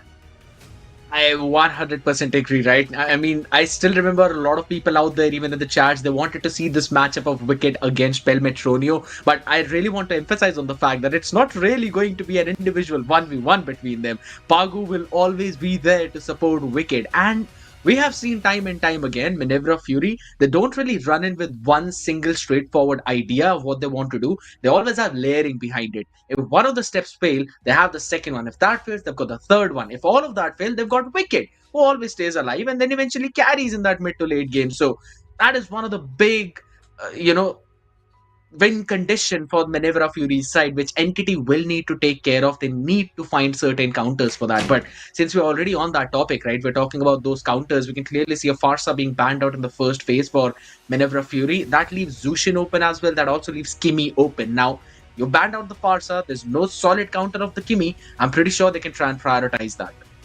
Yeah, I think the Farsa has taken off. Kimi is the one that's available right now. Of course, the Baksha is not there, but don't forget there's the YSS also. The Yi Sun Shin in the hands of Macaron can be an absolute threat. And this current meta, you want to rock that triple marksman in your composition, at least 2. But hey, you still have the Jushin that can work wonders. The Jushin can be played in the form of a support, in the form of a carry as well at the same time. So here, Jushin being picked up by Minerva Fury means that they want to play around their composition a little bit more.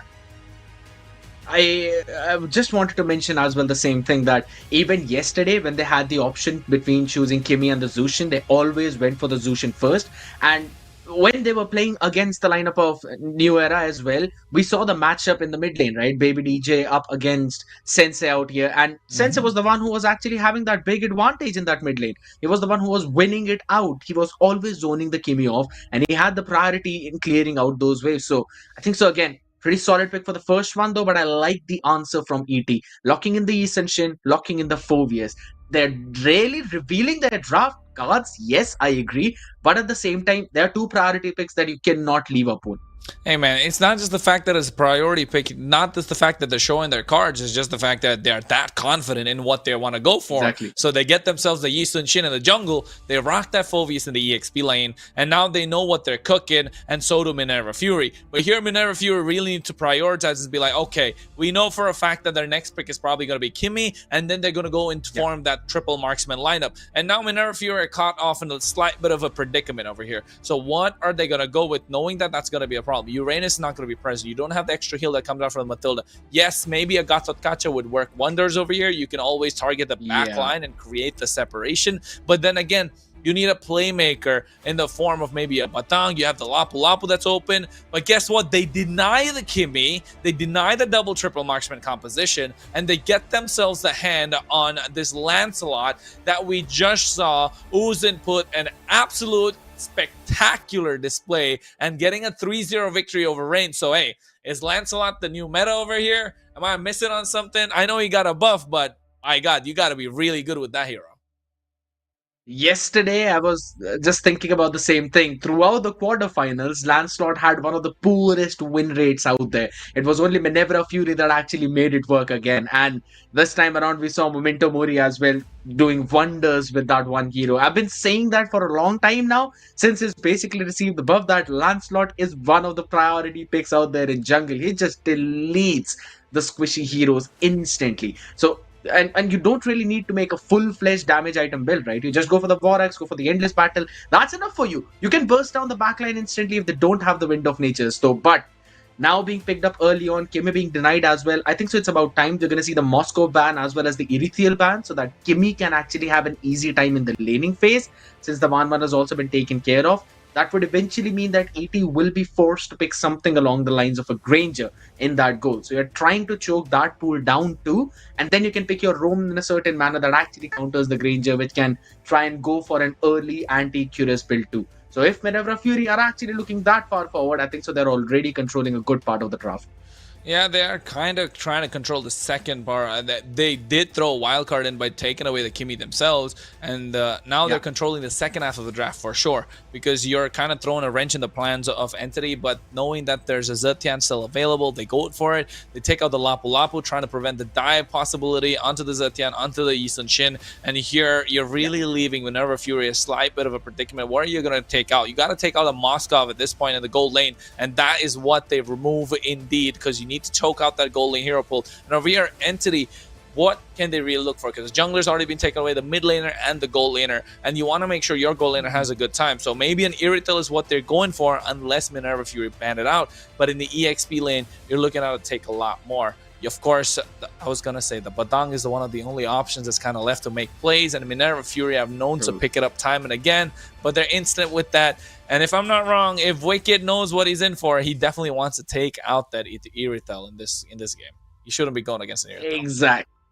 Exactly. I think that is a straightforward counter to Kimmy in the gold lane as well. So it's either an Irithiel or it's going to be a Granger. I don't see anyone in between that, since everything else is technically locked in already for the other side now.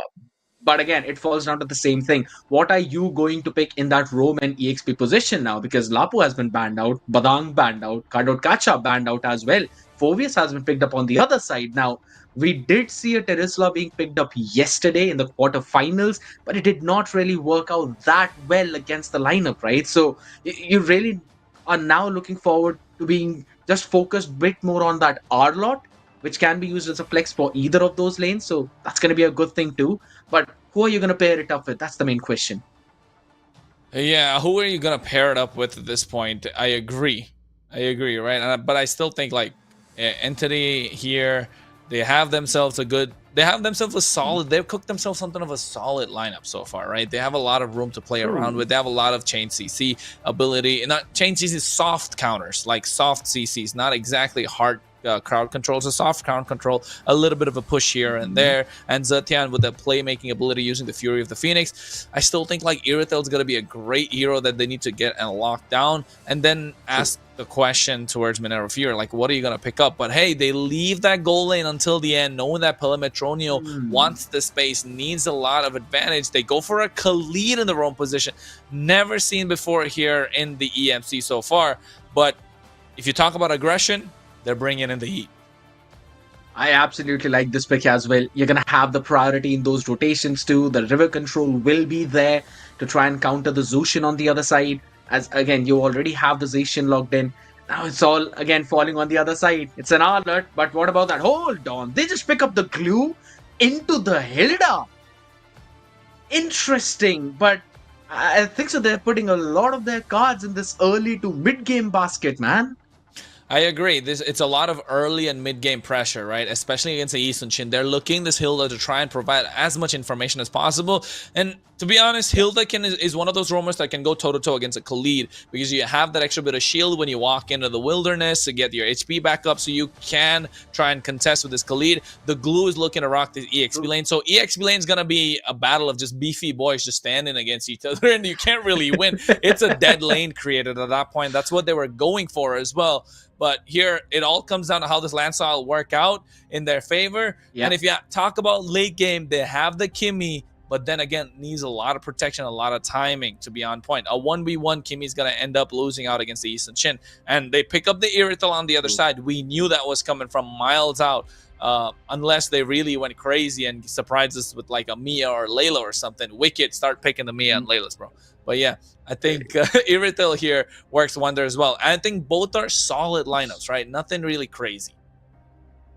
It's like they both have their own win conditions that they need to fulfill, and I think so they're actually pretty easy to do that too. It's eventually going to fall down to how well Kimmy and Zushin can pan away from the Khalid, who will try to jump on them, and the flicker skill 2 combination of the Phobius that will try to catch them by surprise. If they're able to dodge through all of that, I think so they will have the advantage, and then because they don't really rely on heavy ultimates, they're more of that consistent poke damage, so they will have the priority in prolonged team fights. But if you're talking about ET, they have their cooldowns. They need to focus one solid burst of their ultimates instantly. If they get the picks, good. If they don't get the picks, they have to retreat. They can't prolongate those team fights. So that's going to be a crucial play for their side. That means the peeling is going to be even more important for Minerva Fury, and I think so that's where this Hilda comes in as a big trump card.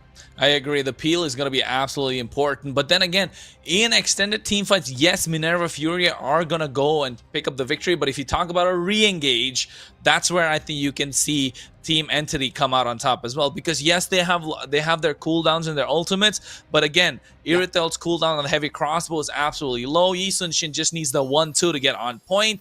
And of course, Enzo in the mid lane with the Zetian will be looking to try and get the damage in extended range, dish out a lot of damage. And instantly, they pop in that Celestial Armament, knowing that's going to be on cooldown for the next 105 to 120 seconds. So that's some opening that they can always use and gank up on top of Enzo. Yeah, but right now, over towards the top side, Orange is going to be playing it a bit more safe out there with the split again. And the constant poke's going to be going into that mid lane. Now, Enzo has to play it smart. He cannot give up his HP before the turtle whatsoever, because we're looking at the bottom side and Wicked is already having a pretty solid time against Pelmetronio. But here's one good thing. Pelmetronio has frozen the wave in his own favor. Yeah, definitely. I think Pelmetronio going against, going against Wicked, it's going to be a battle that everybody wants to watch, to be honest. It's a 1v1. Oh, popping the recall for some reason. Bro is just trying to flex over there a little bit. But Macaron making his rotation of the gold lane. The assignment is very simple for Minerva Fury. Unlock Wicked early and let him do Wicked things against the rest of Team Entity. But Team Entity, they're really relying on Tiso and Lyta to create the separation for Noel. But Phantom Execution, Tiso gets a lot of damage coming down just before the turtle. Yes. Right before the turtle as well. But now those skills are on cooldown. So Noel can probably find something. Maybe some kind of timing as well as Lyta rotates in. Hold on. Oh, wait. Pagu right now gets caught out. Oh, he misses out on the boat as well. Feels like Noel was looking to take that kill quite early, but Pagu, no flicker, is going to be super important now for the side of Minerva Fury to see how they can engage. But this is what I was talking about. The Hilda can just go into the bush, regen the HP back up, and you're back into the team fight. But here comes the Fury of the Phoenix. Now they're looking to make a play. But meanwhile, on the bot side, 1v1, won by Pelmetronio. And here they're looking for another. Meanwhile, the turtle already in the hands of Minerva Fury. So Wicked, although he went down, it did not get bad for the side of Minerva Fury as they got themselves a turtle. Exactly my point. All that gold traded instantly because of the bottom side pick. And that to the individual one, Pelmetronio doing a phenomenal job with the heavy crossbow. And this is the main thing. Whenever you're playing against the Erethiel, you do not actually realize how good that skill 1, skill 2 combination is, because it reduces your defense. Now that heavy crossbow is going to deal more damage to you. But again, Pagu is out there trying to be as annoying as possible, but this rotation coming in from Macaron, that's going to be crucial. Can he catch onto Pelmetronio? Hold on, Tiso. Oh, he could go in for the Raging Sandstorm, but instantly saw Macarons there and had to get out of harm's way. Meanwhile, you can see the rest of Minerva Fury slowly dominating the rest of the river, man. And I think Orange Ball versus Light, though, this is a fight, honestly, I don't want to see, because it's going to be there going constant, but Pagu here gets caught out. Seems like he's trying to get out of harm's way. He has the damage to the shot, but Noel doing his own. And the range from Enzo able to pick up that kill. So 2 in the hands of a Team Entity, and knowing who they're up against, they're trying to take it slow as they can. Underestimating the damage out there from the Yi Senshin. Hold on, look at him. Oh my god, he gets caught out. Even after the Fury of the Phoenix, Enzo couldn't save the life of his jungler. Noel, trying to bite off more than he could chew, had been taken down. And here, Vlados QT, hey man, he's showing up. Even though the regular mid laner is not present, he's actually showing up. Absolutely, he's constantly putting that pressure onto Enzo as well. So he can't really push out forward. And again, this constant poke that's coming in from Minerva Fury has enabled them to maintain that river control regardless of losing a couple of picks. And they understand the Yi Senshin is again a bit slow in terms of clearing those jungle creeps as compared to a Lancelot. So they're pushing it far forward. Oh my god, they are pushing it far forward indeed, but he flickers out with a Raging Sandstorm. Tiso's able to make it out of harm's way. Orange Bob gets caught out in the middle of it, and you get themselves the turtle. Noel trying to make it out of harm's way. He can. He doesn't have the traceless. Buys himself enough time. They didn't have the extended bit of range that they needed. Macaron able to steal that creep and get out of harm's way. And look at what they're doing. They're zoning out Pelmetronio from his own minion wave, and that's 3. And Lythos, they're trying to provide some sort of a separation, but they don't really care. And it's thanks to the Lantern Flare coming in from Jushin, while Wicked is eating up the gold plate, and that's the last thing you want to see when you're going up against him. Specifically on that, Kimmy, the faster he gets those itemizations, the more poking he will do, and that's going to be a bit of a problem right now. Wicked.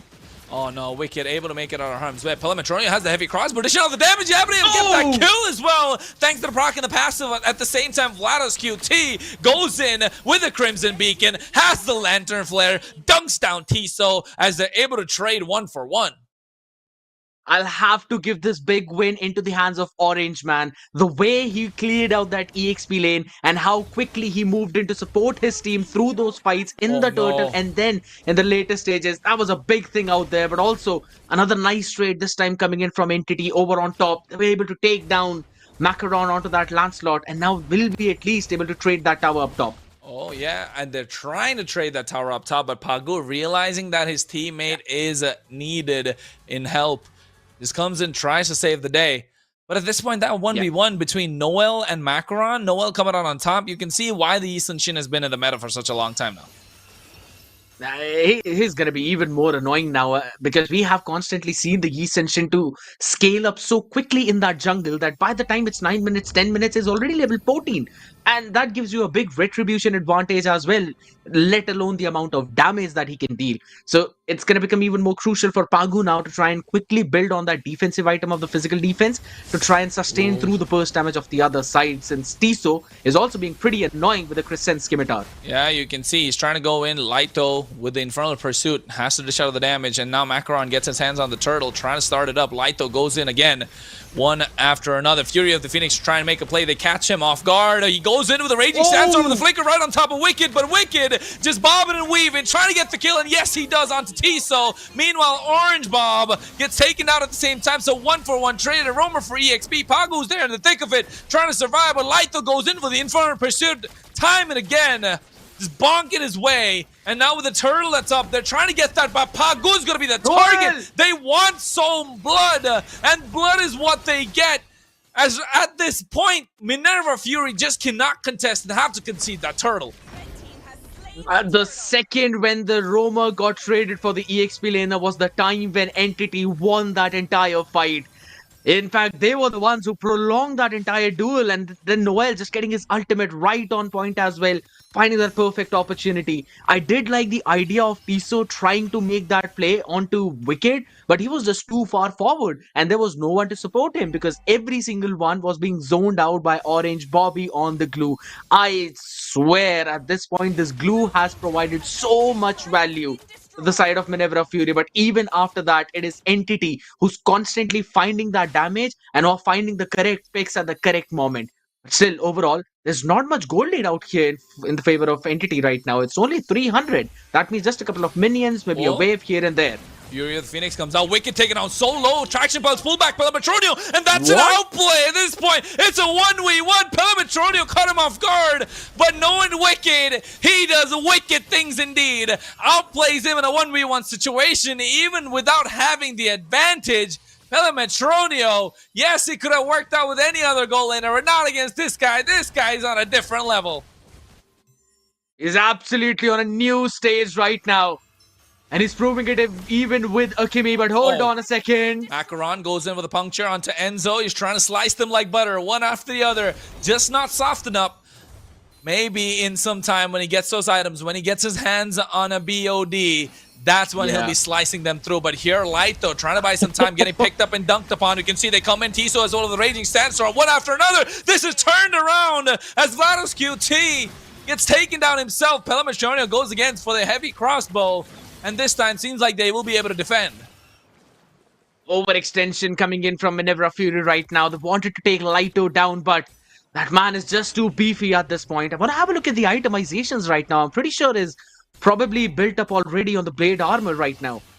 Because of the amount of sustain that he can eventually get. Enzo picked up the Lightning Truncheon. That means he's going to deal so much more damage now to the other side. He's actually got the Radiant Armor and is now almost completing the Blade Armor too. So Wicked is going to struggle in terms of finishing him off. He's got absolutely no penetration, so you can't target this Phobius. That means the only other people that you can probably poke down are going to be Tiso. Yeah, they have to poke somebody down, and that's looking like it's going to be Enzo at this point. He eats a lot of Lantern Flare, but the Fury of the Phoenix comes out right on time. Again, Vlados QT caught off guard, off position, and he gets melted down. He gets taken away, and now they're looking at Orange Bob as well at the same time. He flickers forward, but that's the play that they're looking for. He gets himself a killing spree, and Wicked, one after another, finds himself a double. Just make that a triple already. Give him the Maniac. We've seen a Savage today, and Wicked might just say that, hey, nobody's taking the highlight reel away from me. He's just making sure that he deletes everyone, but they're actually pretty low. One heavy crossbow from Pelmetronic can do the job! And yes, he does exactly that! He jumps in, he gets himself a double, and now looking for the triple. Pagu is trying to buy some time for the rest of his team to come back up, but you can see Enzo and Pelmetroni, without the help of both the junglers, able to get the Lord in the favor of Team Entity. Phenomenal play coming in from Pelmetronio. Realize that everyone on the other side is actually low. And again, Wicked not completing the concentrated energy means he did not have enough regen right now. And Pelmetronio was able to burst them all down. They picked up the slot now. We even saw the similar thing in the previous series. How the entire game was being controlled by Rain, but at the Lord, it was the other side to steal it away, and right now Entity are doing the same thing. Oh no, the Fury of the Phoenix comes out right on time as well, catching them off guard, but nobody went in to make a play. Lito had the opening, but without the flicker being present, didn't really want to bite the bullet. And over here, Wicked along with Macaron trying to melt down the Lord as fast as possible so they don't have to succumb themselves to another set of super minion waves. It feels like at this point, Team Entity, although they're moving like a unit, they need to understand the assignment. They need to find the right openings. If not, it could just flip in the blink of an eye. Yeah, but here's the thing. The later this game goes, the stronger Entity will get. They are eventually running with that double marksman composition either way. So all they need to do is just find one timing. And I'll have to say this. Sensei on that Zushin, his positioning was absolutely impeccable. But Vlados QT, yeah, he has been struggling in terms of that a little bit. He's been caught off positioned a couple of times, and that has costed Minerva Fury a bit of that control on the map itself. And Pelmetronio now picking up the Malefic Roar, or rather the Malefic Gun. It's going to give him extra bit of range as well to try and now out damage that Kimi, and also maybe reach onto the other targets without actually getting in the harm's way. And you know what? This entire time, we have seen that Team Entity are the ones slowly dominating the game. And Minerva Fury, yes, they're trying to bob and weave their way in, but look at Wicked's KDA.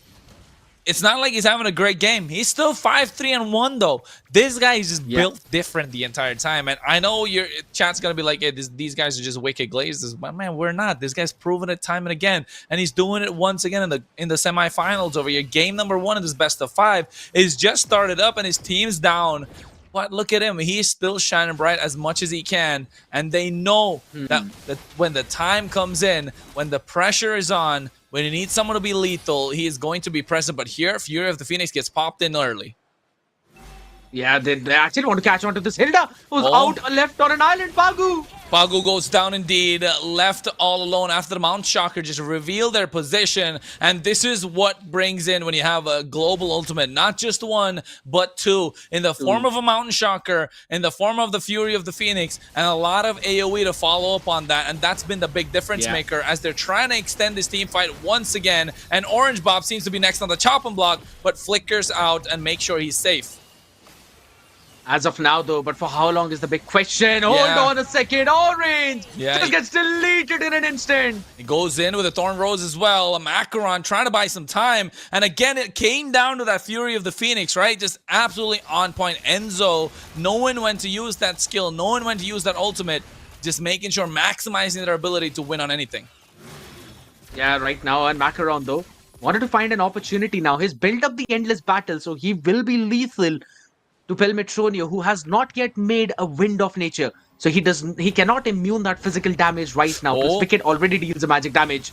Fury of the Phoenix comes out just to make sure Pelmetronio gets saved. He gets pulled back by the Traction Pulse. Flickers to make it out of harm's way. So there's no 2 flickers present. One in the hands of Light, though. One in the hands of Pelmetronio. And that seems to be an opening for the side of Minerva Fury. But here comes the Mountain Shocker as well. They're looking to catch Pagu once again. But hey, he's not going to make the same mistake twice.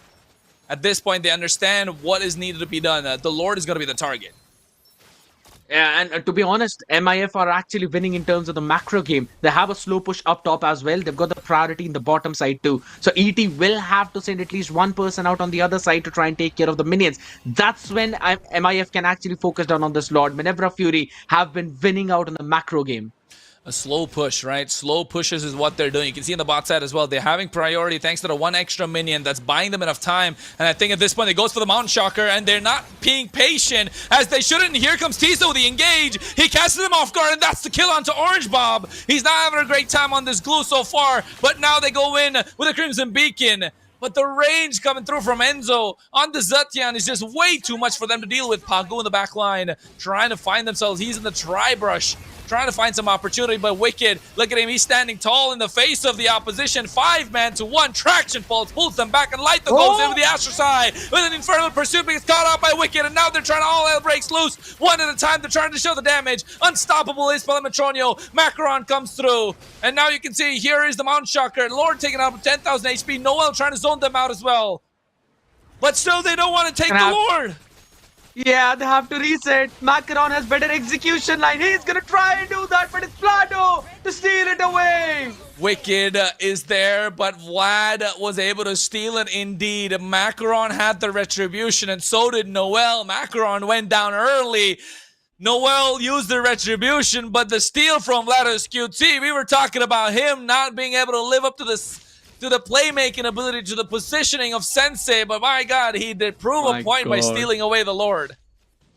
That's one of the biggest objectives right now, though. But a big win still for ET because they were able to take down Vlado and Macaron out of the picture. So that means there cannot be any push on the back of this Lord. The only good thing is all the inhibitors are still going to stand strong. Having a look at the itemization, again, a Rose Gold Meteor being cooked up by Noel. That means extra bit of sustain through that magic damage of Kimmy. So Wicked will have to play it smart and safe. He has to realize that Macaron will, rather Noel will try to bait him out in certain off positions.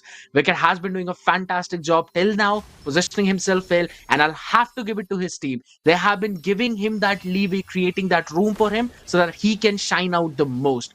And for the longer that they're able to do this, the longer they can stretch this match out now. But It's eventually going to come down to those item swaps as well in a Oh. couple of minutes. They get the Mountain Shocker on him. You can see he goes into the back line as well with that Raging Sandstorm. But my god, Orange Bob has the damage, and Wicked is just following up one after another. They make him get on a killing spree. But without Pelimetronia being in a fight, without Pelimetronia having the space, he is still doing a lot. 9-1-3, Fury of the Phoenix comes out. This could be the opening that they're looking for. Infernal Pursuit goes in and they get Orange Bob. Oh! And Winter Crown trying to survive, but he gets taken down indeed by Wicked. Pelimetronia comes through, but the follow-up from Pagu making sure he survives, but he goes for the heavy crossbow. Oh! He shuts down Wicked. He gives himself a double kill. Macaron trying to puncture his way in, but he still survives with the slightest bit of HP.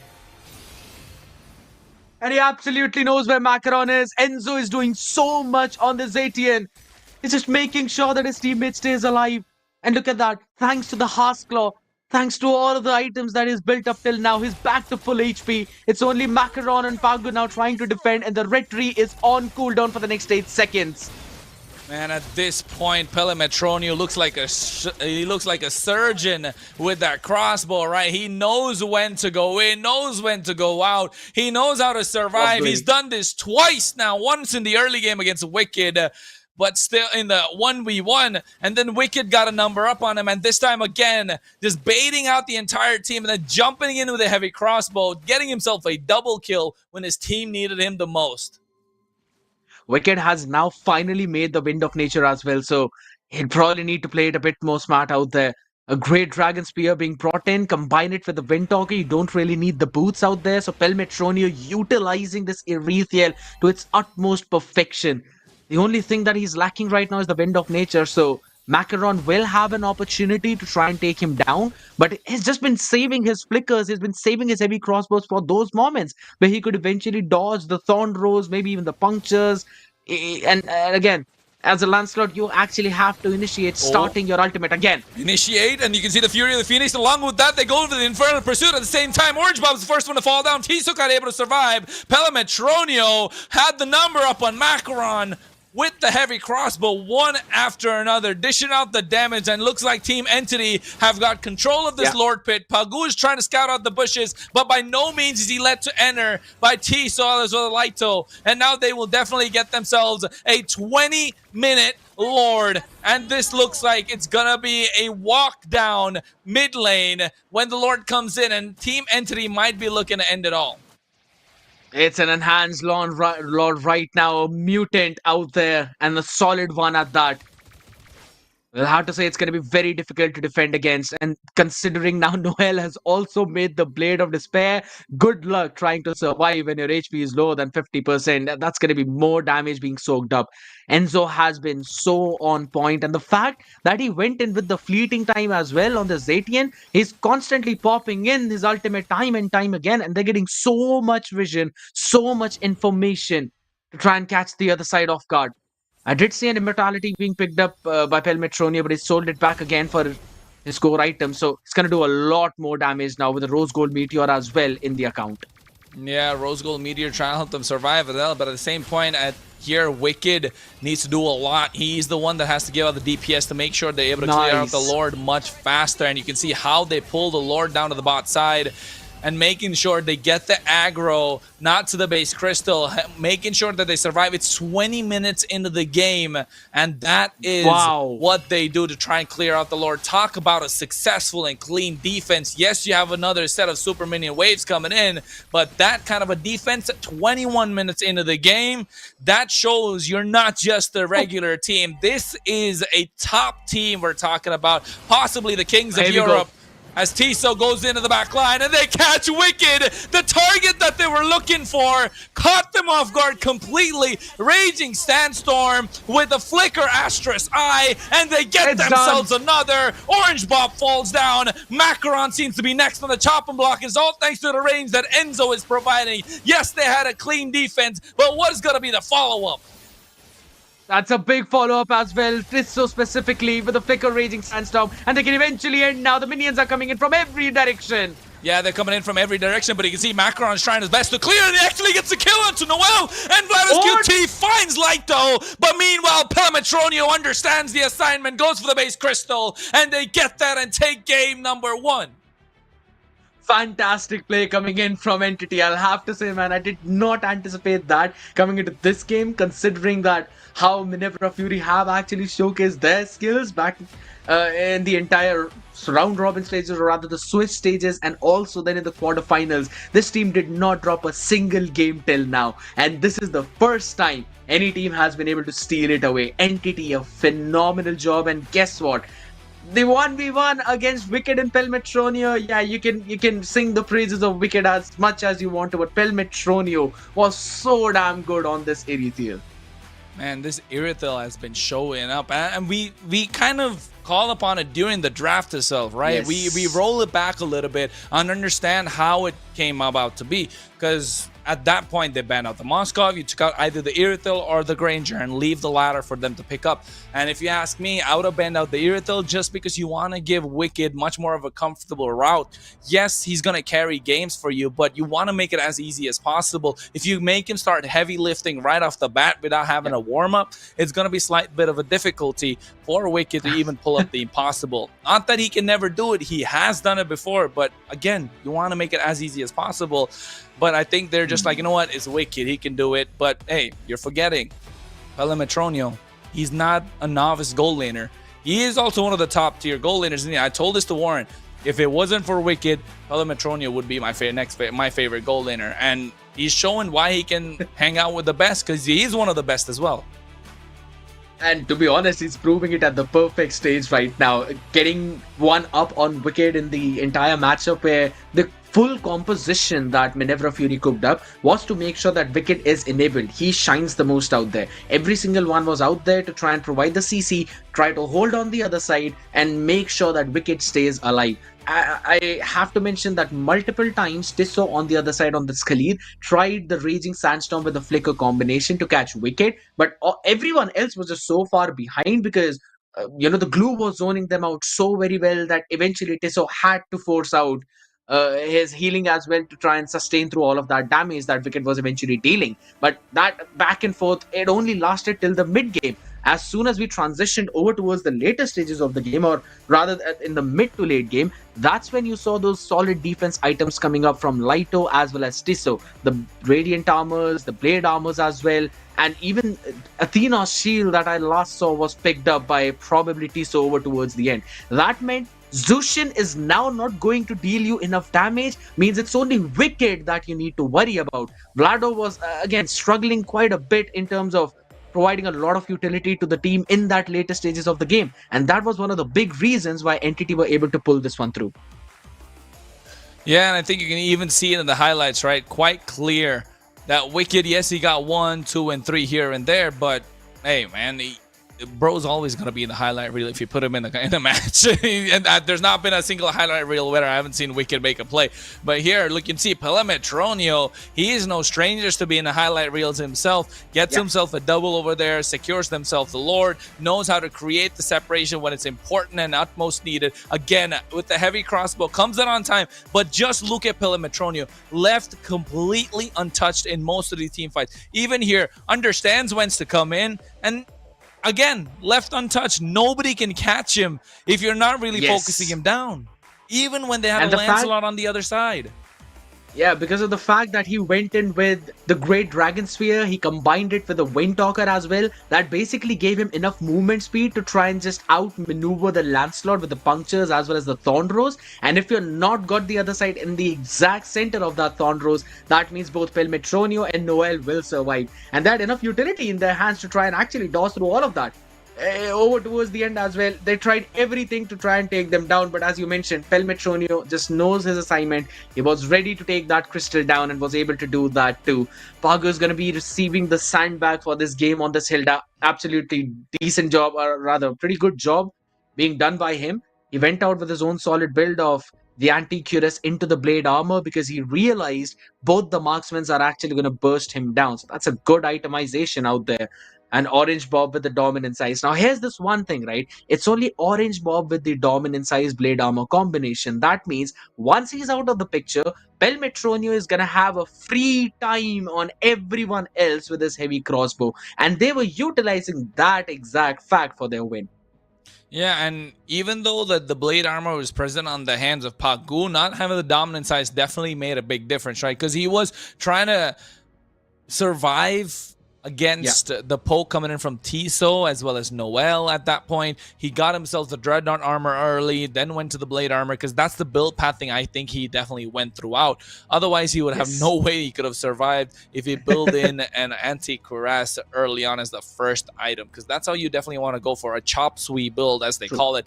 You know, chopping it down, breaking it up to make sure he can get that. But here again, Minerva Fury, I think even though they had a great display in the game, 21 minutes, 22 minutes in, Team Entity had a solid draft, but Minerva Fury, maybe, even though they had a solid draft, slight bit of tweaks needed, because you need to give your players the most comfort heroes.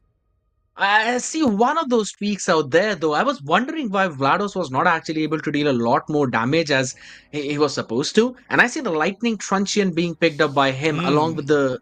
That's weird. Yeah, exactly. That's my whole point. He's got the Blood Wings right, Glowing Wand right, Wishing Lantern absolutely fine. But it's the Lightning Truncheon that I feel was apparently creating that problem, because I personally feel he needed a Divine Glaive instead of that, considering the defense that's coming in from both the Tiso as well on that Khalid, with the Athena shield, with the Radiant armor, and even the Phobius. He had the Radiant armor up, also had the Magic Boots, so you know he's going to be soaking up almost all of that damage that's coming in, because you're also combining Wicked's basic attacks on that. So the Radiant armor is going to stack up pretty quickly. And I think so. I kind of wanted to see a Divine Glaive instead of a Lightning Truncheon out there. That could have made a bit of a difference at least. But all in all, again, I'll have to give it to Tiso. I'll have to give it to the Phobius. They were doing a fantastic job in terms of frontlining and making this game hell for Wicked.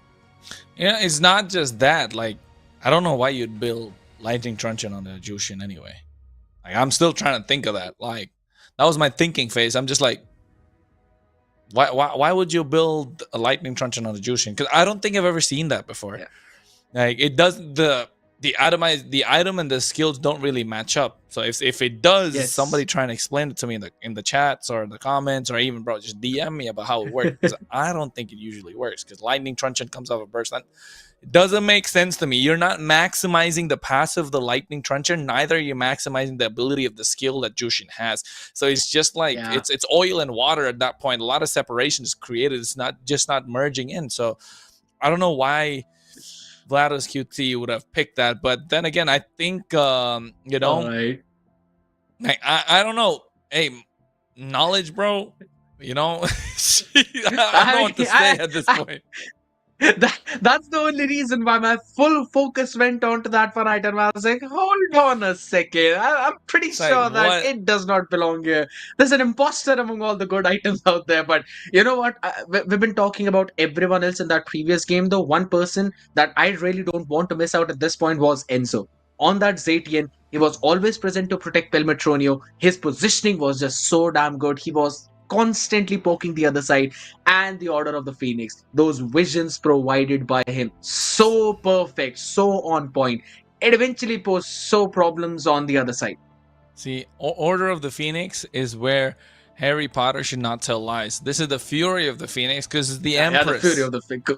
I was gonna say Order of Phoenix, bro's been watching too much Harry Potter, but at this point, too much, man. Never too much. I agree. Shout out to all the Harry Potter fans out there. But at this point, the Empress, this hero Zetian hasn't cemented its place in the meta. It's been very niche in terms of how you want to make your plays and whatnot. But again, that Fury of the Phoenix is not just the Vision Global Ultimate, right? It's a playmaker if you play it right, because it provides a split-second stun, and that stun is enough for a hero that has a lot of AoE chain CC damage to try and pop in. For example, Elgato Kacha, which we did not get to see in that game. Another one of the same form is the Khalid, which Tiso made the utmost use of that Fury of the Phoenix. Yeah, he was constantly there, making sure that as soon as that split-second stun landed in, he was there with the Flicker, Raging Sandstorms, catching all of those people off guard, with the Crescent Scimitar as well, making sure that the Poke was also there. I enjoyed the entire combination that Entity were trying to pull. And here's the fun fact, right? We both were discussing how the draft is almost dead even for both of these teams. After a very long time, we agreed on a point where both the teams actually had such a good draft that the win conditions could have enabled them to go for the win on either stage of the game. But as soon as it went over towards that mid and later stages, when you had your Wind of Natures built up, your solid defense items built up, that's when we started to see the problems for Minerva Fury. The win con was that early to mid game and a snowball in the mid game to end the things in that mid to late transition. That did not really happen. And the one of the big reasons why Entity were able to prolong that game was eventually Enzo on that Zatian. And I agree on the point that you mentioned. It has not solidified its place in the current meta, but it's like you can fit Zatian up in almost any other draft and it can work because of the utility that Zatian provides. Be it poke, be it wave clear, be it the vision, you've got every single thing and also got a bit of a crowd control out there. So if everyone else wants to stick together, that makes that Fury of the Phoenix even more problematic to deal with because no matter where you run, you've got one of the teammates out there. So you will be in the AoE of that ult and you will be stunned up. And I think so that also gives an opportunity to a few more roamers to try and set things up for your team though. But again, this is only the first game. We still have a couple of more games remaining out here, right? Game number 2 almost on the way as well, specifically in that drafting phase. I think so we might possibly see the sides being swapped up, so that might tweak in the draft a little bit. Yeah, I was just trying to see who got the first pick indeed, and I think Minerva Fury this time going to be on the blue side. Is that again? Yeah, because they had the blue side before as well. So Minerva Fury picking up the blue side one more time, and it's gonna be Entity on the red. So I hope they don't make the same mistake that Team Rain did, where they picked the blue side 3 matches in a row, ended up losing 3 times as well. Because hey, if Minerva Fury just end up losing 3-0 to Team Entity, yeah. We're gonna strike, man. We're just gonna strike at this point. I agree. You know that could be one of the biggest surprises out here. We've already seen one of them, and that was all the way in the previous series where Momento Mori were able to 3-0 one of the teams.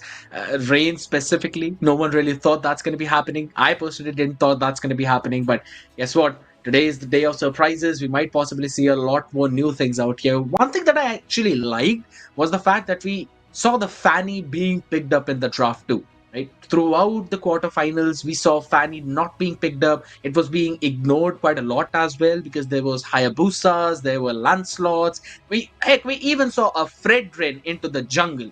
We did not really see a Fanny out there. So I like now how teams are actually revealing more of their cards that basically even more deepens their hero pool, and now you need to worry about a few more picks on the other side, specifically when it comes down to those comforts, right? And since we're already on the topic of comforts, as you already mentioned about the sides being remaining the same as well, Gatot Kacha was banned out first for Minerva Fury, and we were discussing about the same thing that Gatot could actually have been a pretty good pick in the first picking phase itself. I'm personally thinking that maybe this time around they're not actually going to ban it, and maybe they'll leave it open. Yeah, hopefully they do get to leave it open, especially if they're going up against especially if they get their hands on the Zetian again. Maybe it will be a nice way to see, because I still remember, man, when I saw the Zetian and when I saw the Chinese teams go Zetian and Gatot Kacha, when Zetian ended up using the Fury of the Phoenix, the AOG that just hit, it was absolutely impactful. It went crazy with that play. So knowing that this is a playmaking hero and not just want to provide vision, it can be utilized so many different ways, is is going to be absolutely crucial at this point. And you can see they take out the Yi Sun Shin once again instantly compared to the previous series. So at this point, Yi Sun Shin just being respected in the hands of Noel, and Yi Sun Shin is a hero that as soon as he's left open, there's a possibility of a triple marksman lineup. And that also gives us an idea that Macaron still wants to stick to his assassin jungles instead of actually going in and picking up the Yeast and Shins, or maybe going in a bit more towards those, tanky jungle meta as well. I think so. That basically lowers their chances in terms of that jungle pool too, but guess what? I think so they still want to keep their mid lane priority. Maybe they still want to try and prioritize the Zushins, maybe even the Farsa, because that was banned out previously. But as soon as I say that, they're going to stick to that second Farsa ban too. While ET, they're going to stick to their 1-1 ban. There's no changes there, absolutely nothing. Plus, you don't want to give the 1-1 to Wicked, right? I still remember all the way back in MESL Grand Final game number 7, if I'm not wrong. He probably had the 1-1 out there, and at least in one of those games where he just destroyed the other side with his pick. And you do not want to give him the 1-1. The 1-1's a hero that'll absolutely decimate them no matter what. He has to be respected. 1-1 is in the current meta. You really have a lot. You really can't play a lot of divey heroes. You can't really play a lot of tank jungles, especially if you pick up the 1-1. Against the 1-1. So that's why 1-1 being banned out. That means Team Entity want to have some room to play around with. They can go for the Fredra in the jungle. The Baxia still left open. So and then they have fighters in the form of I can't believe probably Julian maybe. The Uranus is still an option that's in the jungle that's been played multiple places. It's a hero that's been played in the jungle in the EWC. So I think Uranus in the jungle can be played, of course. But here the Baxia being banned out means that we're not going to see a lot of flexibility come through from either teams. There's the thing. You talk about Uranus into the jungle as well. Guess what? Macaron picked it up yesterday only in the first quarterfinal game that he was playing up against New Era. So it worked. It worked absolutely well. So Baxia, Uranus this time, both of them being banned out. Again, it's almost the similar things, but you've already left the cutout Kacha open. That's the only change that we witnessed. I mentioned the same thing. Maybe this time Minerva Fury are going to leave the cutout open. Maybe they're going to pick it up for themselves after giving away the next 2 picks. And since they banned the Yi and Shin, that means there's going to be a new jungler coming in for ET. I like the idea that they're going with, but now the question is, are they going to pick the Zushin or they're going to pick the Kimi? Or maybe they're going to leave both of them open and pick up the Phoveus. No, they go for the Kimi, knowing that they can play this in the mid lane and not force it in the hands of Wicked and give Wicked a little more space and room to play around with.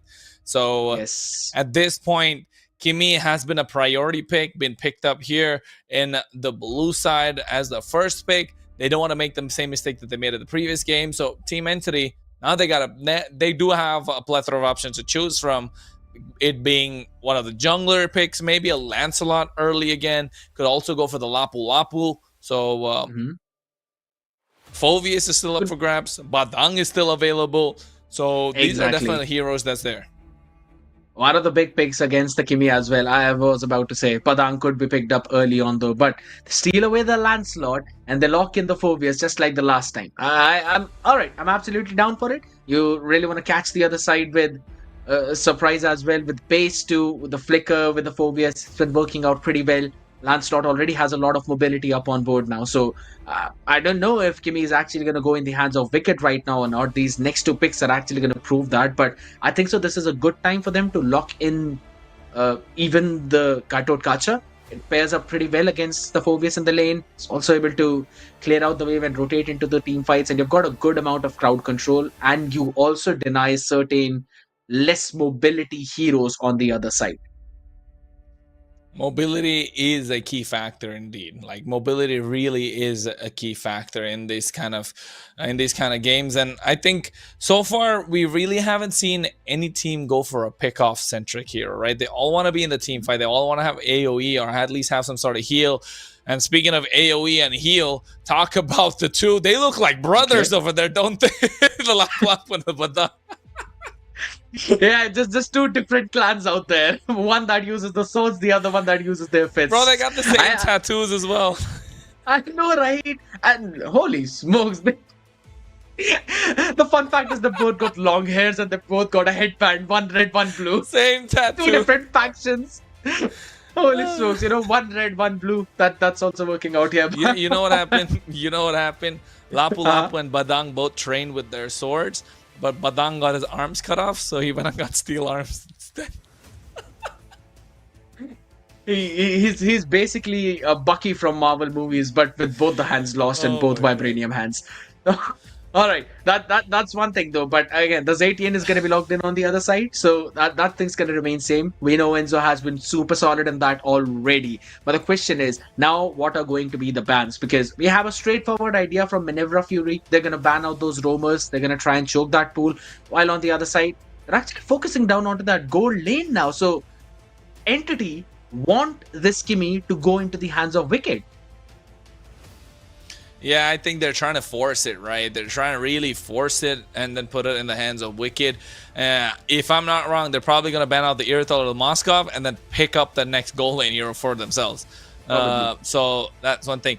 But I just want to, just a big shout out to what Warren said earlier. Like, Wicked has the hero pool, which is not a pool, it's an ocean. Like, he has an ocean of a hero pool, so you really can't ban him out at this point. You adjust the draft that Wicked wants to play at this point so he can carry the rest of the team. Again, no shade the fact that Minerva Fury do not have a great team. They have former MPL players. He's the only one player that has not played an MPL. So knowing that they really rely on him to carry the rest of the game shows that how good he is. And at this point, they got the Kacha being banned out to prevent the dive of the backline. Very clear.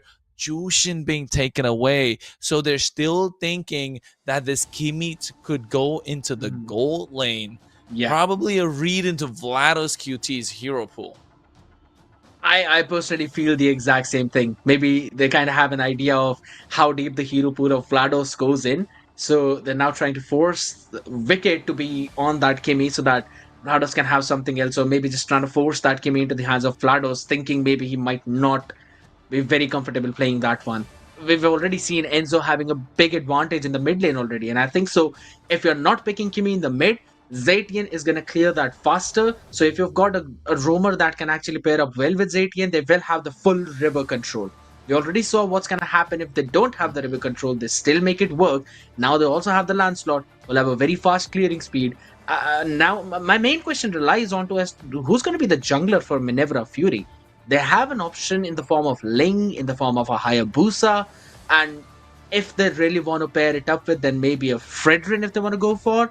But yeah, Moscow now being picked up. I think so. Wicked can actually still lock his Irithel.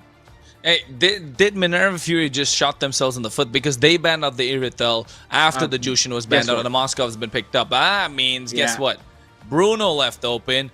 Because looking at the bans, it felt like they shot themselves in the foot, right? Because like they banned out the Irithel themselves. But the Bruno being picked up, I like the Bruno. Once he gets that Malefic gun, he's definitely going to dish out a lot of damage. And not just that, he's a hero that can sustain 1v1 or 1v5 just because he has a Haas's Claws. So definitely a hero is definitely a hero that can dish out a lot of burst early, mid, and late game. Although his mid game power spike feels like it's dropped off, it definitely hasn't. It's just the tankiness of everybody else increases. So at this point, I like the Bruno being picked up. But the Akai, though, is that the real jungle option you're going for? We saw it being played out by Rain against a similar lineup of a Phoveus and a Lancelot and a Moskov. It's absolutely the same. I'm not sure if the mid lane was Zetian, but, it's not looking good. And, oh, no. With a pick-off coming through as well. Yeah, it's... I'm pretty sure it's already done and dusted. I'm going in for ET in terms of the draft this time around. The Akai and Lapu Lapu do not pair up well. Lapu wants everyone to be together. Badang wants everyone to be together. While Akai is just there pushing everyone away out like a Beyblade. So hear me out. Hear me out. Badang pushes in, creates the wall. Akai does the heavy spin and Lapu Lapu just goes crazy. It's the brotherly combo. That's one heck of a combo that you're actually hoping for. And you know what? There's only one big, or rather one small utility that counters everything, and that's a Purify, which I'm pretty sure Laito can run because he's already got his dash. Even Enzo can run considering he's got his passive up almost most of the times. Pelmetronio, or rather, Tiso will have his Shunpo available to dodge every piece of that stun. And guess what? Phoveus does not really care about that. He wants everyone to engage on him. So it is a possibility. Yes, I agree. But there's a very slight chance out there for that to work, though. The only thing that now I can think of how they can make it work is if Akai actually plays on the other part of the map. And the only time he hops in with team is to clear out those neutral objectives. But man, they really need this game number 2.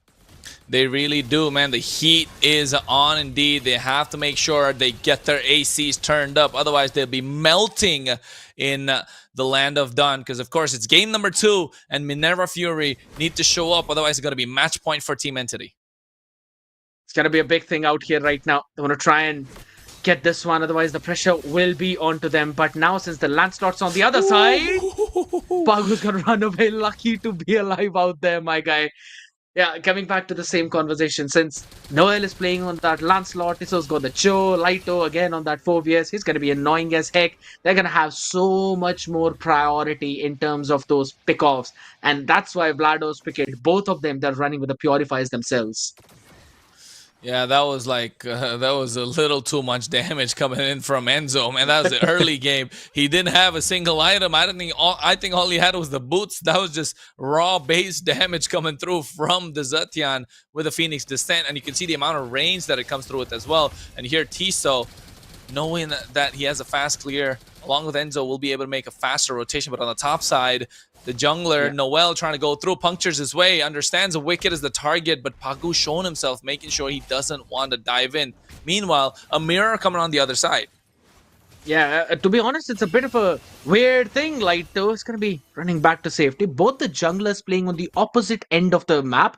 That clearly showcases the priority of ET right now. They want to make sure that Pelmetronio farms up because the Bruno should have the advantage in the lane. I've always talked about this. I'll still say like a broken record. Moscow's low range is a bit of a problem out there, but the SODs can be that big tool to help him move into these team fights right now as Baccaron tries to start this turtle. I'm telling you, man, we know you hate Moscow, all right? It's been an age-old story. I know for a fact you hate a Moscow. But with the Malefic gun, he definitely has a lot of range. But here you can see the Fury of the Phoenix coming out. Macaron popping in the heavy spin as well. First blood on the hands of Orange Bob, able to get that kill. They get themselves the turtle as Orange Bob will fall down at the same time. Tiso might be going down next to the chopping block, but being saved by Laito, making sure to create that sort of a separation. And now Wicked versus Pelmetronio, no Spear of Misery, so Wicked has the upper hand. He goes in, pops in the worldie. Could have gotten the kill.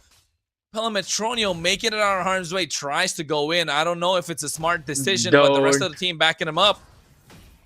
Yeah, he's gonna be safe as well because Tiso was there to try and figure out where Pagu's gonna be. That's a smart move again. Not really missing out on his cannon minion. That's a big play from Pelmetronio. Even though people might consider that's just one minion, trust me, for a gold laner, every single one of those minions matters, specifically if it's a cannon one. Giving you 130 plus gold out there. Do not want to miss out on that. And that also means that Wicked will not have a very comfortable lead against Pelmetronio in that lane too. For now, 600 gold. Yeah, he's in the advantage too. But you can already see the itemization coming in from Pelmetronio. He is focusing down his first item. And that is going to be the cross erosion strike. Yeah, missed out on that one. For some reason, I had the crossbow of Tang on my mind. And I was like, why am I thinking of 1-1's ultimate at this point? I mean, heavy crossbow of Tang, corrosion sight. And they also that actually you might have been because of the crossbow kite. I think that's the small item that's been made for the corrosion sight, right? So maybe because of that. So if I'm not wrong, is it called a kite? I don't know. We'll look it up. But here, I mean, Tiso so far just going through, doing Cho things. GLaDOS QT has a lot more pressure this time. He has to dish out the damage when he's playing the Kimmy, right? He's also running on the weakness finder as well, so that's going to mean a bit of an extra slow on the other side, which you might not expect on some of those awkward timings. So it could eventually help them out, and he's feeling a bit more confident on this Kimmy right now, to be honest. I'll have to say, as compared to Zushin, he's been doing a better job now. And again, Fury of the Phoenix coming in, it gives out the vision that everyone is on the turtle side, so they're going to trade it away for the goal towards the top lane. Oh, Tiso tried to go for a play, but I don't think it was the right target as well. No backup being provided, just making sure his presence is felt. Both the teams are dominating one half of the river, which is absolutely crucial because it shows that they are able to open up the map a lot more. And Wicked just completely ignoring the top side, coming on the bot side, trying to make sure they shut down Laito as early as possible, knowing that he can be an absolute menace with his Phobius. Yeah, and also making sure that Wicked gets that farm too early on. They made sure that even on the Kimmy, he is having that support right now, but the purple is being stolen away. Orange has given the vision. Yeah, it's been stolen away already, but you can see on the top side, Pelmetronio is hacking away at the tower, one shot, one arrow, and one spear at a time. But here, Tiso, Orange Bob catches them. Oh, he goes for the play. I think a little too late with a shot call. But the Purify coming through for Pelmetronio, making sure he survives. SOD to connect as well. Tiso, I'm not really sure if that was the right play. Went for the conceal so he can make it out of harm's way. That felt a little disconnected, didn't it? It was very disconnected. Tiso wanted to go for the play. Rest of the team decided not to. They were too far behind.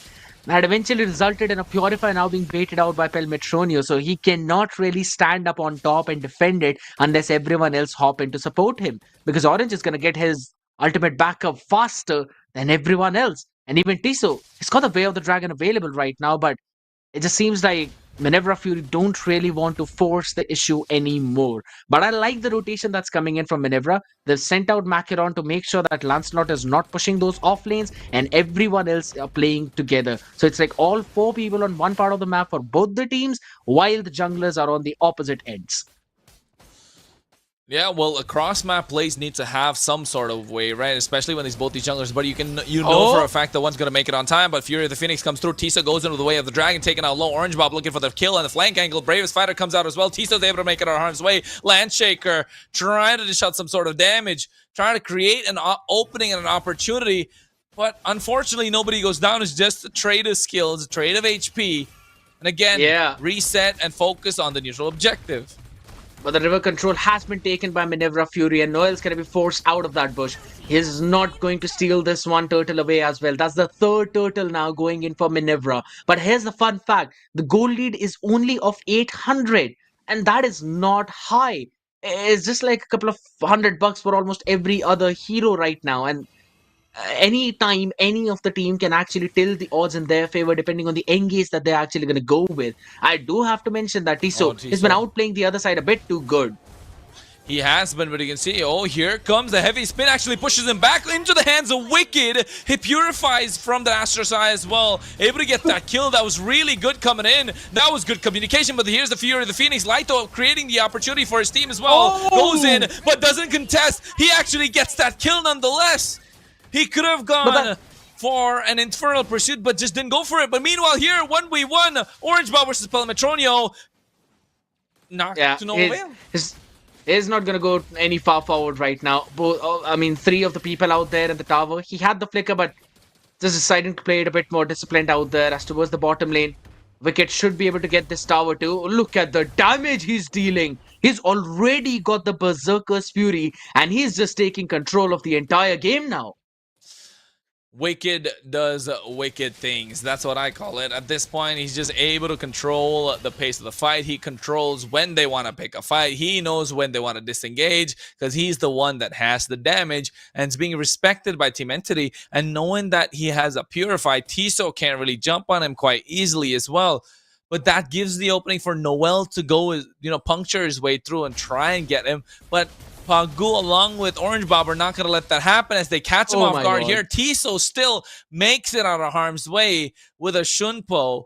So Minerva Fury and Team Entity, this is a really nice battle. It feels like a chess match, doesn't it? It absolutely does. And to be honest now, I actually want to have a look at the itemization of Tiso because I'll be honest, he needs to force down a plate armor instantly and he gets bursted down at that very second. Just as I was mentioning that he needs to focus on the blade armor, just because he's just eating up so much damage right now, man. He is. I think he's probably has himself, one of the Dreadnought armors to try and move into an anti-cuirass. But here you can see they're blitzing away at the Lord. Pagu's not making sure to try to get in. But here comes the heavy spin. Noel gets caught out as well. And I think he tried to steal it. Oh, wait, he did steal it away. Pelmetronio did. No, who stole it? It was Noel only with the execution line from the Thorn Rose. He stole it and now they're going to push through the mid as well. Oh, but here he goes for the Way of the Dragon, able to find the play, but Pagu goes into with a combo, and now Laito with the Infernal Pursuit, catching them one at a time. Pelmetronio comes into the fray as well, and now looking to take them down, but here comes the Raging Slash from Orange Bob, as Wicked says, you know what, you got yourself the Lord, I'm kind of pissed off, and I want to get the kills, and he gets ham with them, still able to survive thanks to this lifesteal from the Haas's Claw. Yeah, I mean, that's again a smart micro play out there because the burn would have taken him down. So he just got that one basic attack landed in on the purple buff to try and sustain through all of that. But they're going to lose the towers out there in mid as well as the top and the bottom. that means they will lose their own jungle access now. Having a quick look at the itemization, Sky Piercer, glowing one for the Kimi, now moving into the concentrated energy. But on the other side, you already have a radiant armor, you already have a blade armor for Laito. He's gonna soak up every single piece of damage on his face, and 7,500 gold already for the Moscow. The Holy Trinity is up. Now he's going to focus down onto the Wind of Nature as well. Once he completes that, he will go ham in front of Wicked. That Trinity is absolutely important, right? That Trinity is the one that will dish out the damage for them. So Pelmetronia has it. He doesn't need stacks. He doesn't need skills. Moskov just needs one bit of an opening, and then it's going to be disaster on the other side. It's going to... Will the clutch come through? That's the important part, because here Noel is level 14 while Macaron is 12, but the gold lane exchange the same as here. Fury of the Phoenix comes out for a play. Wicked, man, he is moving fast at this point. SOD connects, but he does not want to extend the threat.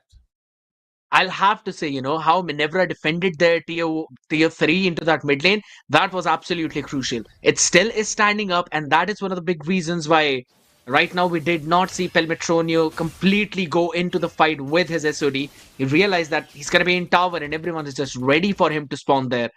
And also his team just decided to go back and retreat. Wicked has picked up his own Wind of Nature. Now that can tilt the favor of this entire fight in his favor, because again, there's a lot of physical damage on the other side. Noel, Pelmetronio, Laito.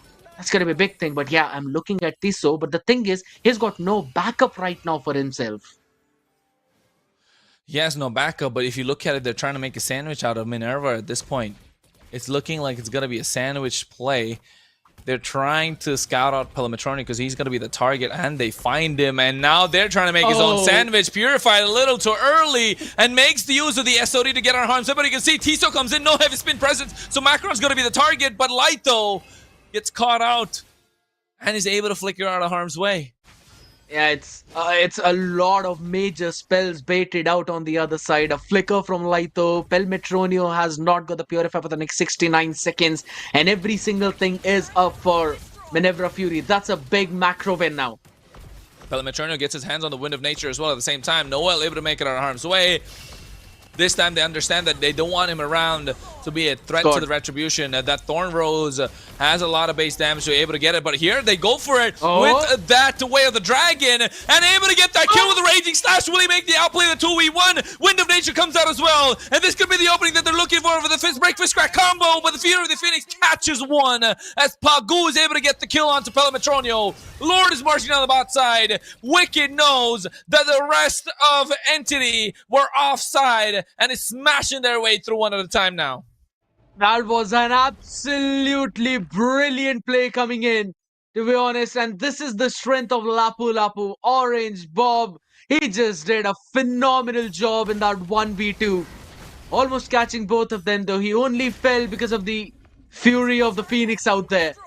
But they still have enough to maybe go for this defense, but they'll be down to their inhibitors now. Entity are struggling and they're on the back foot. Yeah, Wicked now going one at a time. Gets himself that inhibitor. Lord is still standing with about 20,000 HP. No minions means they cannot push, but you can see on the top side, Noel garnering the attention of the rest of Minerva Fury, and now they have to back away because they do not have any sort of minion waves. And again, Tiso is always threatening the back line with a Flicker Way of the Dragon, Flicker Jeet Kundo combo. But this Cho, yes, he's been moving fast. He's been absorbing a lot of damage. He's trying to get out, of difficult positions. But in terms of playmaking, he's been underwhelming, hasn't he? I was about to say the exact same thing. He can't seem to make a set for his own team now. And one of the big reasons is... Hold on. Speaking of set, you can see the Fury of the Phoenix comes out. Oh my god, Ryos QT has a lot of damage. He gets his kill on the Tiso. But Wicked, 1v1 against the Assassin. It's actually a 1v5. He purifies. He gets his hands on Laito. And now looking at Pelmetronio. Yes, you have a Wind of Nature, but that's why you have a Kimmy. It's magic damage. They can't do anything. But look at Pagu. He goes in forward. He wants to base Crystal. And now they get their hands on the mid lane inhibitor at the same time. Wicked is so low, but swaps his item for an immortality. And now gets his HP back up thanks to the Hostage Claws. The base Crystal is left exposed, and the damage is dishing out way too much. He survived thanks to that, but there it is. The Random Execution gets a shutdown, and now they're able to get Wicked, and that means the rest of Minerva Fury will back away, respecting the damage that Team Entity can bring in. Holy smokes, it took every single thing in them to try and defend with that one. They threw everything they had except for the kitchen sink out there. And man, oh man, Wicked, the play that he made up in that top lane near the inhibitor, absolutely mind-blowing. To be honest, you would never really expect a Bruno to dash in that far forward though, but Noel forcing out the heavy spins. Yeah, you can see he already baited out, but at the same time, Orange Bob goes in for the land shaker, and he's trying to use the Raging Slash to get Pelametroni, and he gets it indeed. And now they find another. Noel goes down. GLaDOS QT is absolutely pulling his weight, making up for what happened in game number 1 with this Kimmy 5-1-4. You talk about Wicked, you talk about Sensei, but GLaDOS QT, yes, he's a substitute, but by God, he's putting on a display. And look at Wicked. He understands that Tiso trying to cut the wave, but making sure that doesn't happen. And now Pagu with a concealed play coming through, Macaron, making sure the rest have to be separated. And you can see the land shake of the Ravens fighter coming out, but it's all to no avail as Minerva Fury will take game number 2. It's gonna be a long You know what, guys? Back in the production, I'm actually gonna give you one for that one. That's actually very solid. That's actually very nice. This is so like cool, it. bro. It is goated stuff. I love it. But to be honest, what I love even more is the fact that Minerva Fury pushed it in game number 2, and now we'll at least have game 4. I absolutely loved how they played this one. Wicked was so on point, yes, but GLaDOS QT on the Kimmy, my guy was playing a different game. He definitely was playing a different game, right? He was putting on a display for us, and my God, what a way to show up. And it all came down to a slight bit of mistakes that was made by Team Entity at the same time. I think I was talking about how a playmaking single target hero would be nice, but this Cho was really underwhelming in terms of the team play. Everybody else, yes, there were moments where they could do things. Yes, Pelametronio didn't show up as much as we'd like him to, but then again, it's a Moskov. As long as he has the farm, as long as he's present in team fights, you're always bound to win, no matter what happens. But here, I think the Cho is just doesn't feel like it really had any sort of role in the entire game, apart from trying to bait out a couple of skills. You saw the way of the dragon hit, but again, not so crucial, not so overwhelming, didn't make any impact, any lasting impact, rather. One of the biggest reasons for that was the fact that there were 2 purifiers being run on the other side, both in the hands of Wicked as well as in the hands of GLaDOS. Now, you can try and make a play onto them, you can bait out the purifier, but that will put you in a very awkward position. And then you'll also have, the Akai with those heavy spins to try and push you even further back. Lighto can't do anything to try and help you out in that situation, right? If you'd have a Gutout Catcher, maybe with the avatar of the Guardian, you can jump in the backline, you can support Tiso, and then you can try and make a play something after that. But if you're a Phoveus, you heavily rely on your Flicker for that mobility, that Flicker S2 combination which we normally talk about. Since it was not really occurring that frequently, you could not bait out the purifies on the other side. That was one problem coming in for their composition. And then secondly, I mentioned how Macaron needs to use his heavy spins independently of the Lapu Lapu with the Raging Slashes, because he needs everyone to be together while heavy spins pushes them away. They did exactly that. They made sure that Noel was pushed off from those neutral objectives, while every time Tiso tried to make a play, he would just heavy spins him into a very bad position so that he cannot make any play. I don't personally feel that it was Tiso who was a bit underwhelming, but it came down to this draft itself from Minerva Fury that made the Chow look underwhelming. Yeah, it just, I mean, you could say that someone made it look underwhelming, but regardless of the opposition trying to make it look underwhelming, of course they have to do their part, but it just felt like this Cho had basically no impact whatsoever. It was just a complete, I don't like to say zero, but like, hey, this was a complete zero impact, because what did Cho really pull off in this game? Right? Like, I don't see the point of having... Yes, I see the point of having a Cho, but the Cho had zero impact whatsoever. I absolutely agree. Yes. Joe was not able to have the impact that we really wanted it to have as well. And it falls down to the exact same scenario right now that, eventually you would want that show to have a bit more free hand, maybe someone else baiting out the Purify and then him giving you some of those setups properly. But none of that happened. And one of the big reasons it falls down to the same thing is that those Purifiers on the other end have been so on point, and the positioning on top of that by Vlados, by Wicked, it was so very good, man. And every single time Entity tried to make a play on the side lane, which again, their draft is pretty solid at doing, considering they've got a Moscow, they've also got a Lancelot, who've got much more mobility if you compare it to an Akai or a Bruno. They tried to make those plays on the side lane. Lapu Lapu was always there trying to save that extreme far lane. And I think so that was also one of the big reasons why there was no other objective win coming in from the side of Entity on those other ends. Well, all said, it's done and dusted. It's 1-1 now. Back to the drawing board. It's now become a best of 3, if you ask me.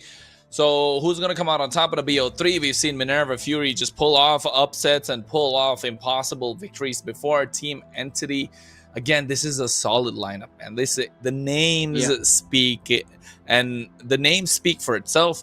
And when you talk about these names, they kind of strike fear into the opponents of whoever they're facing, any European opponent at that point.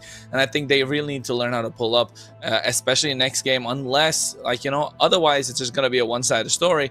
Even knowing that they had the opportunity to grab a game while Vladus QT was playing, no shit to Vladus QT. He's an absolute brilliant mid laner, but the synergy that they built up with Sensei is something of a different story.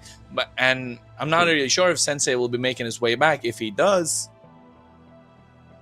I mean, what are we thinking? Maybe things would be a bit more different out there. Yes, I agree, because the impact that he had yesterday, there were multiple moments where I was actually thinking that maybe Sensei was overextending a bit, maybe he's going to be taken down. But the synergy that he had with Pagu, specifically when Pagu was playing Mathilda and Sensei was playing the Zushin, my goodness, it was so very good, to be honest. The plays that they were constantly making, I was just absolutely enjoying it, because he was really pushing Zushin to its absolute limits against a composition of a Kimi, Masha on the other side too. So yeah, Sensei, he basically brings his own aura when he hops into that game itself. But to be honest, with the way how Minerva Fury played with Vladossi on that Kimi, I'm pretty sure that this time around we are either seeing a Kimi ban from the other side, or maybe Entity are going to pick the Kimi up to try and deny. But that's really not going in the hands of Vladossi now. Yeah, that Kimmy is definitely one pick to watch out for, right? Because instantly when the Kimmy is available, the Yi Sunshin's available, again, the threat of a triple marksman composition is just going to be present. So this is something that teams really have to avoid. We've seen it happen to the global meta before. It is triple marksman that kind of run this meta game right now, especially in a 5-minute tournament setting. Triple marksman for the win. If you don't get the third, you're happy with 2 because you have two damage outputs coming in with DPS.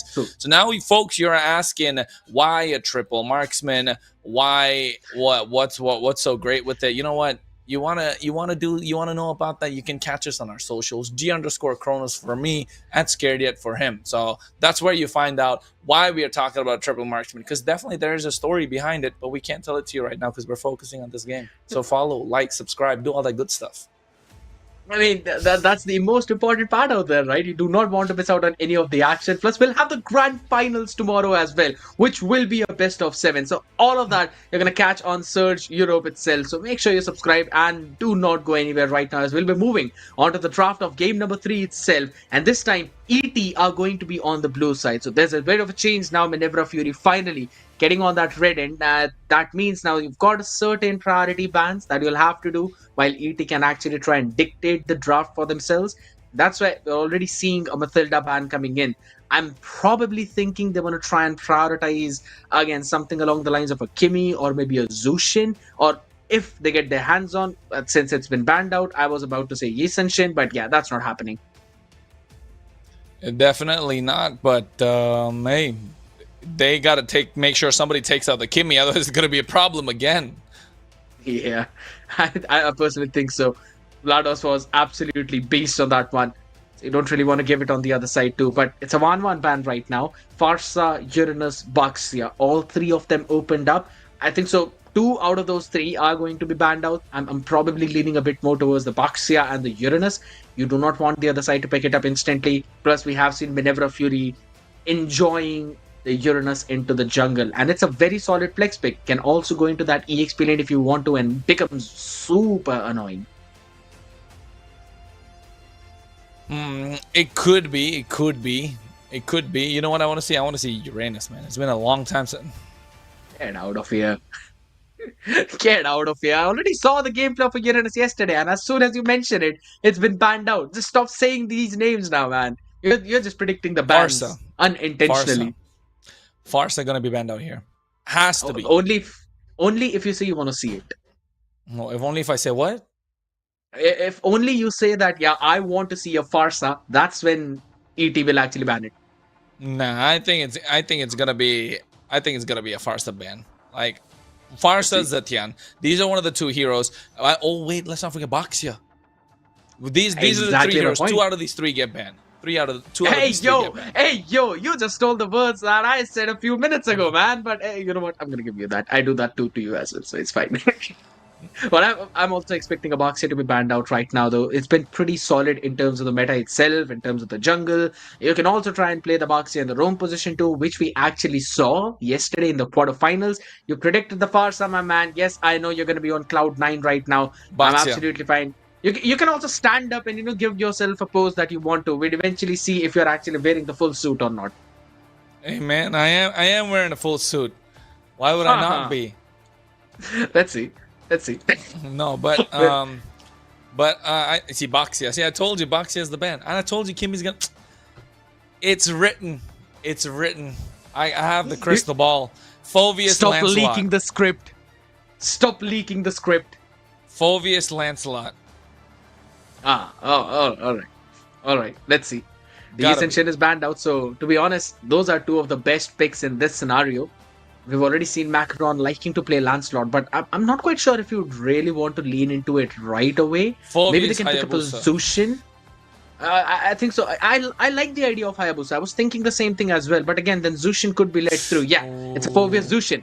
I was thinking in the similar way that maybe they're going to pick the Zushin now, but ET have the opportunity to either choose between a Hayabusa or they can choose a Lancelot. Either one of them would work really well. We have seen Zushin facing a bit of problem, at least against the Haya. You know what? I just noticed it's not. Why I thought it wouldn't be a Jushin is just because Sensei's not playing, but hey, Sensei's back for this game. So we're not just talking about any Jushin here. We're talking about Jushin coming in from Sensei. So it's gonna be super tough indeed. And on the other side, you're looking for a Haya, yes, but I think it's a slight too early. Maybe go for the Lapu Lapu and then maybe double down on a Moskov this early on if you want to.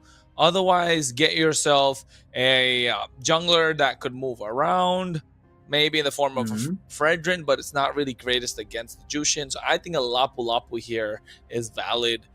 With or a Gatot. Oh, Gatot. Oh, wait. They go for the EXP and Rome at the same time. A Gatot Kacha and a Glue. Just because of the fact that a Jushin's already picked up in the mid lane and they can't go for the Faramis. Absolutely. I like the idea as well coming in from their side. Picking up that clue early on too in the first phase and understanding that both of them could be banned out potentially in the next banning phase too. I'm absolutely enjoying this kind of draft though, but now it falls down onto MIF. All right, they actually prioritize the Granger early on for Wicked now. It is interesting, but I'm not quite sure if I'm a big fan of it considering there's a Gatot Kacha on this other side, but more than that, a Glue on the other end. So I'm pretty sure it's going to be struggling out there at least. And there's also an opportunity of an Erithiel being picked up. So I'm pretty sure Minevra are going to ban Erithiel and a Moskov. Man, they got to ban a Erithiel and a Moskov. But knowing them, they'll be like, hey, we got Wicked. But hey, they still ban out the Erithiel. Moscow's got to be next. The Zetian doesn't really need to be banned out because they both know the Kimmy as well as the Jushins are going to go in the mid lane. So Zetian's taken out completely. I think Rome over here. Oh, wait, Xborg. I mean, he does provide a lot of true damage. It kind of makes sense. And I think it's probably a hard read. I think it's a hard read as well. Because if they went for an Xborg with an Angela, I think this Jushin is basically unkillable. Probably. Could be possible. They already have a pretty solid front line in terms of the 4VS as well, right? So, that's going to be one big thing. And yeah, you can actually pick up the utility roam in this scenario. So you can have that extra bit of mobility as well. Plus, you've got a pretty solid, beefy front line now up in front of you. Yeah, I'm absolutely down for it. So it's a pretty nice ban onto that Xbox too, and it's a Hayabusa ban out coming in from Minevra. I like the idea because yes, we were discussing the potential picks for ET. Hayabusa, I preferred it more than a Lancelot because Pagu can still try and outmaneuver a Lancelot, but once Hayabusa is on her with the Oogie Shadow Kill, he's Pagu is absolutely done for, or rather, Sensei would absolutely be done for that. So I like the idea though. Now the Badang has been banned out, so no pretty solid volley front line up as well. You don't really have that. It's gonna fall down onto them. There's still a possibility of an Arlet being picked up for Pagu.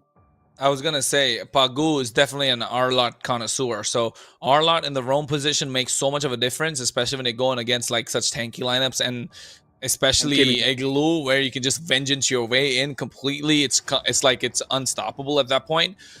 So I could still see a Arlot come through.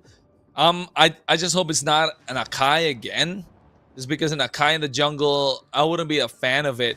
But here they definitely need someone that can melt people down. They need some sort of true damage. They get themselves a Hilda. So trying to fight early game aggression with a little bit more early game aggression, trying to invade the jungle. But we saw this tried in game number 1. It didn't work out in their favor. Entity know how to play around. Exactly.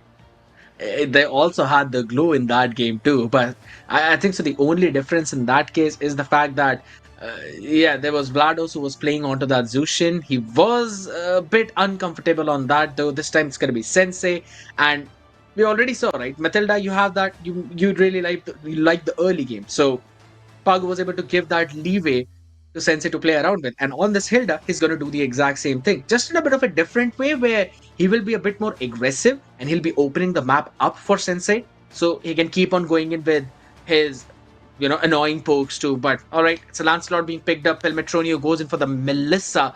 That's an interesting one out there. I understand not really willing to pick up Moscow in this case, but I was actually hoping for either a Bruno or maybe, if you feel a lot comfortable, then you could have gone for a Claude.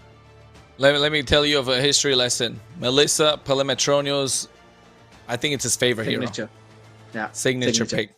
It's his signature pick. So, and also knowing that there could be an assassin coming in from the other side, they pick it up. I think it's a hard read as well from their lineup.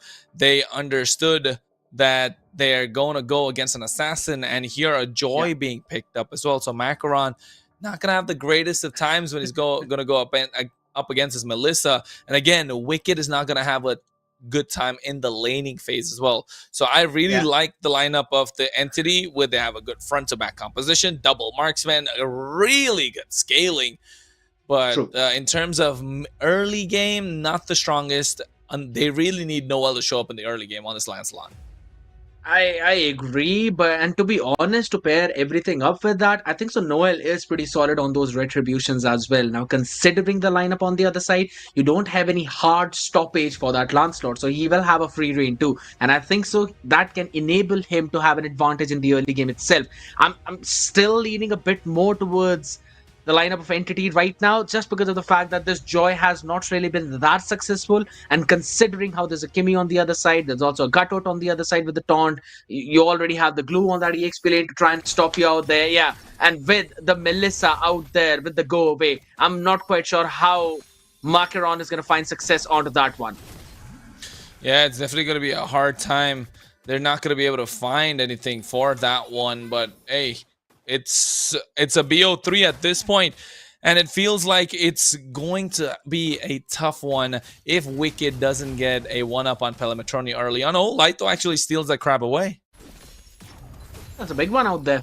Just making sure that he's got that extra bit of EXP as well for his team, and in the meantime, Sensei, he was the one who was having a bit of damage out, but still was not really able to clear the minion wave without the help of Pagu. Now that means Pagu needs to stay with Sensei to try and get that river control, maintain that river control. And it's constantly going to be that poke, just being out of that small range. So I think so. Apart from that EXP lane matchup, this is one of my next worst or rather hated matchup in mid lane. The Zushin against Akimi. They're both just going to stay out of each other's range and they're going to try and trade blows and no one's going to catch anyone. Hey, that's how it works, man. You want to stay out of each and everyone's range so that you can make things happen for your own team. And that's the way the cookie crumbles, because Enzo over here, he knows what his team needs, and so does Sensei. But I just hope Sensei had a good bit of a warm-up before he came in, because if he's just coming in, I think Entity will be looking to put the pressure on him and just try and take this game by storm. Highly possible as well. You could already see their aggressive stance out here. Constantly in that mid lane though, but a good zone coming in from Sensei, making sure that he misses some minions. Oh wait, you can see the Thorn Roars come through as well. Here comes the Infernal Pursuit. He's trying to go in. Orange Bob is able to get first blood onto Tiso as Pagu is traded by Laito as well. Noel seems to be going down.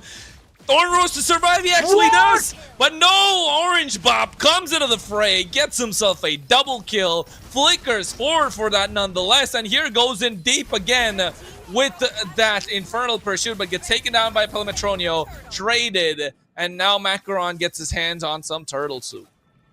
Finally, I did like the idea of Orange Bob out there going in, taking him down, or committing the flicker as well to make sure that Macaron is actually going to get his hands on Turtle freely.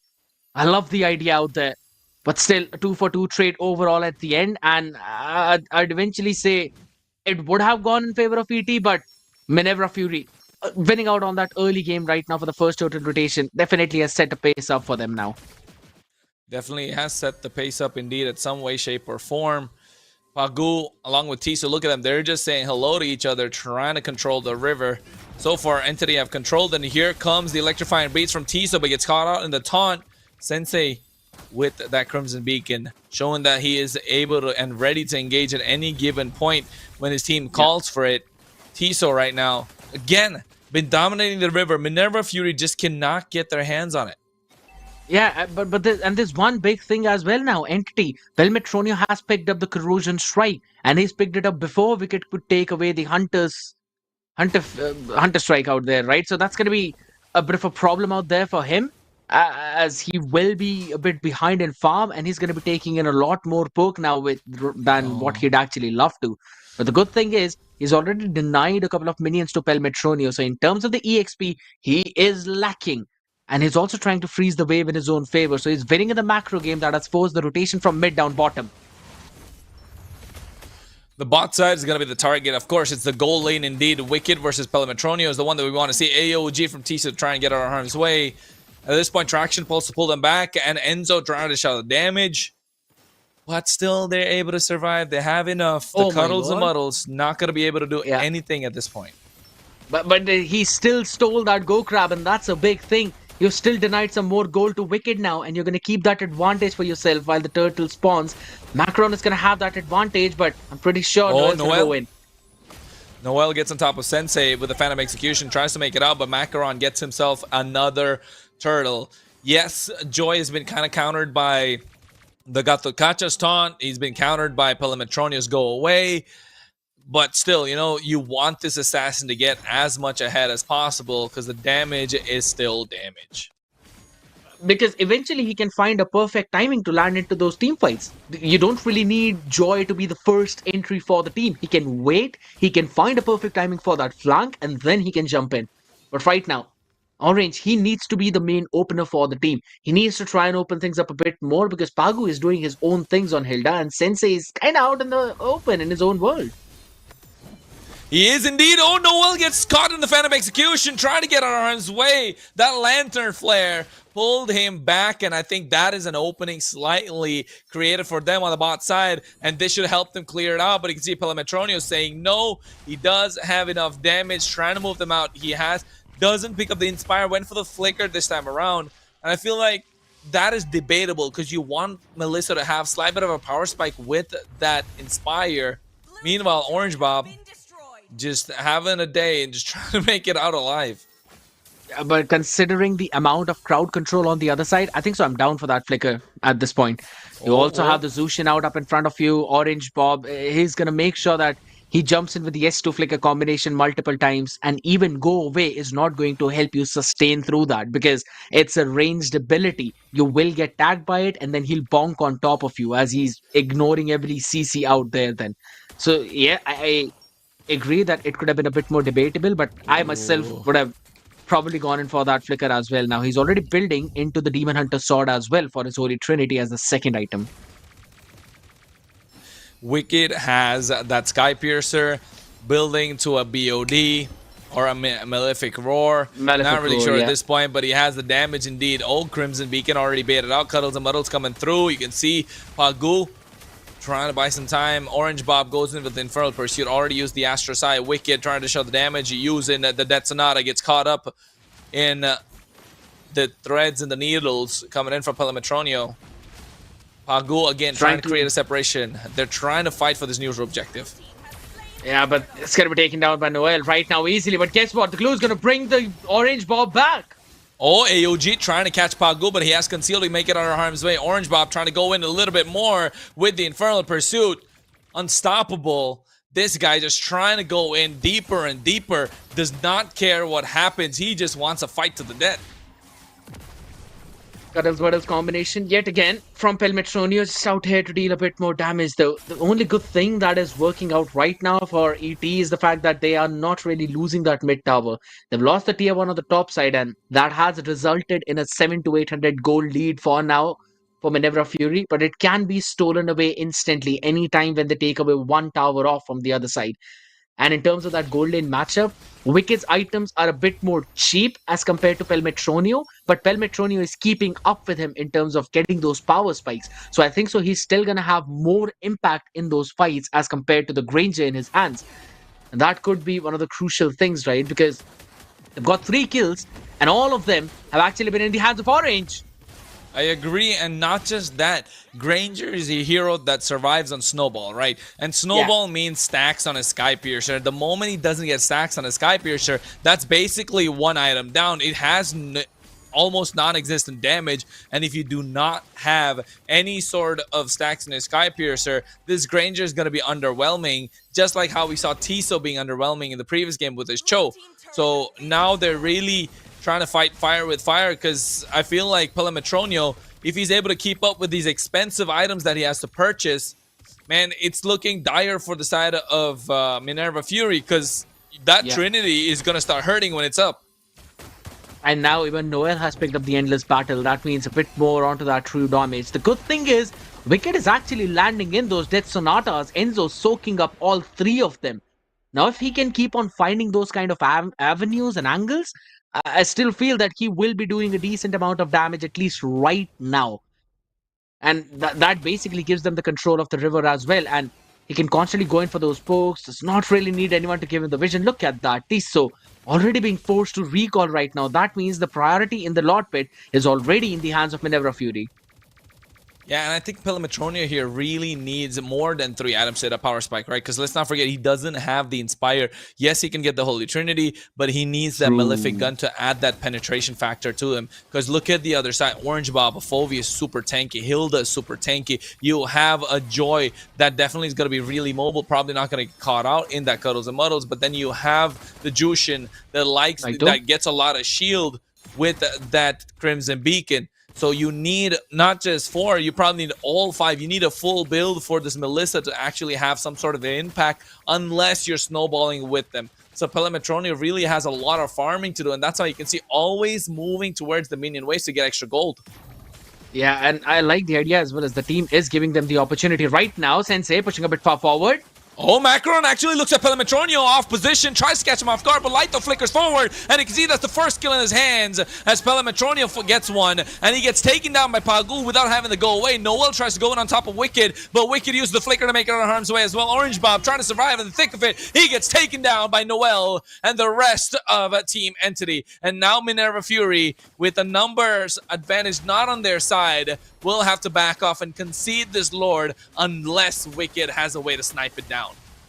Yeah, and Pagu is also trying to open things up for him, but there's always Enzo standing up in front of them as well. Noel, though, is pretty low because of the Lord. Oh, that's a jungler that you don't want being low, but here comes the rest of the cavalry for the side of Minerva Fury, and now having the damage is being dished out. Wicked left untouched. He does not have the, that's not a no passive, no energy. Noel tries to make it out of harm's way, and you can see the rest of Minerva Fury want to break loose and try and break them down. Noel super low, and so are the rest of Entity, but they make it out, and Wicked only gets a purple buff to trade. How the heck did everyone survive on the side of ET? That is a big play. But Tiso, his A-okay. His A-okay. He's fine, absolutely right now. But yeah, looking at the itemization coming in from both of these sides, some big items now. The anti-cure is being completed as well by Lito, so he's going to be taking a decent amount of blows now from Wicked before getting low and dangerously low, who already is now going in for that Sea Halberd for that extra bit of damage too, and getting that anti-regen on the other side. I think so that's a pretty solid item power spike for Wicked, but I personally feel that he's already reached his maximum power spike level. Now he's just going to scale a bit more down. The same thing could be said for Macaron as well on this Joy. They have cleared the wave, but as we are transitioning already in towards this later stages of the game, Enzo and Pel Metronio, this double marksman setup, is just going to burst through the front line of Pagu and Orange.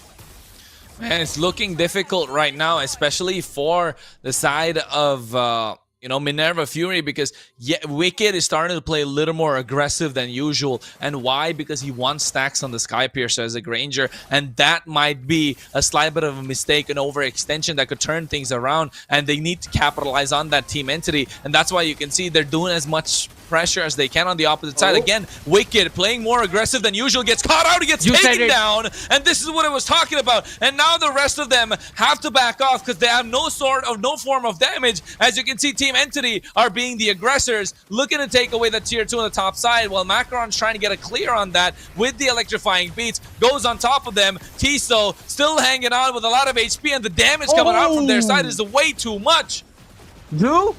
Look at his positioning, Lito. He's going to run away as well back to safety, though.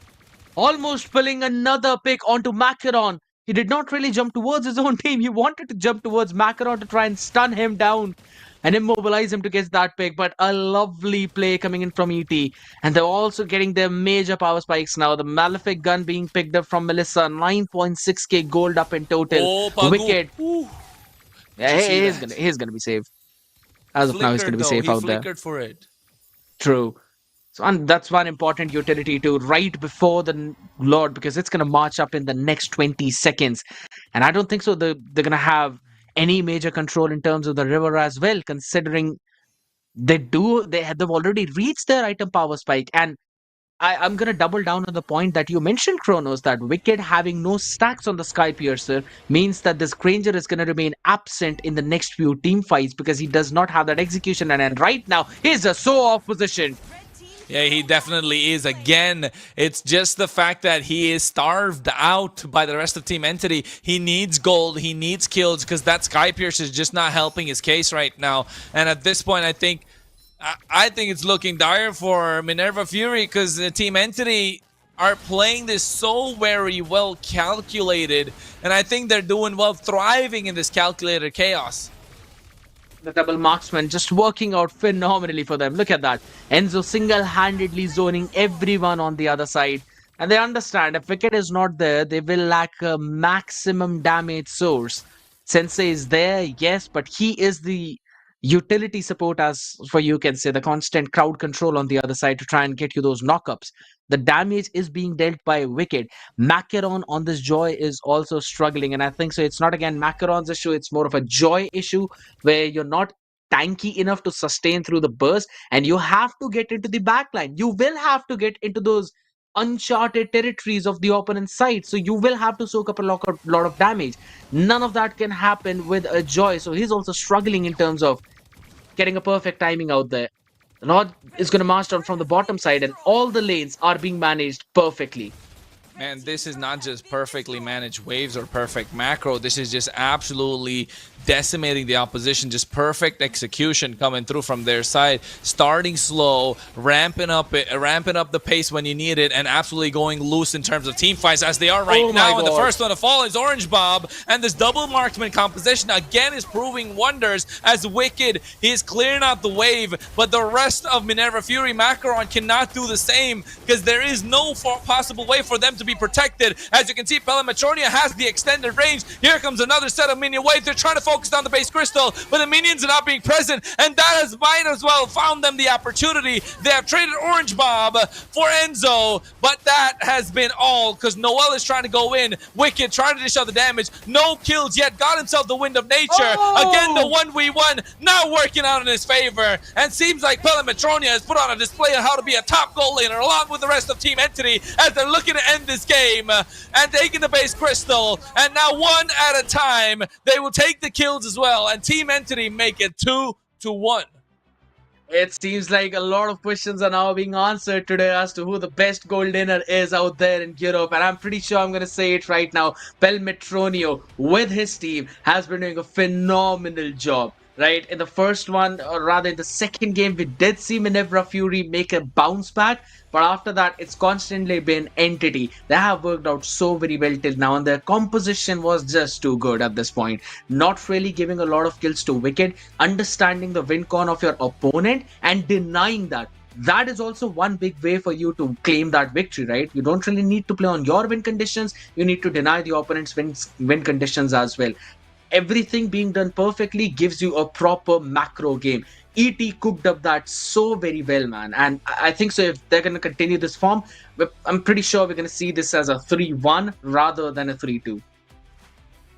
Yeah, and I think that 3-1 is what they'll be looking for, at least if they're Team Entity, because you do not want to give any sort of momentum to Minerva Fury at all. They're a team that's unbeaten throughout the entire, throughout the entire run of this tournament, the EMC, and the winner, of course, of this entire series will go on to face Momento Mori for the grand finals and the better part of 4,000 euros as a prize pool, and that is game-changing for a lot of players indeed. Not just the fact that it's a lot of money on the line, not a lot of not just that. It's just the fact that you get bragging rights and saying that you're the top team in Europe, right? That's what it is, and I think European players definitely need that stage. So at this point, I feel like Surge have brought that for us, but hey, Minerva Fury and Entity need to find a way to try and take the game and tip the scales in their favor, because Entity already have a slight bit of an advantage when it comes to this BO5. I mean, Minerva Fury was probably one of the most favored team out here from all of the audience out there. Everyone was thinking Minerva Fury will probably win it, or rather at least reach that grand finals. Now, seeing them stumble at this point, yeah, that's a bit of a struggle from their end now, but I'll have to give it to Entity. Their combination has been so well, specifically Lito, man. The way how this guy is playing on the glue, you just look at his own positioning. Not just he's also confirming those kills, but he's also always on the face of Wicked. He's pushing Sensei back as well whenever his team needs him to. He's supporting them from the backlines. He's always there whenever his team is calling for his help. And I think so that has been one of the big differences coming in.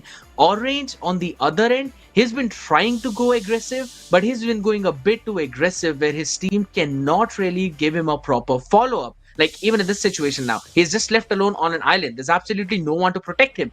Everyone was on every other part of the map. And I think so it's also, being brought into the scenario where we are seeing certain lack of communication from the side of Minerva Fury. Yes, and I think it's at this point, I mean, it's not just lack of communication, it's just at this point, it's just desperation, right? If you ask me, they were really desperate to make something work in this game. And Wicked not having a single kill on a Granger, right? That's the whole point. Yes, it's okay if it was on any other goal laner, but on a Granger where you're really reliant on the amount of stacks that you get from the Sky Piercer to dish out a lot of damage to create that snowball effect that you want, not having that just could prove a little difficult for your team to try and pick up the victory, because at that point you're really -1 item. Yeah, I mean, it's going to be pretty difficult for their side now. I 100% agree. There was a point when I was thinking now in that previous game, I was actually expecting Wicket to sell his Sky Piercer and make a Blade of Despair as well. Maybe so that he can at least get a bit of extra damage on the people who are down or low in 50% of their HP. That just surges your power spike instantly. But again, that item is also pretty expensive, 3,000 plus gold overall in total, which you did not really have the time to farm.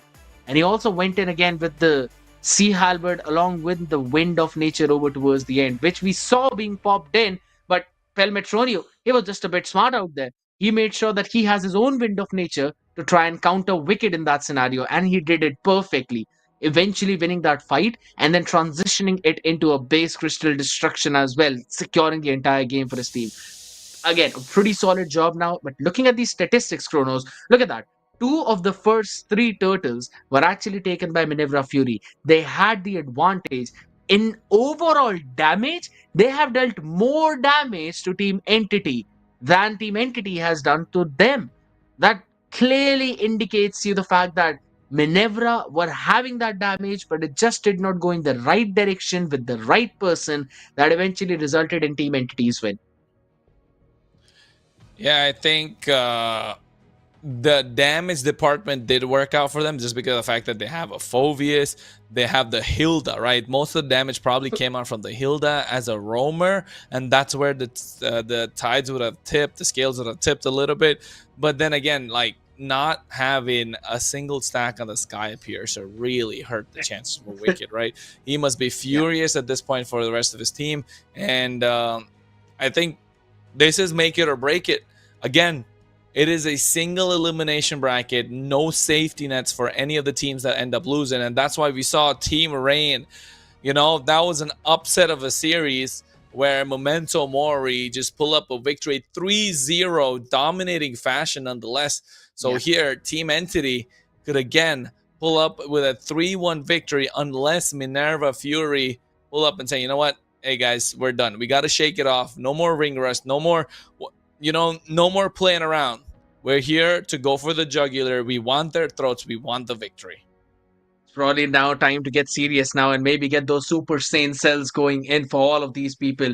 With the way how it has been going in right now, it just seems that Entity is going to take this entire series away. But yeah, I'm pretty sure we both agree that no one wants to see that happen instantly. We want to see a game number 5. We want to see everyone push it all the way far forward out right now. So it's going to be a big task. It's going to be a big ask as well for the team. But to be honest, if there's any other team that can actually push against Entity, then it is going to be Minerva Fury. They've got all the players, they've got every single piece of tool that they really need to try and force this into a game number 5. But it's going to require everything as well at the same time, considering how Metronia again on his classic Melissa pick, it's worked out really well for him. He did not really need it to be there always for the early game, but he still was. He was keeping up with Wicket in terms of those itemizations as well. That eventually enabled his team to play a bit more aggressive, a bit more freely. They didn't really need to rotate in the goal lane multiple times. And since Melissa, you'd really want someone to be there to try and babysit Melissa, but Pelmetrodo did not ask for it. He was having a fun time in his own lane. That has given you extra members to move around on the other parts of the map too. Sensei tried to have his own game where there was a constant exchange of damage with him and Kimmy, but it did not really work out for him as well. Again, 0, 0, and 4 onto the Zushin, not really dying out there, trying to give the support as well, but they just did not have enough damage to try and brute force their way through this entire lineup. And let's be honest, Macaron on the Joy. I'm not going to say that Macaron was the one who was really fully struggling out there, but it was the Joy as a pick, which I personally did not like that much. Yeah, I agree. I think the Joy is not a great pick in that situation because I think it was a pre-planned kind of draft, right? They were like, okay, we got to go for the Joy. And then they didn't notice that a Melissa was being picked up. A Gacha was picked up at the same time. So it was just a complete counter to whatever assassin would have been brought in. So at that point, it could have been better if they went for a slight bit of a tanky jungle route, a fighter maybe nonetheless. So Alpha, I think Fredrin so. would have still have been okay, right? Because there was no Jushin on the other side. Yes, there was a Kimmy, but I think it's just the fact that it just didn't work with the Joy, right? Joy's kind of fallen off. Yeah. I think we can all agree with the fact that the Joy has fallen off in the current meta. I agree 100%. And I think so. I'm going to say that Fredrin again would have been a bit more on the receiving end. At the same time, Alpha could have potentially been a pick for your side because you need someone to burst through that tanky front line as well in the form of glue. You get a bit of an AoE as well with your Alpha charge. So I think so. You can close in that gap as well to try and reach Kimmy in those situations, or at least force the Kimmy to try and utilize some skills to go on other places, not really just constantly poking orange out there on that Phobius. Few other things that could have worked out, but could have, would have, should have. We're going to leave that all behind right now, as this is potentially the last chance for Minerva Fury to try and pull themselves back up, ladies and gentlemen. It is game number 4 now. Things are getting fired up. We're getting excited out here. The Gadot Kacha being the first ban as Minerva move back to the blue side. Yeah, they get themselves the blue side again, and I think might be a difference maker. So far, blue side has not been good today, right? So far, blue side has not been the winning side, just because of the fact that first game Minerva Fury was blue side, Entity won. Second game they were on the red, I think they won, and third game now Entity ended up being blue side. They were the ones who won. So Minerva Fury not looking so good on the blue side, just because of the fact that blue side just not been working after the first series. So here we're looking at Boxia being banned out, Agathot Kacha taken off the table. 1-1 definitely has to go, has to be respected at the hands of Wicked. Farsa is a hero that looks to be taken out here unless Sensei wants to pick it up for himself. No, he doesn't. Farsa is off the table. A Uranus coming out from the side of Team Entity. First pick probably going to be that Kimmy. And then on the other side, maybe a Phovius with Noel's been playing the Lancelot well, so I wouldn't be surprised if it went for a Phovius Lancelot again, unless they went for a Jushin on this side and then they get a Phovius and Kimmy. You may never know, man. So most of that thing is going to be left out there for the surprises for the next few phases too. But to be honest, this entire draft is kind of reminding me again back of this game number 1 and how things went in that specific game, right? The Gadot Kacha as the first ban, then the Boxia, then as well as the Farsa. We were discussing right in that game number 1 how Minerva could have picked up the Gadot for themselves for the third pick, but since they themselves banned it out, they did not really have that leeway as well. So I think so it's kind of falling into the same category right now for ET though. Again, that Mathilda being banned out, the 1-1 being banned out. I think so they can try and prioritize the Zushin if they really want to, but nah, they're going to stick back to the Uranus. They don't really want Macaron to have that advantage onto that one pick for himself. I kind of like the idea of how it is going in. So I'll have to see that first pick now. I'm pretty sure that they're going to either lock in the Phobius or they're going to lock in the Zushin. It could still be a Yi Sun Shin though. It has made its way through. Oh, wait, Yi Sun Shin's made his way through because of the Gadot Kacha being banned out. You're right. This could just completely turn the tides. Like, a Yi Sun Shin first pick, gotta come through. Yeah, I was gonna say, like, you cannot let this hero go through, man. 46 bans. Sheesh. That is almost 100%. That's almost 100%. I'm absolutely down for it. I absolutely love it. The Yi Sun Shin locked in instantly, but that also gives the Zushin pick on the other side, Phovius pick on the other side as well. You can try and pair it up with the Badang too, but they're going to lock in the Kimmy as well as the Lancelot. Now, Entity, they really want to go for the comfort. They know Enzo has been winning against Sensei in the mid lane matchup, and if it's not winning against that lane, he's making sure that he's at least going, 50-50s, not really letting Sensei take control. So they're going to fall back onto the same plan and keep the Lancelot to steal the neutral objectives away rather than landing their blows onto Macaron on the Yi Sun Shin. But I'll have to say, dude, it's going to look pretty bleak if Macaron keeps on farming the way how he has farmed till now in the previous few games. Hey, but with the Yi Sun Shin, it's a hero that you definitely want to farm up really fast, right? Yi Sun Shin's a farm hero. One of my favorite hero in the game. Yi Sun Shin is a hero that needs to be farmed up really fast, and you want to get at least 2 levels advantage. It's similar to a Nolan's win condition, right? You want to get 2 levels advantage and try and get as ahead as much as possible. And yes, he's an assassin, but he's also a marksman. That's why he's lethal in the late game at the same time. So pairing up with someone that can create space for him, someone that can poke the opposition out, that's where he shines, and that's what Minerva Fury are doing. You get the poke as well as the space in the form of the Zetian and the Badang. So this is being set up for success. Macaron is going to be the primary carry. Wicked is probably going to be leaned into a secondary carry. And that's something Team Entity really need to find out quick. Otherwise, they'll be focusing on Wicked the entire time, but it was actually just a Wicked just taking the stage. Sorry, Macaron. Yeah. I absolutely agree. Yeah, it was Macaron again stealing the entire game from everyone else out there. But Wicked also had his own moments even in those games too. So this double marksman setup now that they're going to go with, it could be pretty deadly. Now to counter that, Enzo is locked in the 4vs. He's probably going to run on Vengeance this time around instead of a Flicker. Maybe. Again, maybe. It's not 100% surety out there though, but I like the idea of a Kalia ban. You don't really want to give a pick-off potential on the other side, also giving a bit of heal. So it's a good idea. And if they're going in that direction, they might as well want to ban out the Cho. But considering Tisso's Cho in one of the previous game was not really that, overwhelming. Rather, it was an underwhelming one. Yeah, I see that reaction out there, man.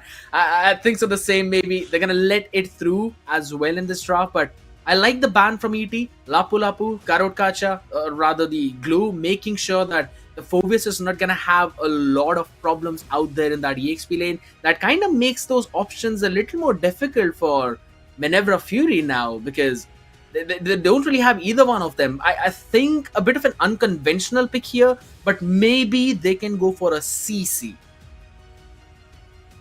No, Minerva Fury is not unconventional. I think the CC definitely makes sense. 100% it does, just because of the fact that you can counter the Phoveus in the lane, and you counter the Phoveus in the lane, you get on top of the Kimmy with a curtain call, so it definitely works out in their favor. So I feel like CC definitely is a great shout. You get enough poke down as well for the Eastern Shin to come and finish. Yeah, you're right. I think the CC is a great pick in the side of Minerva Fury. Just got to see how they're going to lock it down with the marksman. They take out the R-Lot, again, preventing any sort of lockdown that could come in from the other side. So Team Entity really need to start looking out for that CC here. Really, I'm looking forward as well for both of them, to be very honest now, to try and prioritize that. But this time around, again, you probably want to lock in your gold laner at this point. Erythiel, one of the best options out there, can counter every other gold lane pick that might eventually follow after that. So that could very well be a pick in this scenario. But we've seen how they like to keep Elmetronio's pick for the very last one, right? So maybe they can lock in a roamer. But what roam would actually work in this scenario? Now, that's going to be my big question. Do you think you want to go in with... I think so. That could work. Yeah. Hilda, Khalid. Don't forget, they played a Khalid as well. They want that extra bit of aggression coming through on their side. So I think Khalid or a Hilda would work well. Oh, guess what? They say no. We go for the Erythel, making sure that Erythel doesn't cross over to the other side. I like this idea. I absolutely love how they're eventually trying to go in for this scenario itself. And on the other end, now you got to try and pick your poison up, right? It's Erythiel, and you have an opportunity to try and go for a Granger maybe, or you want to lock in your more comfort. You can try and pick the Moskov, but I don't really feel a Moskov would be the best pick in this scenario, considering he'll be outranged by everyone, but they still lock in, and it's an Esmeralda pick for the last one.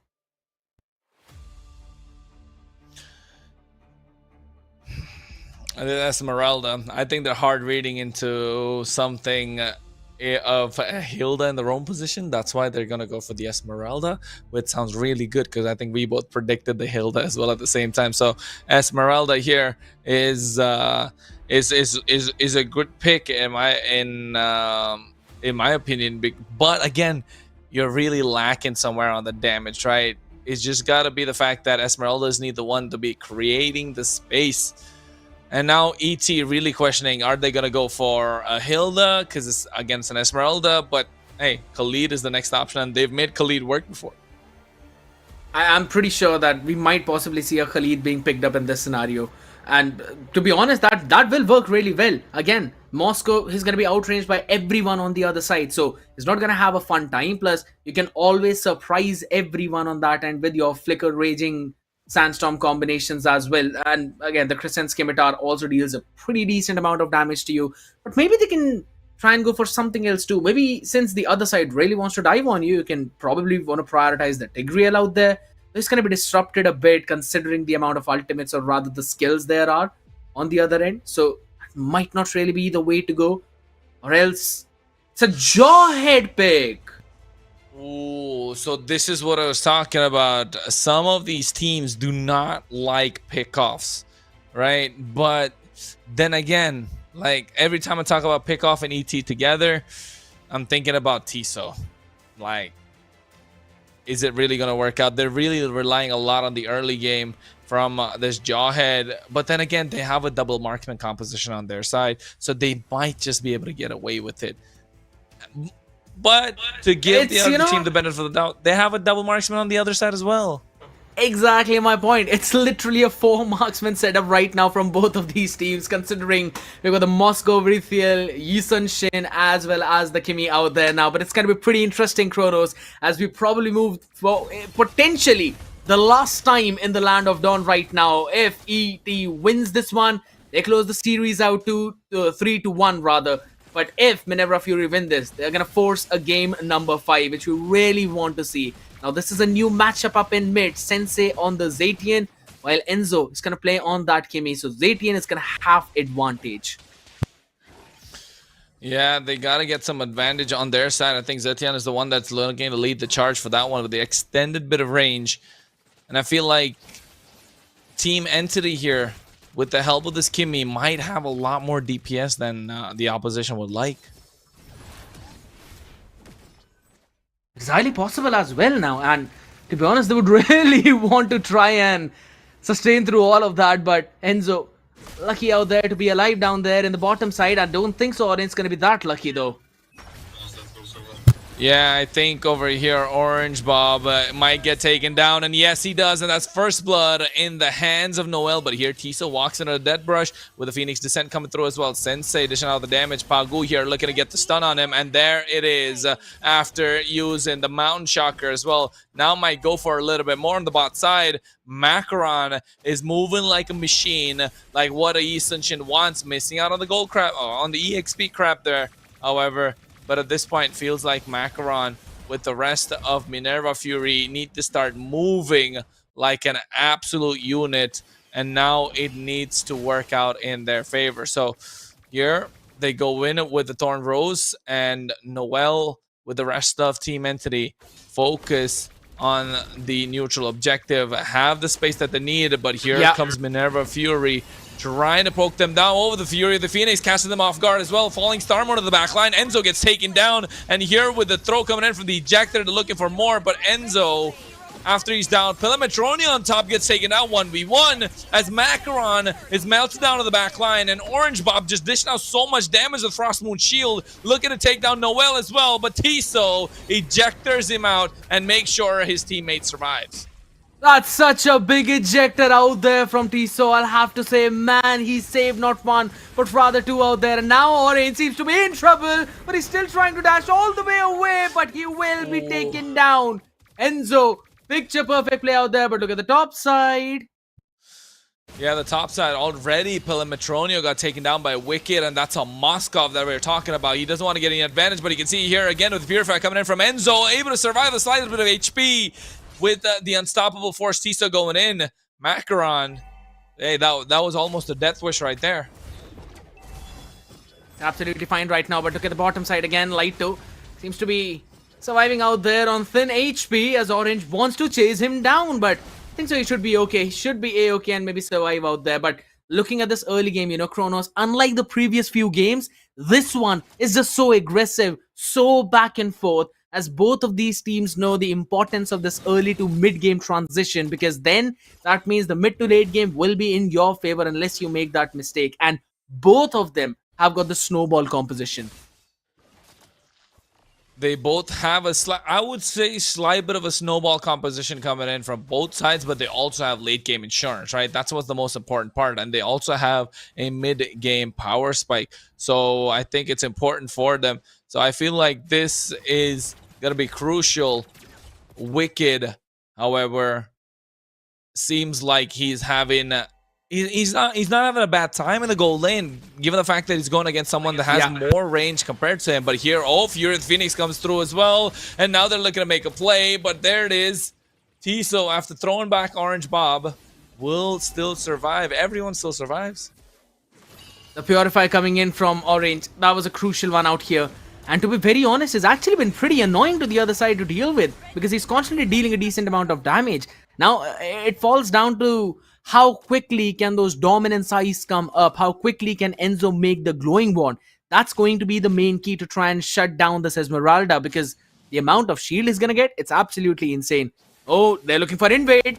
No, they're trying to. Pagu gets almost pulled back with attraction, but look at Tisa on the other side, just trying to find an opening. He goes for the unstoppable force. Orange Bob, I'm not sure if that's the target that they want to be going for, but here comes Laito trying to make a sandwich out of them, but Minerva Fury's Orange Bob trying to survive as much as he can, goes in, gets caught in the Astra's eye, flickers forward. Tiso trying to get that play, but look at him, he's still surviving with the help of the Frostmoon shield. He's not going down. This might be an outplay. Esuri connecting. Will Wicked make his way through? Yes, he does. Laito goes through as well, trying to get an Inferno Pursuit out, but here with attraction to get pulled back, and Pelemetronio popped in the Purify, but not able to survive. He goes down, and so does Tiso. They engaged and over-engaged a lot more. Laito seems to be next on the chopping block, but with the help of everything and the rest of his team, Minerva Fury able to get that kill. My goodness, it took literally everything out of them to finally take him down though, but that big shutdown goal has now provided the glowing wand on the other side. Oh, Wicked trying to survive, but you can see a retribution coming in from Macaron to make sure Enzo will have to back out and making his presence felt. The threat of the Zisun Shin is still not online. Beautiful. Absolutely beautiful coming in from the side of the Zisun Shin in the hands of Macaron. He's always been on top with that, and for now he's got 100% win rate with that hero. He's only lost, or rather, the Zisun Shin right now in the playoffs has only been defeated once. And apart from that, absolutely none other time. And I still remember that one defeat was also not because the Zisun Shin was outfarmed, but rather they made a small mistake and then eventually threw the game away. That was one of the reasons. The Zisun Shin still was having the priority, and right now, Macaron is the one who started the third turtle.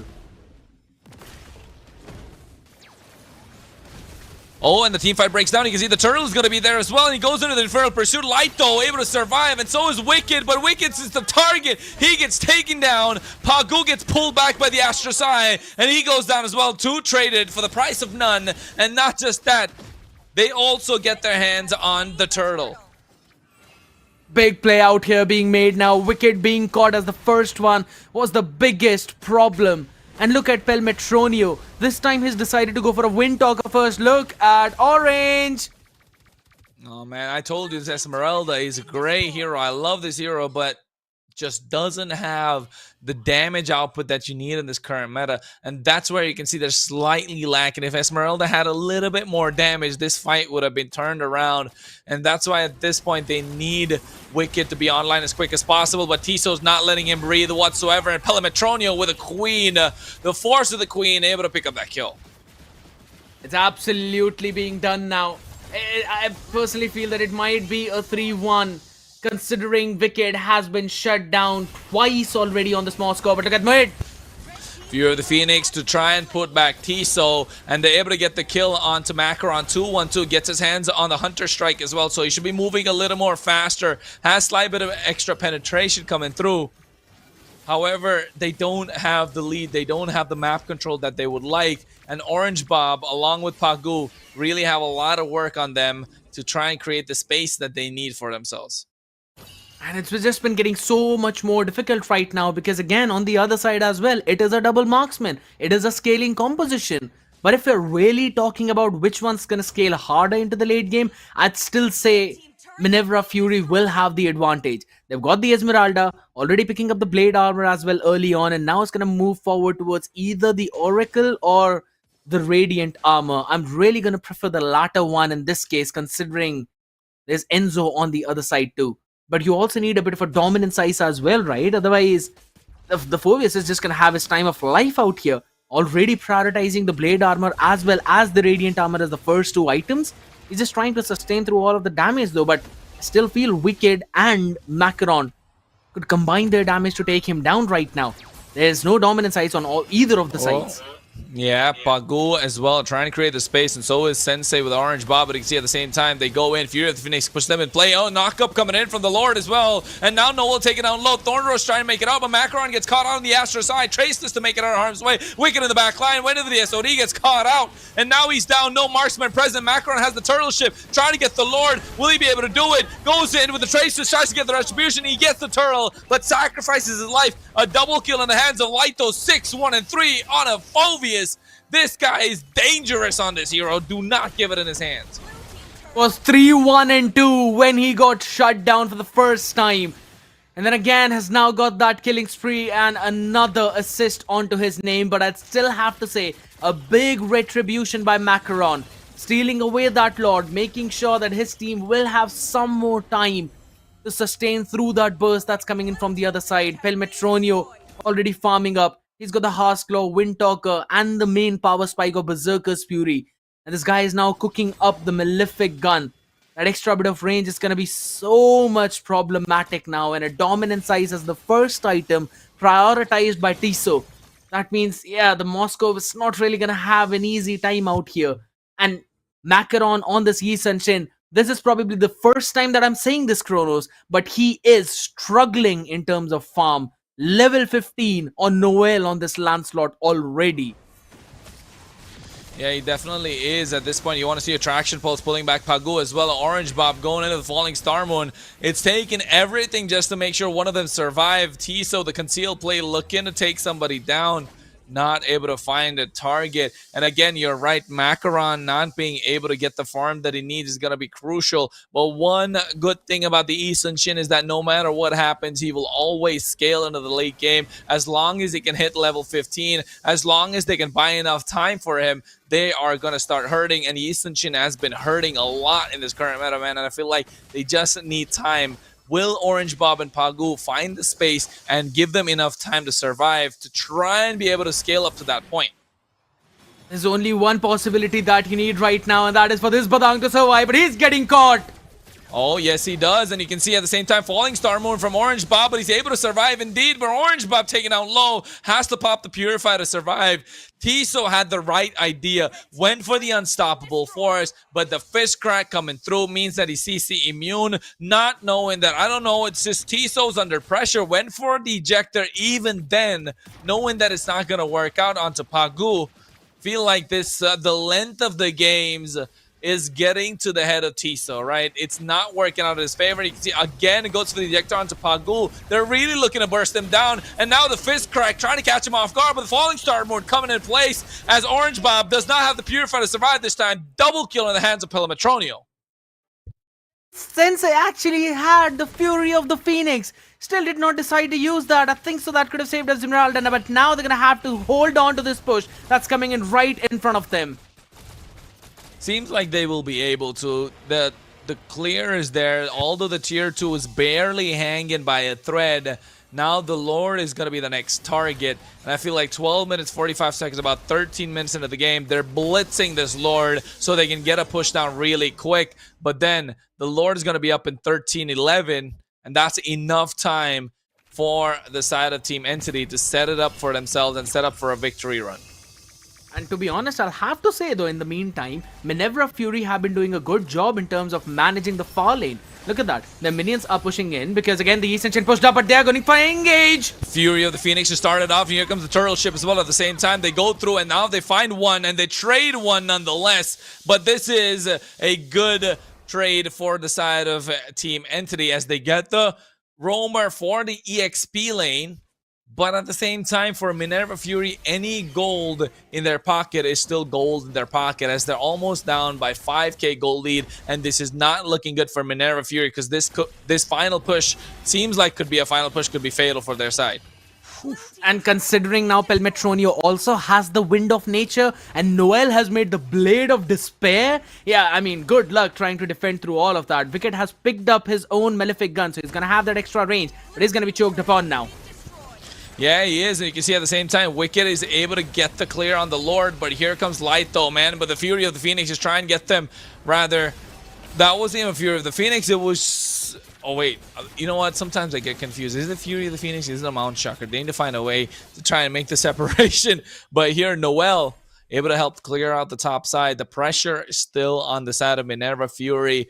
If Team Entity make it right, make the right play, it could be all over for Minerva Fury.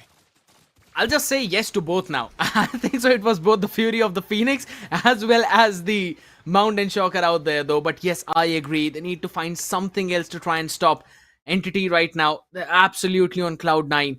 2-1-8 on Enzo.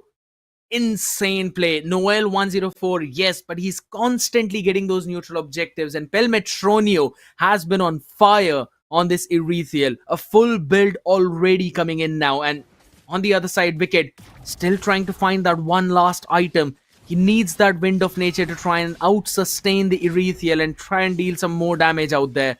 While on the other side, Sensei, I think so he's trying to pick up some bit of a damage out here for himself too. He's got that fleeting time in, but he needs a Divine Glaive right now to try and burst through Lighto, who has got the Radiant Armor, already built up the Dominant Size, also the Blade Armor. That means he's really tanky right now. And he's the one who's actually enabling Pelmetronio to have his own fun time out there, along with Enzo. Yes, they are.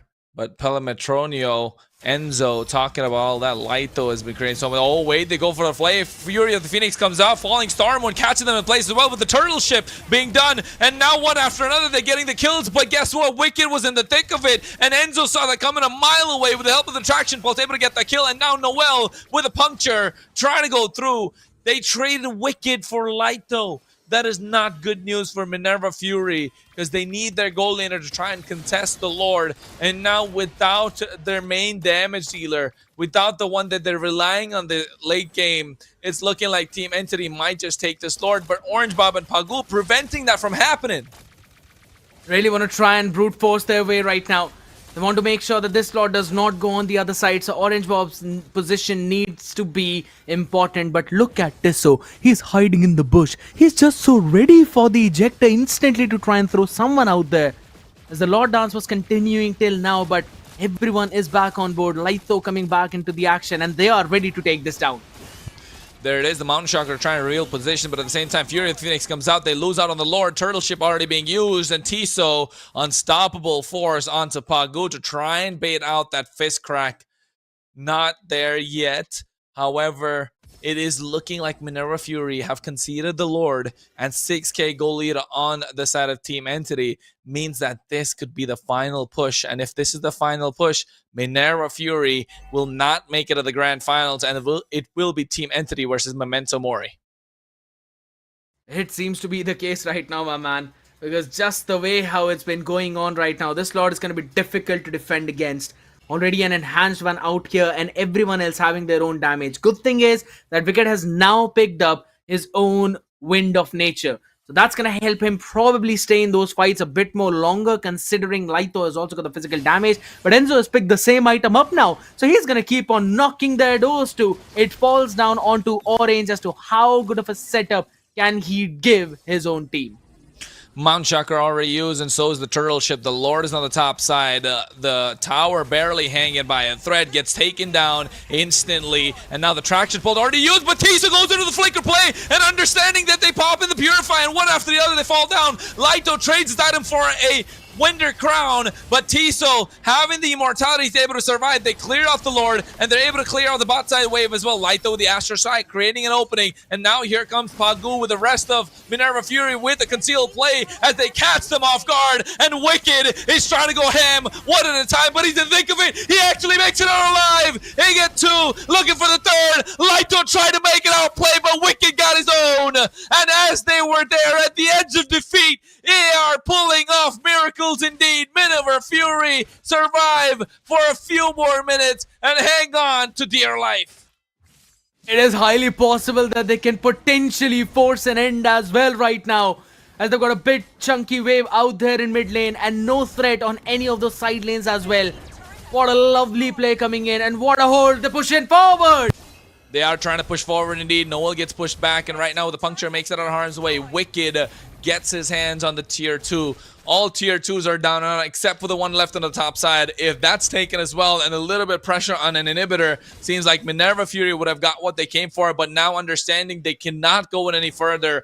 30 seconds to the Lord, and we're talking 20 minutes here, Scared Yet. And I feel like 20 minutes is going to be hard for any team to let go of a Lord. And looking at the goal lead, after about 3 to 4K, the goal lead is not going to matter anymore. It's all going to fall down to how good of those item swaps can you get eventually over towards the end. And that's what we'll be looking forward as well in the next few minutes too. So yeah, I mean, quick fingers, yeah, that's going to help you out right now. But next 4 seconds, up in Lord. The pit is for now controlled by Minerva Fury. Entity, they're on the back foot now. And this is what I mentioned, right? If it goes to late game, that's Minerva Fury's domination.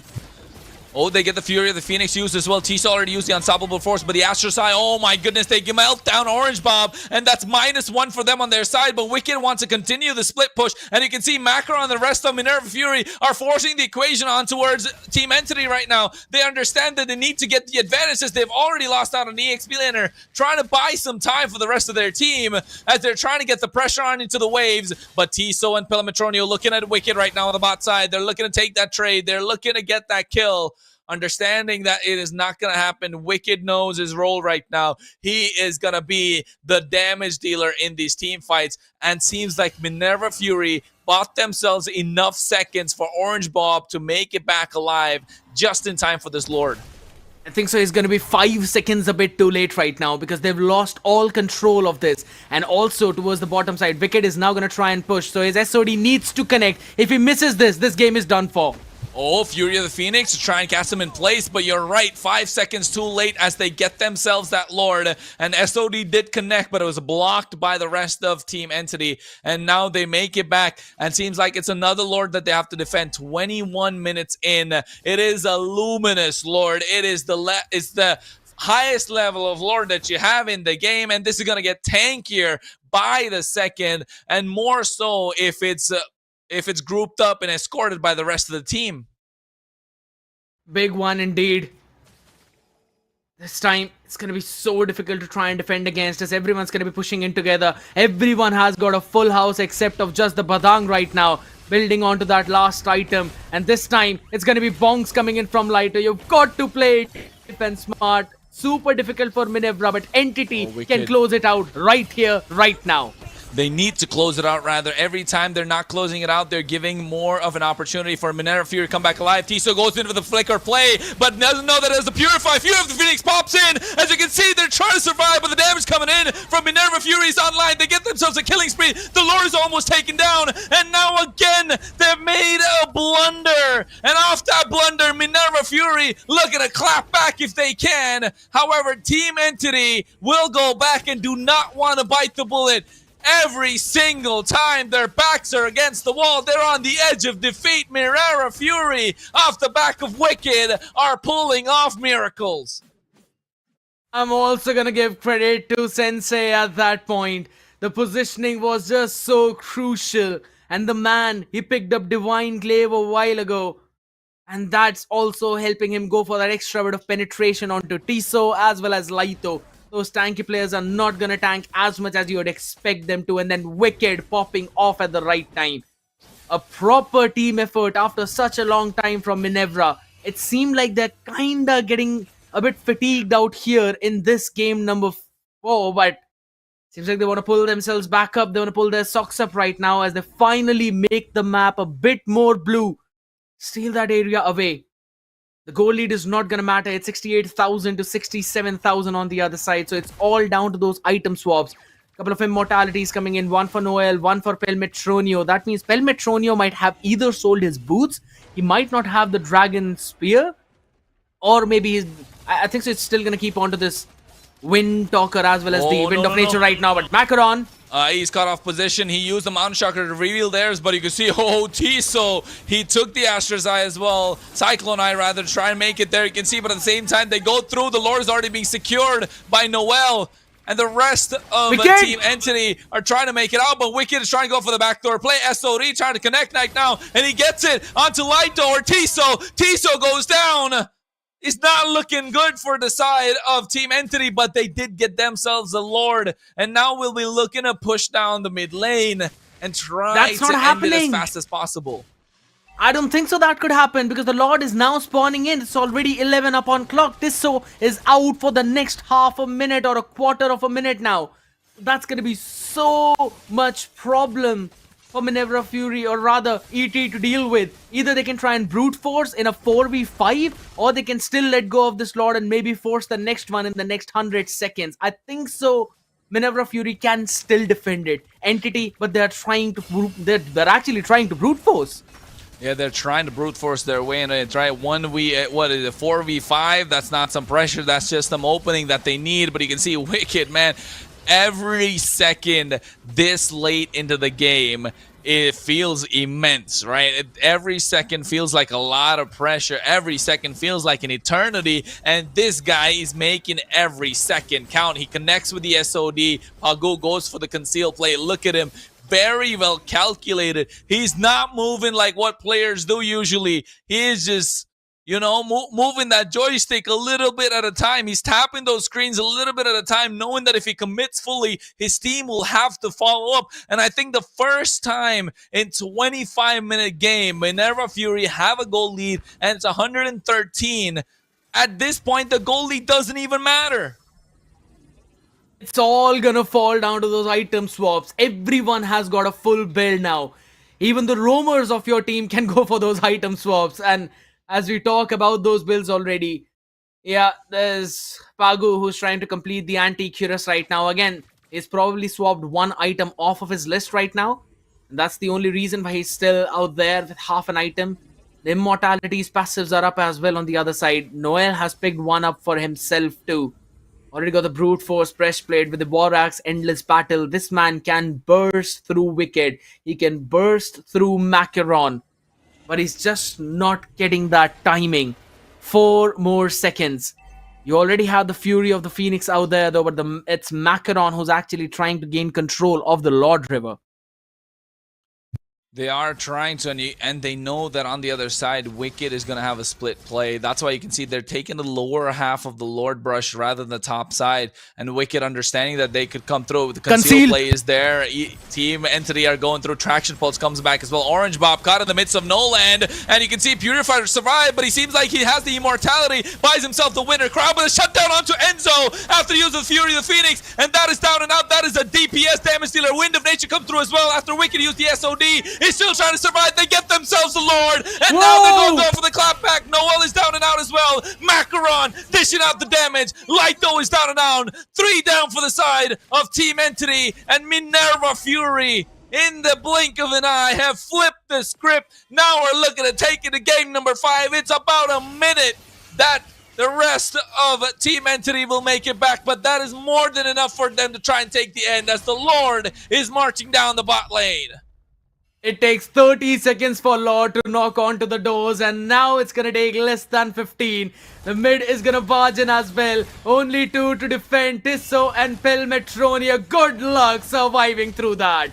They are good luck indeed. They need all of it, but at this point, Tiso just trying to survive himself, trying to pull any sort of minions that he can. The Lord has already come through, and this is a Luminous Lord. Pelmetronia has all the damage onto him, and the Fury of the Phoenix is not helping his case as they get themselves. They're looking for a wipeout. They almost got it, but what they got is the base crystal. Ladies and gentlemen, we are going to a game number 5. What a way to bring it all back, my man. What a way to bring it all back. When we thought they've lost it, when we thought they're down and out, defending that second Lord, defending the third Lord, and then transitioning it into a fourth Lord for their own self and then closing the game out. My, oh my. We absolutely went in for an entire mile out here. Beautiful performance coming in from Minerva Fury. And I'll have to say, you know, throughout that game, it felt like, yes, just in a matter of seconds or maybe in a matter of minutes, we will see the series being closed down to a 3-1. We will see Entity moving forward as the next grand finalist, ready to face Momento. But guess what? Minerva Fury said, nah, we're not gonna let that happen. Surviving through that end, and in that very last Lord fight, Kronos, let me remind you, it was the knockup from the Lord and then the ultimate of Zetian to shut down Kimi. Once that happened, they just bursted forward, they took everyone out, took the Lord, and closed out the game. Pressure. Pressure creates diamonds, and seems like Team Entity cannot hang when the pressure is high, because this should have been over 10 minutes ago, not 5, 10 minutes ago, when they had a massive lead and they had themselves a Lord. Somehow, some way, they're not able to find an angle to force an end. They just couldn't. At that point, all they had to do was throw bodies, but they weren't even willing to throw bodies at that point. I just think it's the fear out of the fact that a reverse sweep could be on the cards, and they know Minerva Fury can make a big comeback. But still, the moment that fear is in your head, you've already lost out on the battle. So it's 2-2 now, and moving into the 5th and final game of the day, and the final game of the series, Minerva Fury have all the momentum. Guess what? Stop knocking out your glasses out there, my man. We're already seeing a lot of knockouts here in the game itself. And I agree. Now the pressure is going to get onto Entity themselves, as Minerva Fury, they push it even through. We're going to have a look at the highlights out here, man. The length of this game is going to make these highlights look like a new game entirely. How it went through right from the first minute. A bit of control for Minerva Fury, which was eventually lost and stolen by Entity. They controlled every part of map after that, and once that happened, it just seemed bleak for Minerva, because they could not take any of those neutral objectives. They were being picked off one after the other. They were getting caught off guard in those rotations as well. And again, Noel on this Lancelot was so on point. It does not matter if he only had 1 kill or maybe 2 kill. He's not playing on the Sky Piercer. Either ways, he's absolutely cool with that. He was making sure that he takes away all of the neutral creeps from the other side, which helped their team so much. And even after all of that, it just came down to that wave clear, Kronos. Good itemization coming in from Wicked, Sensei, and Macaron. It helped them clear those minions quickly and helped them sustain through all of that. Not just that, man. The item swaps is so crucial. True. Like, it is absolutely crucial with what they did, because it was insane with the timings that came through, especially for Orange Bob. He was the one that was being targeted by the side of Team Entity. I don't know what was going on. They have some beef with him or something. I'm not sure why, but definitely, like, he was the target. You can see in every single highlight reel, he's the one that they're trying to chase down. And so try to go on top of him every single time, but he had the Purify. He could always make it out, especially if you're going to go for an ejector play. That's not supposed to be your target. One of the big things, though, I'll have to mention is the reason why Orange was being taken down so much was because he was always on the face of Pelmetronio. He was always trying to push him out of the fight, knowing that he can outrange everyone and he can burst down everyone with the heavy crossbow, considering that once you use the ultimate on Erithiel, it blasts on a certain AoE that hits multiple people.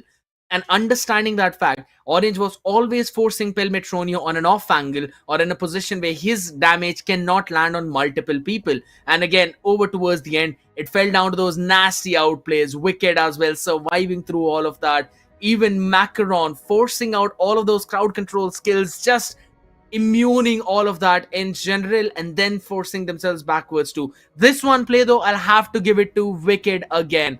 The only reason they survived through that play was because Wicked pushed top and then used his SOD to run back down on Tissot, take him out, and help his team in a 4v5 Lord defense. And then this was just an absolute treat to watch. A treat for our eyes, a treat for MLBB lovers, and a treat for Europe. That's what this game was indeed, and we're gonna get a lot more coming your way, because it is gonna be 5 games that we're going the distance with this one to see who will be the next next finalist in this entire series. We already have Memento Mori that's up there sitting looking at this entire series and being like, hey, I don't know who comes our way, we definitely will try and take them down. But with Minerva Fury and Team Entity, whoever makes it up there, man, it's looking like they're gonna be favorites.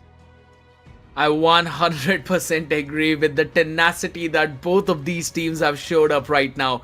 Absolutely mind blowing.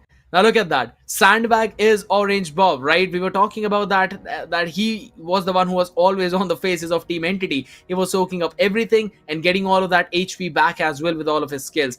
Pelmetronio is actually the carry of the entire game. 107,000 damage being dealt. That means this man was trying to do everything he could, but he could not burst through Orange on the Esmeralda. A big problem coming in for him, though. Pagu is going to get that Wingman, 13 assists for his team. And that's literally one of the highest KDAs for his own side. 15 overall out of the 18 that his entire team had. And I think so that was a big reason why they were able to survive. And he was able to do that because Orange was opening the map up for his team. And look at the itemization, Kronos. I thought maybe he'd want to go in for a Radiant armor for the Kimi, but he decided to go for the Oracle and then went for the Twilight armor to try and top all of those defenses up and also add in an extra bit of sustain.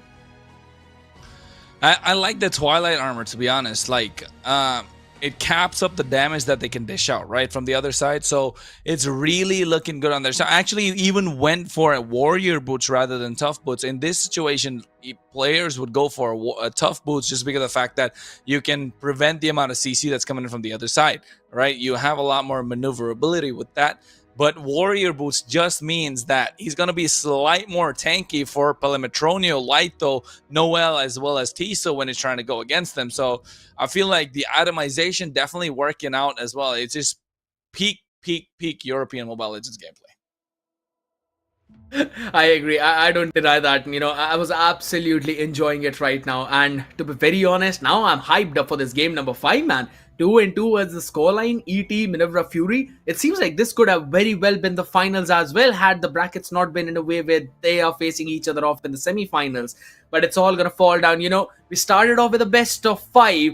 We moved towards a best of 3. Now we're going to end up at a best of 1. It does not matter what happened in the previous games. Now the winner of the next one will take it home. But I'm pretty sure that we're going to go on a very short break before all of that, ladies and gentlemen, because both Kronos need some water as well. I need to rest my throat as well for a bit. And we need to give players time as well to prepare for this one. So we're going to be heading on to a very short break, but don't go anywhere. We will be right back. MLBB European Mid-Season Cup Semifinals 2. One last game remaining. Stay tuned as we head into a 5-minute break.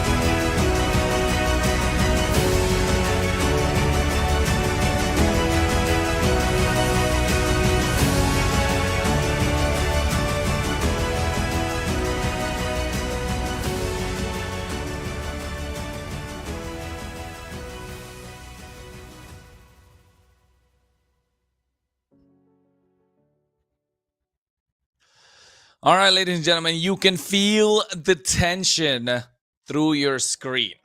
Right, these aren't just matches, they're milestones for Surge Europe and Europe as a region entirely. And of course, right now, we're at the second semifinal as the tension is coming through your screen through the words of Scared Yet and myself, Kronos. We're providing you the soundtrack of what is the final game for the night. It is the 5th game in this best of 5 series, and Minerva Fury and Team Entity have gone all the way, but only one can make it to the grand final and face Momento Mori for the better part of 4,000 euros. The other, unfortunately, will have to bow out and go and face the other in Team Rain for the battle of 3rd place. So who's going to come out on top? We have about 50 seconds as we head into the draft, and Scared Yet, it is that time of the night.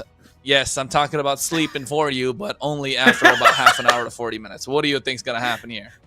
At this point, I'm not even thinking about sleeping. It's like sleep is a very different dimension because the way this series is going on, man, I am so excited for this 5th one. I'm super hyped up, right? Because all the past 4 games now, everything that has happened, it has led to this one moment. You know the tendencies of your opponent. You know what kind of draft they like to pick. You know the kind of playstyle they want to go with. So it's about time to try and finish all of these things up. And it goes both ways.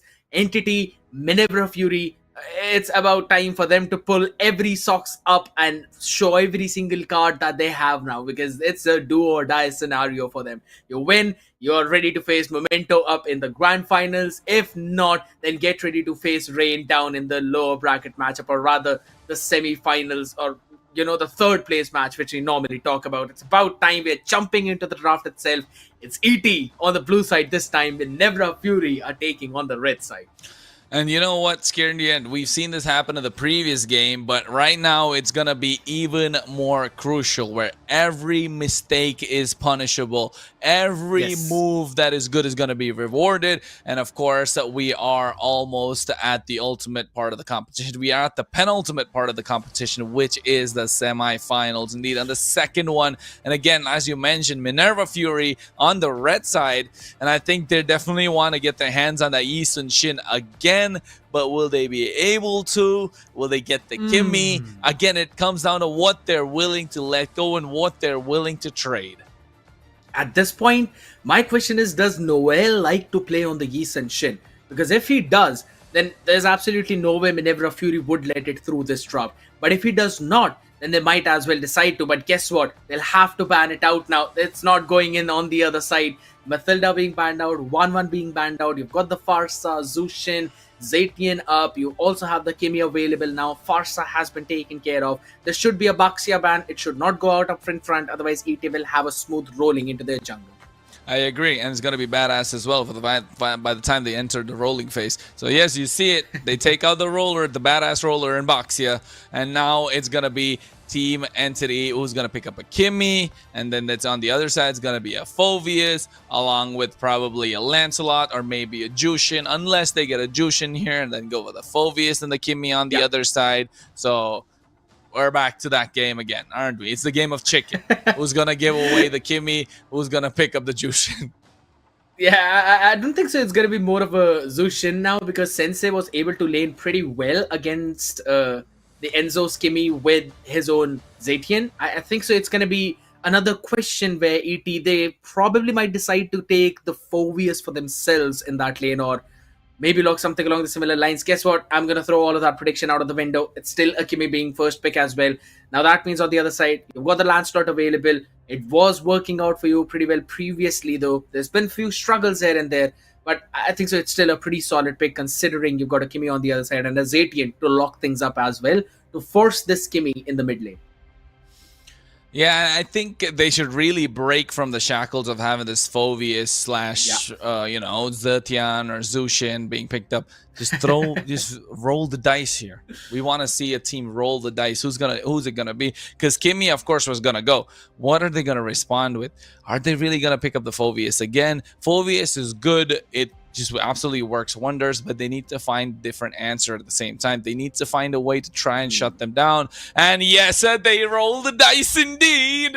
And I'm liking this. It's a Lapu-Lapu in the EXP lane and a Gato Gacha being picked up in the wrong position. They are revealing their cards. All right.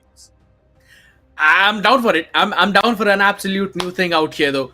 Garot Kache is a big question. It could have been a big question mark, but since the Lapo has been logged in, so you know that that's the roam and that's the EXP. It's kind of revealing the draft a little bit, though. So I have to say, it might become easy for ET to draft against this entire lineup now, but they have that opportunity as well to try and lock in that Phoveus, lock in that Lancelot as well if they want to. But here's the thing: you don't know what mage, marksman, and the jungle will be on the other side. So locking in one early might also mean that it can bite you in the back in the second drafting phase for the other end. And to be very honest, I'm not going to be surprised to see some absolutely new mage being picked up, something along the lines of a Kadita. We have seen that work even in the quarterfinals too, but it's not going to be a Phoveus. It's a glue pick right now. Again, a question mark as to where this pick is going to go. I like the flex.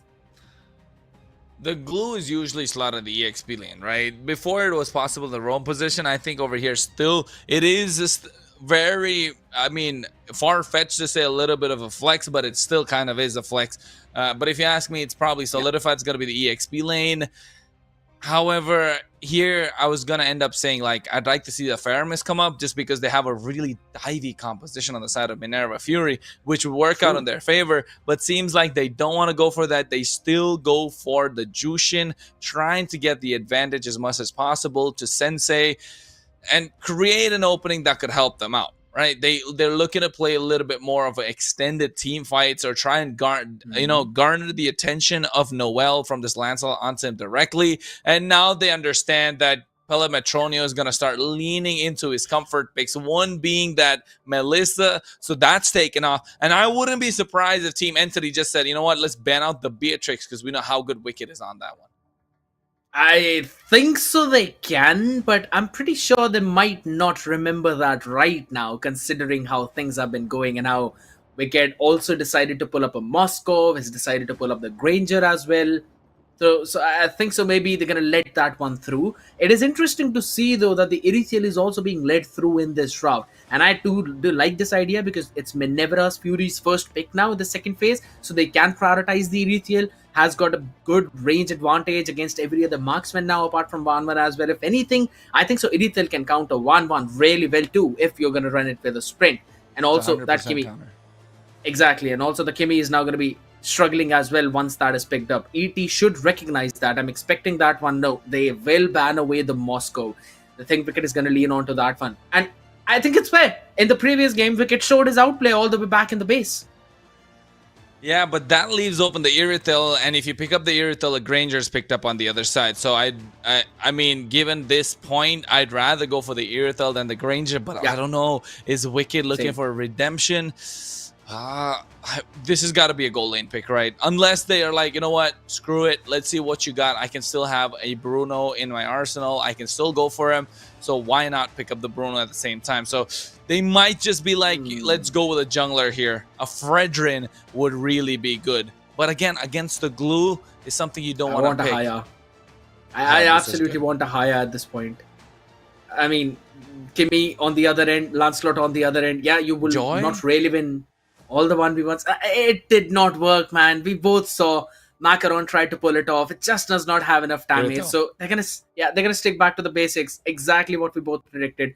It's gonna be an Erithiel pick locked in for Wicked instantly now. So you have the chances in your jungle pool too. What are the chances that they might actually lock in something like the Ling? Because hear me out now.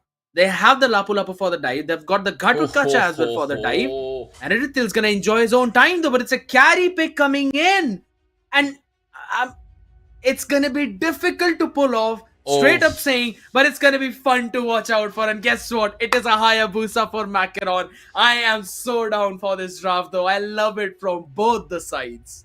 I mean, it's not just the fact that a carry is being picked up, right? It's coming along with a jawhead, so they have the option to go for a pick-off composition, and that's the scary part. A carry on our own is, yes, is pretty scary, but you pair it up with someone that can provide or feed you the kills, it's going to be absolutely devastating indeed. But Hayabusa on the other side means that you're going to see a Wind of Nature, you're going to see a Winter Crown, and before that happens, Macaron needs to scale. He doesn't have to scale. He needs to scale at this point. Otherwise, it's going to be dire straits for the side of Minerva Fury. However, they have all the momentum moving into the final game of the day. In this best of 5, we have gone the distance, and only one can make it to the grand finals. Is it going to be Entity, or is it going to be Minerva Fury? Time will tell, but momentum is going to be a crucial factor in this game. Oh, right now they're stealing it away from Enzo instantly. Almost getting picked off out there as well, but he's still gonna have all of his minions as well. Pagu is just doing a phenomenal job right now along with Sensei. The rotation from both the junglers are going to be almost on the opposite end, but look at how fast Macaron is. Now this is considering Tisso is on that jawhead. He should provide that leeway and the leash to Noel, but it's not happening in that manner.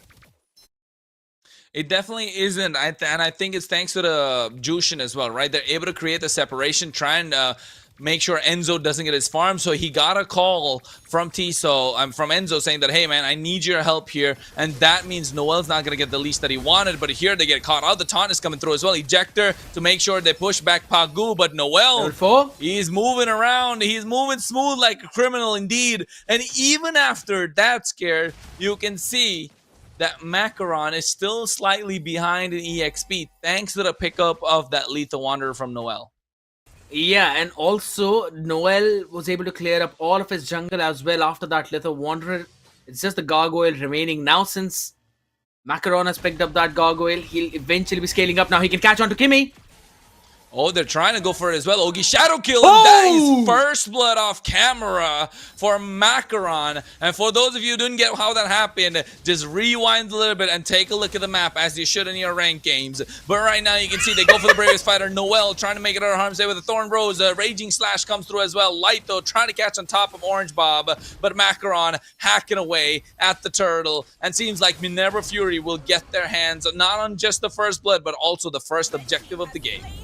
And that's a big one as well. It's going to give a decent amount of EXP lead to Macaron and to the side of Minerva Fury. 133 gold advantage to Carry is not winning in that lane individually. You need support. But Wicked has got the Purify. It's like every individual lane for Minerva Fury is good.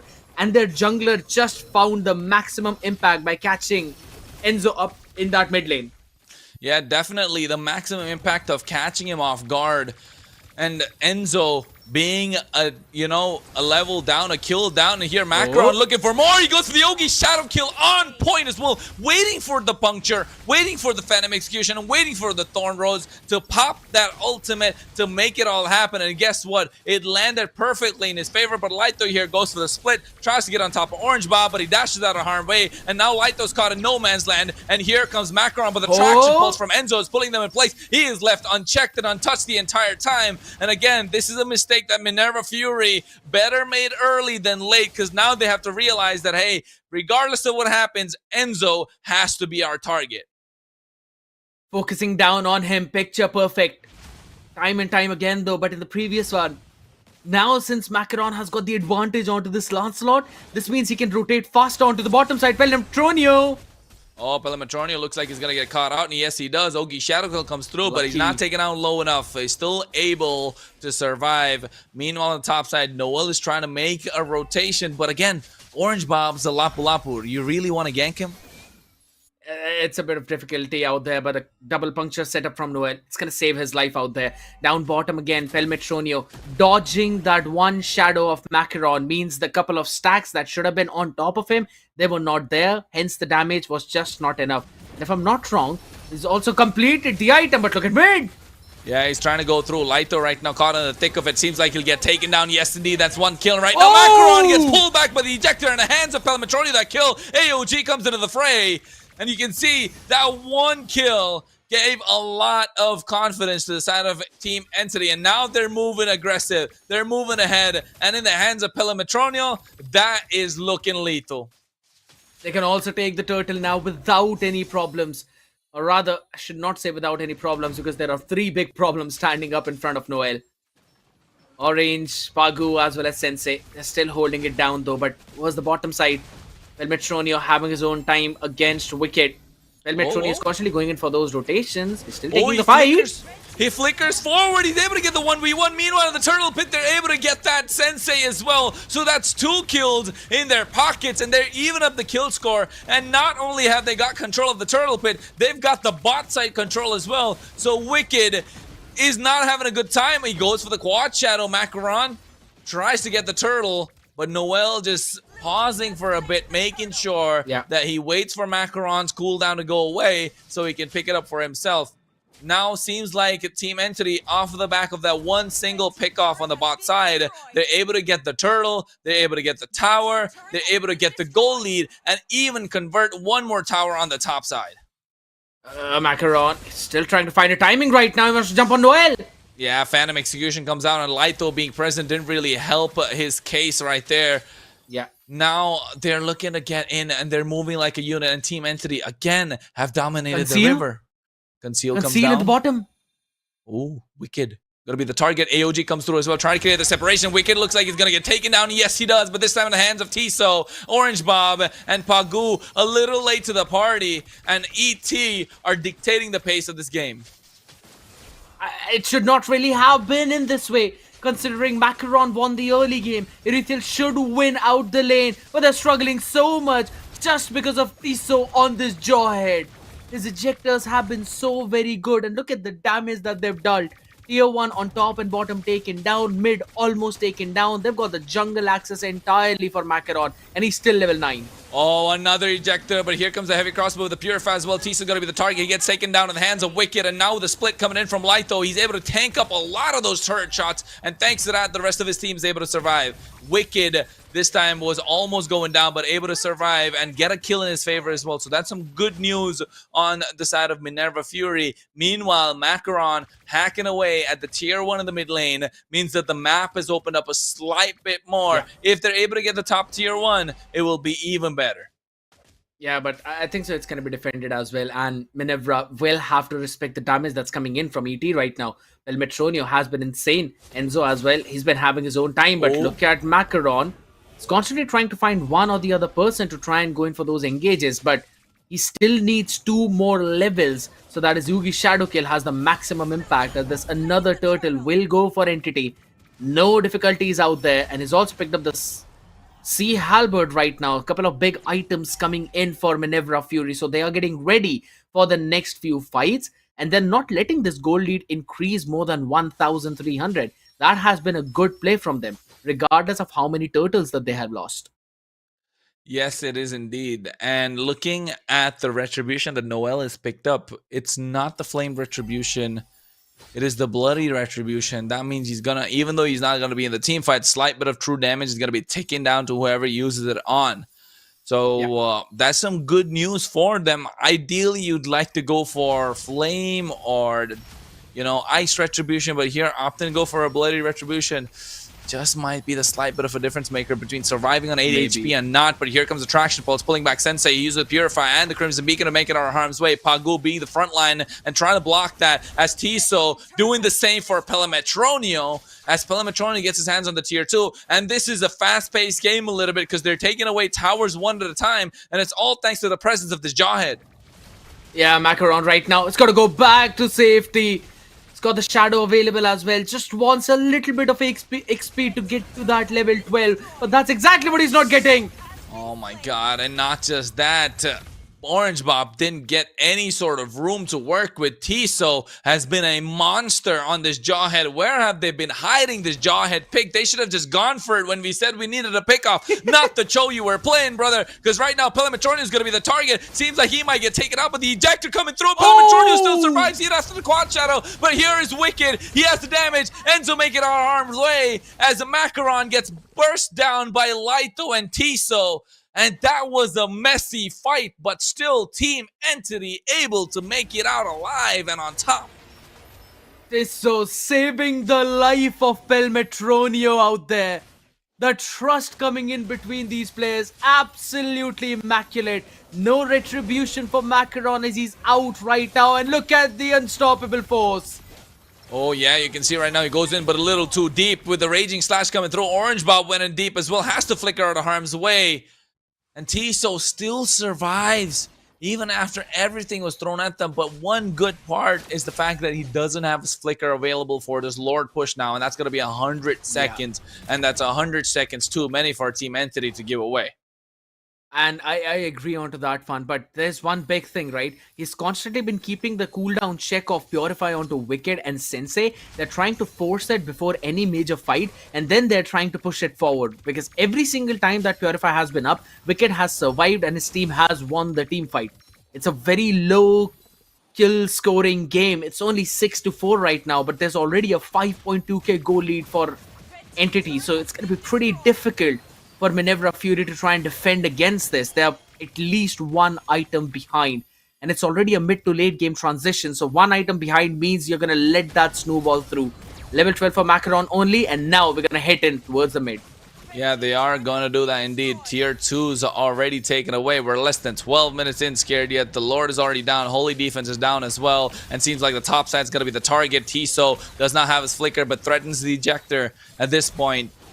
But Minerva Fury defend, and again, backs against the wall, less than 12 minutes into the game. This is not where they want to be after having momentum from the previous one. Seems like Team Entity just shook it off and said that, hey, they went ultra late game against us. We're not going to let it happen this time. 6.3k goal lead in their favor. They need to end and find an end angle quick if they want to make it to the grand finals. Otherwise, we know how stubborn Minerva Fury are. This time it seems to be a problematic burst, Lito. Trying to go in. Crimson Beacon already baited out. Sensei, the creator, needs to create some opening for his team. He absolutely does now. And to be honest, he's not really getting any kind of opportunity as well, because how quickly Tesso can actually pounce onto him. That Purify needs to be instant. He does not need to go into the air. He needs to try and survive out there up in the open. Having a quick look at the itemization, some big items being picked up by Wicked. He's got the Berserker's Fury, Windtalker, Hearthclaw, so he will deal a lot of damage. But there is a Wind of Nature on the other side in the hands of Pelmetronio. So he's not going to be scared of the Hayabusa or even Wicked on the Sirithiel. And that is a big thing to do right now. He's already 4 items in Chronos. And on the other side, Macaron only has 2. He is still cooking up his endless battle. Not looking good, man. Not looking good if you are a fan of Minerva Fury. They were undefeated. They were undisputed. And now seems like they might be falling into the jaws of defeat at this point, because Minerva Fury are forced into a corner by Tiso and this Jawhead. No space given to them whatsoever. And now with a flicker being present, he goes for it, catches Orange Bob, and instantly gets melted down thanks to the help of his teammates. And now with a numbers advantage, they get themselves the turtle. But guess what? Ogi Shadow Kill onto Enzo. Enzo has a Wind of Nature himself, so that's 2 Wind of Natures on their side. It's not looking good. 1 already popped. They get themselves a Lord. Minerva Fury, again, will have to defend. They know their absolute win condition. They don't care about Macaron. They don't care about Wicked. They do not care about Sensei. They know Orange is the guy they need to first deal with. And the big problem on this Lapu Lapu is, in his normal form, he is not as tanky. You need that ultimate form. You need that enhanced form. And only after that, you get that extra bit of defense and then landing in your skill 2. That's what helps you tank every single piece of damage. And they're bursting him down before he could do any of that. So Orange is having that struggle right now, and this Lord push seems to be difficult. Feels like this is the game that Minerva Fury are just not able to catch up with, because at this point you can see Noel's already level 15, Macaron still 14, Enzo 13, while Sensei is again behind by 1 level. But here they're trying to find the opening, and they did find it. Lito gets burst down, Orange Bob going ahead, Land Chicken comes through, but the traction pulse pulls back Sensei. And again, every single time they're at the jaws of defeat, they find an opening. But here Noel says no, wants to get a little bit more. Thorn Rose to make it out after Pagu gets the taunt in. They lose out on the top top inhibitor, and the Lord is already crashing on the bot side. The inhibitor on the bot side is down and out, and now the only lane and tower left standing is the mid inhibitor. 15 minutes in, and this is not where Minerva Fury were expecting themselves to be. 9k goal lead in the favor of Team Entity, and it's only a matter of time. If they play it clean and if they play it right, they will make it themselves to the grand final. But Minerva Fury have done it before. Will they do it again? 45,000 gold, 3,000 ahead of that 43k gold mark. That means they've got every single item that they need on all the players. The only few remaining are going to be the ones of the immortalities, maybe the winter crowns, or rather the item swaps. It's still 6,000 gold behind for Minerva Fury from that mark. So they're still struggling out of their 5th item. The only man who's actually having that is Wicked on this Erethiel. And he's also not going in for any kind of Wind of Nature. He's gone in for more brute force. He's literally going for a glass cannon right now, Kronos. All the eggs in one basket one more time. And this time it's Wicked. Sensei is trying to set things up for his team. Macaron is not really finding those kills. He's just lacking that one damage item, man. If only he had that one, he would have also taken down that Kimi even in the mid lane when the Lord was marching down on their inhibitors. Maybe they would have had those 2 inhibitors still standing up. That is not really happening right now, and Orange is getting deleted in an instant.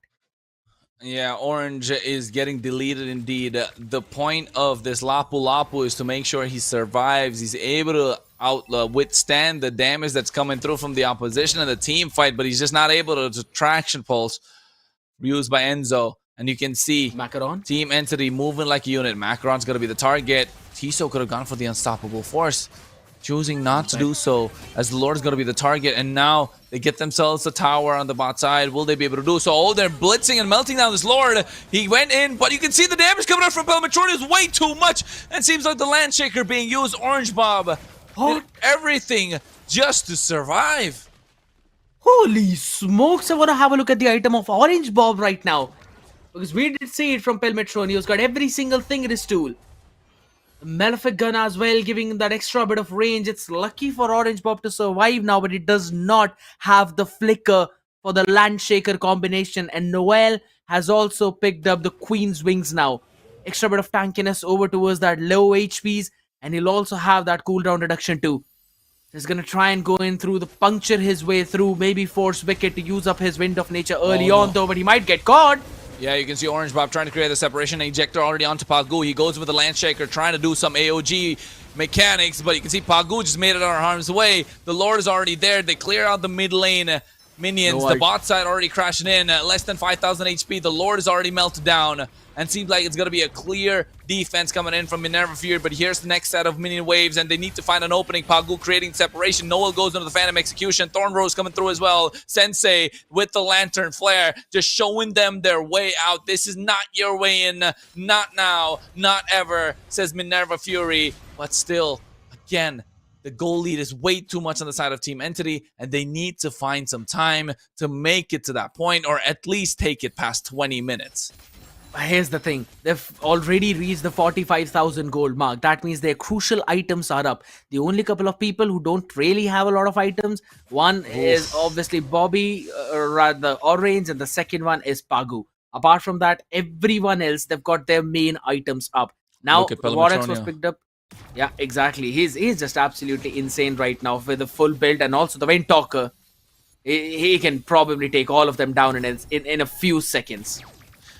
He needs like 3 seconds, man. He needs 3 seconds to melt down the rest of the opposition. And 3 seconds is not a lot, but every second in this game right now feels like an eternity. And if this eternity is been slowed down, if they can just slow down time, if there's anyone that can do that, it has to be Wicked on the side of Minerva Fury. They catch him off guard. Phantom Execution comes through. Woo, that was close. That was really close. Exactly, because you know that as soon as Tiso gets an opportunity, he's gonna ejector you into your death. The Purifies are up right now for Wicked and Sensei, and they need to keep them up for this next Lord fight. That's going to be the most crucial fight out here. Main items now being picked up. Wicked was able to lock in the Great Dragon Spear. It's going to give him more mobility. Macaron has also locked in his Endless Battle now. So a full house build on both their carries. It's going to be very crucial for them to survive. Orange, oh my god, look at that unstoppable force. Oh no, Macaron gets caught out and he gets melted down instantly, and this is not where Minerva Fury wanted to be. 50 seconds until he spawns, and if they blitz this Lord right, he might just be not on time. Seems like they're not able to melt it down, but that is enough. They got their opening, they have the wave pressure, and now they're looking to try and blitz it. 30 seconds, they're trying to call and force an end. You can possibly do that as well. They've got the numbers advantage too, and no jungler on the other side.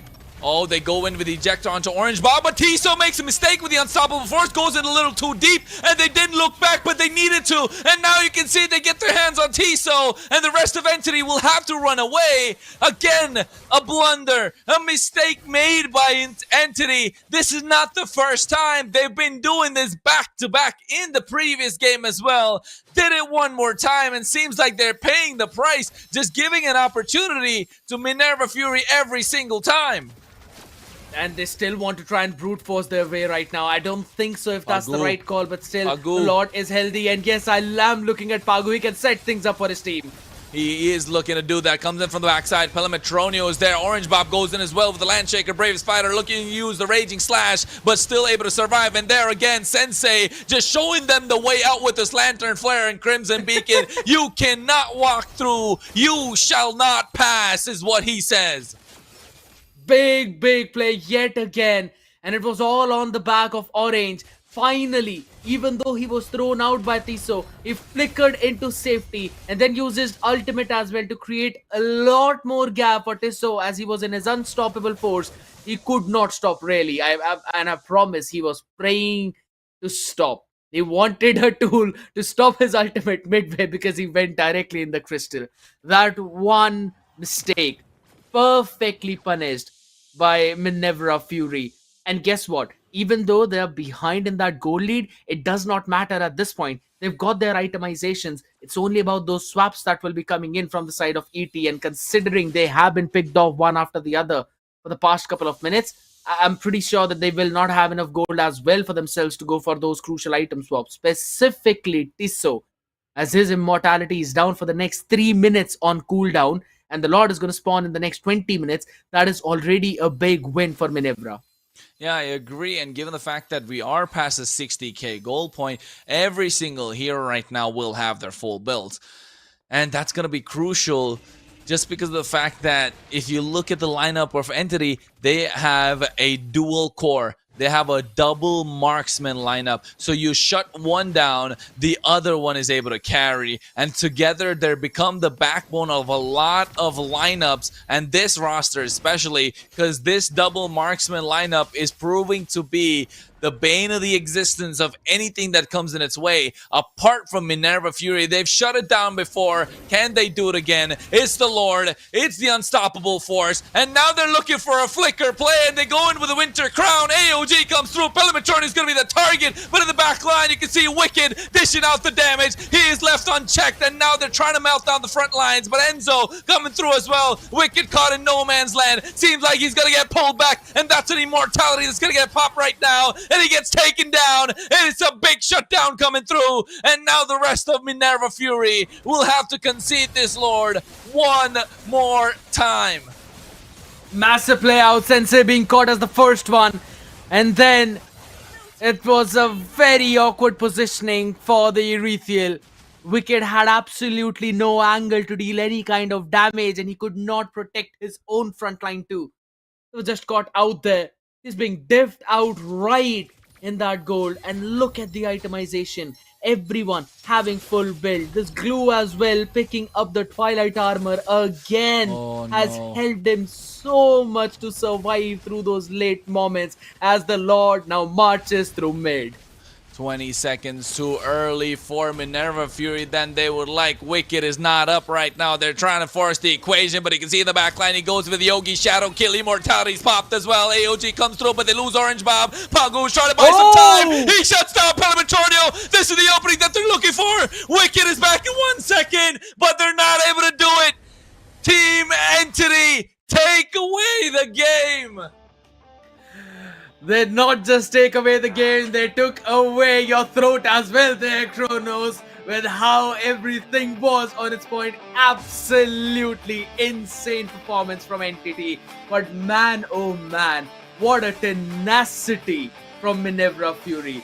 The only time they lose a series is in the semi-finals, man. That is such a big blow to their entire winning streak through the Swiss stage, through the quarterfinals. Only team to win it 2-0 yesterday. Every game went to a 2-1. Minerva Fury the only one to claim it 2-0. And then ET are the team that actually take them down in such a banger of a series. You could not have asked for a better ending out here, man. ET just doing a phenomenal job.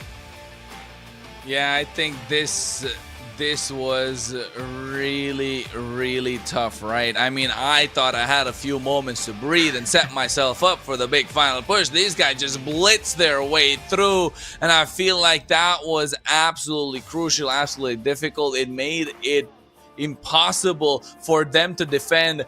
One mistake.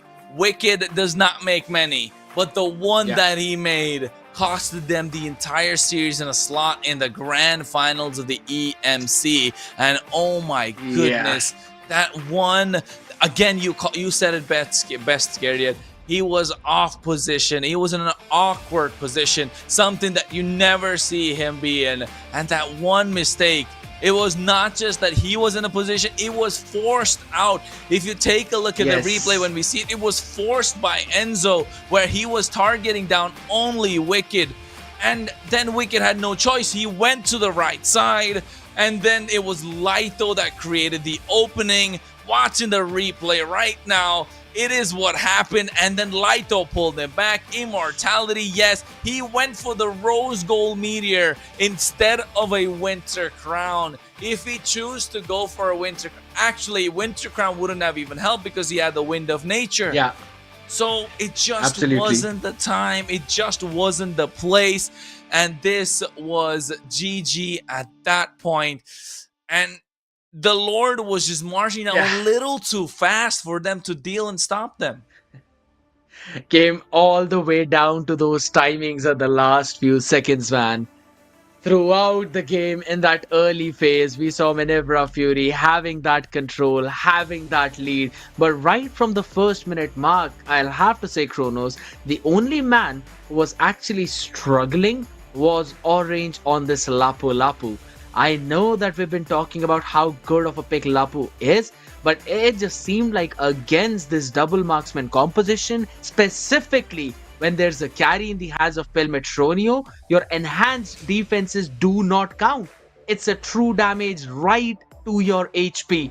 And carry is just hitting it perfectly, going in with the corrosion strike and then with the golden staff. Just proccing your passive faster and faster, and then also pairing it up with a Demon Hunter Sword, picture perfect Trinity control, and after that, it was just an absolute domination coming in. And Tiso, man, oh man, the fact that he earned himself back as one of the strongest enablers in this playoffs. I'll have to say, his jaw was, disastrous, but his jawhead destroyed Minerva Fury. I think it's not just the fact that it was a jawhead that destroyed them, but it's just the fact that the pick itself came in so unprecedented, right? It was unexpected on their side, and that really created an opening for the rest of his team. They're like, oh my god, we got to make this work. And Pelmetronio was just fed all the kills by him. It was such an absolute treat to watch. But I gotta say this, man. I really gotta say this. Enzo is a top tier mid laner in Europe, and he's proven it before, he's proving it again. And if it was not for Enzo, this game would have been a different story. no one, I've not seen anyone that can actually put a lot of pressure into Pagu, into Wicked, into Sensei, into Orange Bob. Like, it's not a team. There's no possible team that's actually done that before, if you ask me. And not just that, they, of course, Macaron in the jungle as well at the same time. So the pressure not just came in from Tiso, but also how consistent Enzo has been throughout the entire series.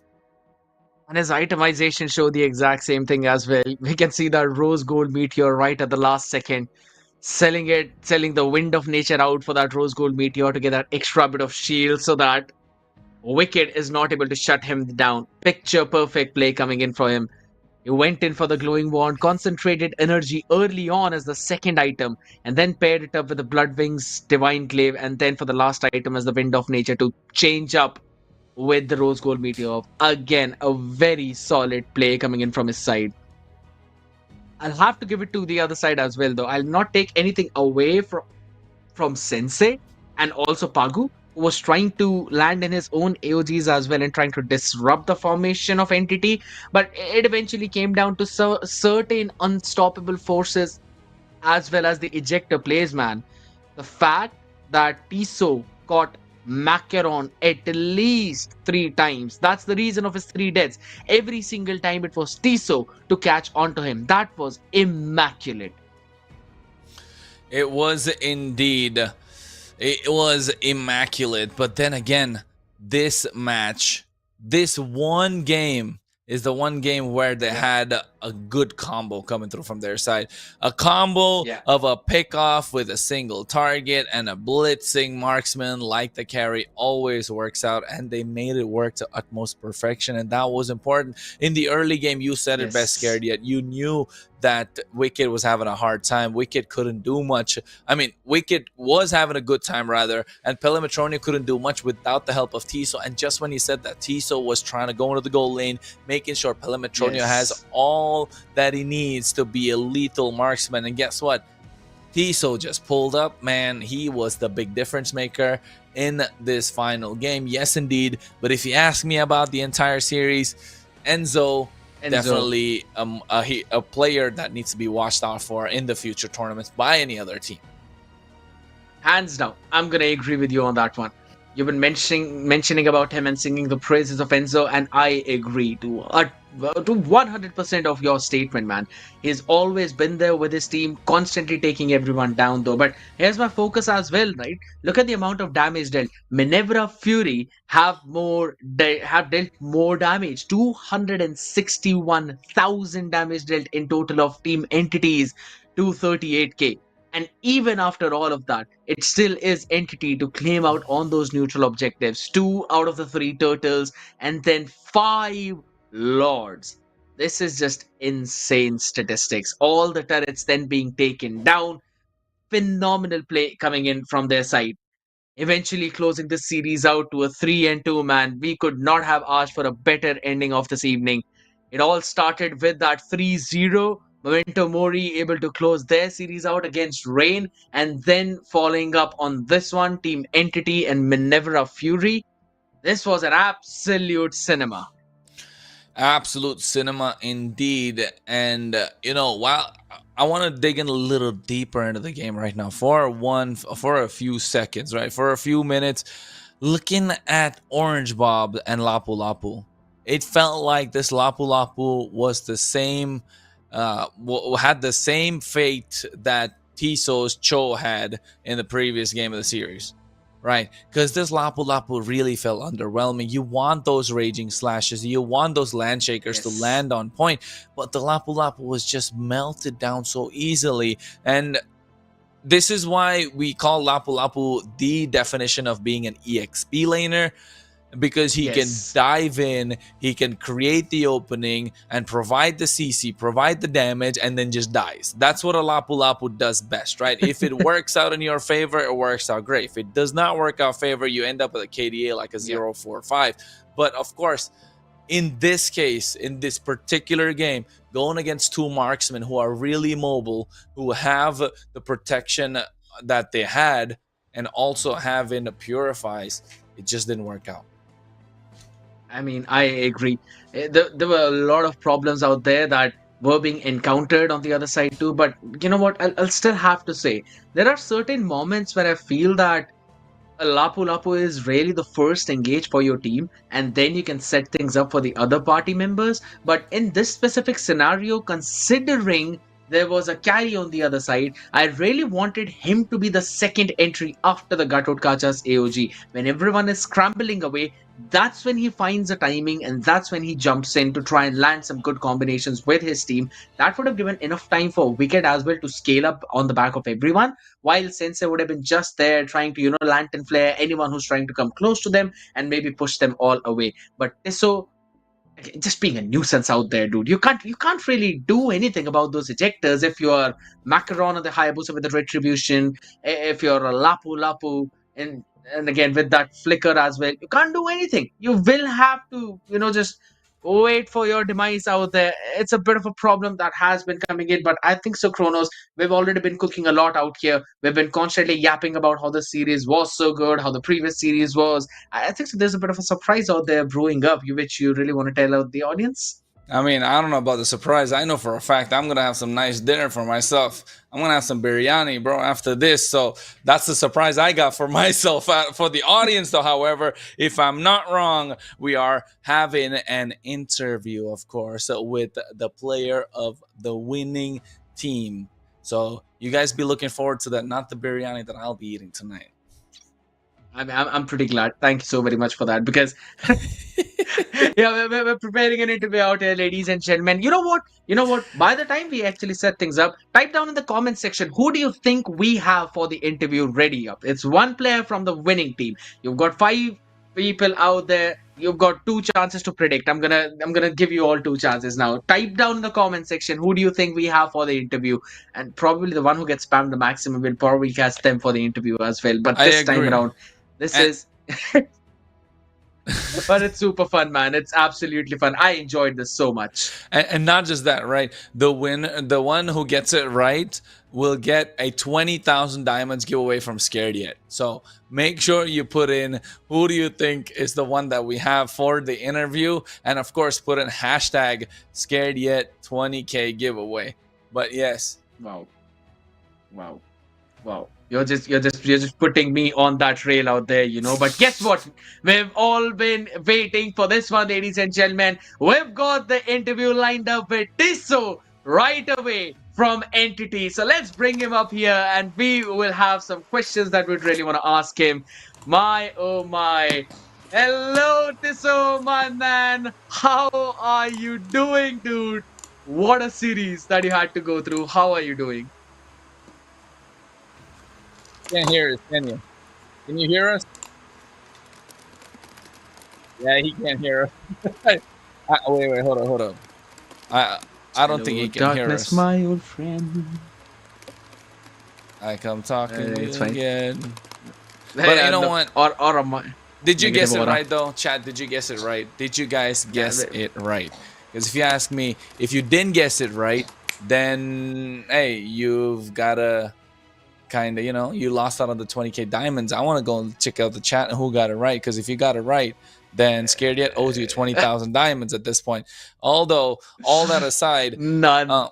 it was Tiso indeed who we have for the lineup. And don't worry, I'm definitely gonna ask him what happened to that game. What happened to him in that Cho game?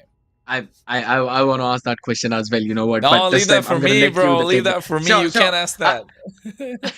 I'm leaving that one for you as well. I just want the answer, man. I just absolutely want the answer. So it's gonna be on you.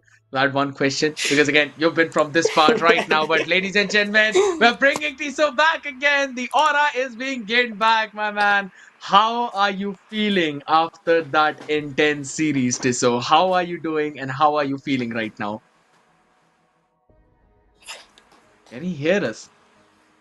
How are you doing, bro? That's Your my hands are question. shaking. Your fingers are shaking. What's going on?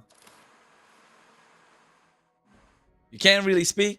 Oh, you can't hear us again. Oh my God.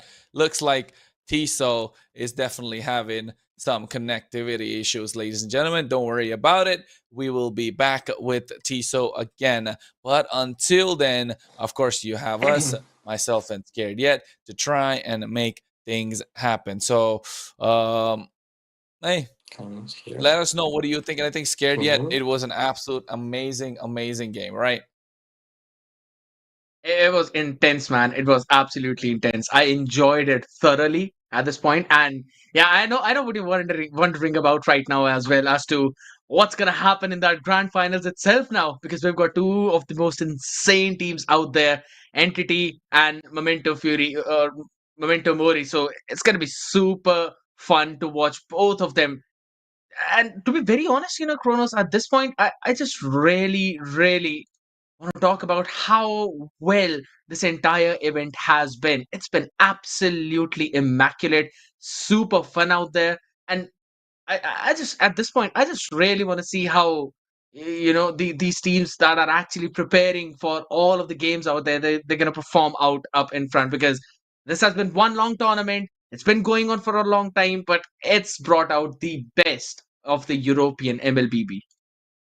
Yeah, I agree, and I think it bringing out the best of European MLBB has been absolutely insane. So it's just reached that point where we've reached the penultimate stage of the EMC, and I think moving forward, we're going into the grand finals, of course. And again, hopefully this time it works on point. We have one representative from a team that's going into the grand finals to face Momento Mori, and this is from, of course, team Entity, and that's gonna be Tiso himself. If production does it, we can get him on stage.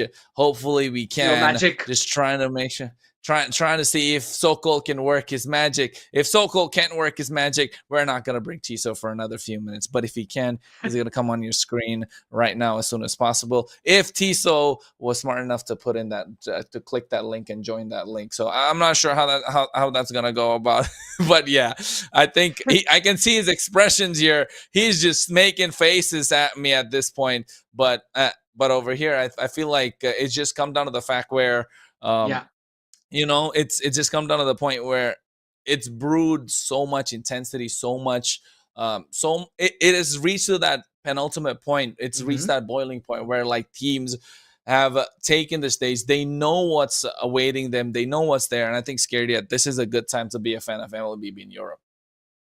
I absolutely have been a fan of MLBB of Europe for such a long time now, Kronos. You already know about that. I have been always, itching to cast for all of these players out here. It's been super fun. And, I'm actually going to give a huge shout out to the entire production as well for making sure that the scene remains lively and there's a proper competitive environment as well. And that too, a healthy competitive environment where we're not just seeing one or two teams, but rather we've got multiple teams, some of the underdogs as well that eventually show up, they move up, and we're all after all surprised about the entire game. And it's always been so close. It's always been so good between these teams. I absolutely enjoy being here. I still have fresh memories in the back of my mind for the MESL as well, how it all went out. I was as the host for that entire event, but it was so interesting to be a part and to watch all of these players perform to their utmost potential. And here's the fun fact now. We saw some of the players who played previously, but now we've got some new upcoming players as well who have been performing so good. And I think so the future of European MLB right now, I think so it's absolutely bright. And I really want to see teams slowly and steadily move up as well to try and perform to their utmost potential. Yeah, I think the potential that Europe definitely has is on card. And you know what, guys? I actually took an interview for Coach Blackjacks, right? Scared. Coach Blackjacks is a coach of the team in MPL Latam and in Influence Rage. They went to the MSC wildcard recently, and I took an interview, and he's the ex-coach of Birthright as well from Europe. So he has a stacked resume. And when I asked him, like, hey, what do you think about, what do you think about the fact that Europe, can they catch up to the global meta? And he said the problem that Europe's facing, that after every single tournament, after every single match, they disband, they break up, and they shouldn't be doing that. And hopefully after this loss, Minerva Fury just don't be like, hey, we need to we need to break up, and we got to go our separate ways. That shouldn't happen, because I feel like definitely it's gonna be a big difference maker if they're able to make it. Yeah, true. I mean, that's one big thing, which we always talk about, that the teams, they need to stick together regardless of the result that they've received, because it takes time to build synergy, it takes time to make those friends and understand their tendencies, understand their patterns, how they like to play. And to be honest, I think so teams should be willing to now put in enough time, and I'm pretty sure that Europe has got that potential to be on that top stage. It's not I'm just saying it out of the whim to impress few people out there, but it's the fact that I actually witnessed that happen. I still remember that best of seven series all the way in MESL Chronos. You casted that grand finals in the best of seven. That seventh game, the last team fight was instantaneous. Something that we mostly saw on the MPL stages, as to 3, 2, 1, go. Every single one of them securing one person to finish, and they all jumping in on that one person. That kind of instantaneous gameplay is what's required on that top stage. And Europe is picking up on that. It's catching up on that, and I'm pretty sure that's probably faster than any other region out there. I know there are a lot of North American fans out there as well, but I'm still going to say it. It's a two-team region. Europe, on the other side, is still growing, still doing pretty good, and I'm expecting more from them. Yeah, and of course, expecting more is something that we definitely want to see. And I feel like it's going to be absolutely crucial. Yeah. It's going to be crucial for teams that make it to the stage. And going to be honest, I feel like this is something that's been a dream for a lot of people, reaching that international stage. And this is one at a time. So I feel like this is going to be super important when they can get there. And if not, it's going to be, there's no if not. I feel like definitely there are plans to go in through as well, because a lot has happened throughout the world and a lot has happened in the EMC. So I feel like at this point it's reaching that cusp, and I feel like it's time, right? I feel like this is time. We fixed up all the jitters that we have, and this is the moment for us to try and get, of course, a few words out of Tiso, and few words out of Tiso for what has happened throughout the game. And Scaria, don't take away my question away from me. And so cold, you can put us on the screen, bro. Let's do it. Yeah. Go for it, Sokol. I believe we're all ready now. Please don't play with us any longer. We've already been yapping. It's 4:46 a.m. right now out here, but man, I am awake as an owl right now. Tiso, welcome. Finally, we get a chance to talk as well, man. How are you feeling being the finalist of the championship?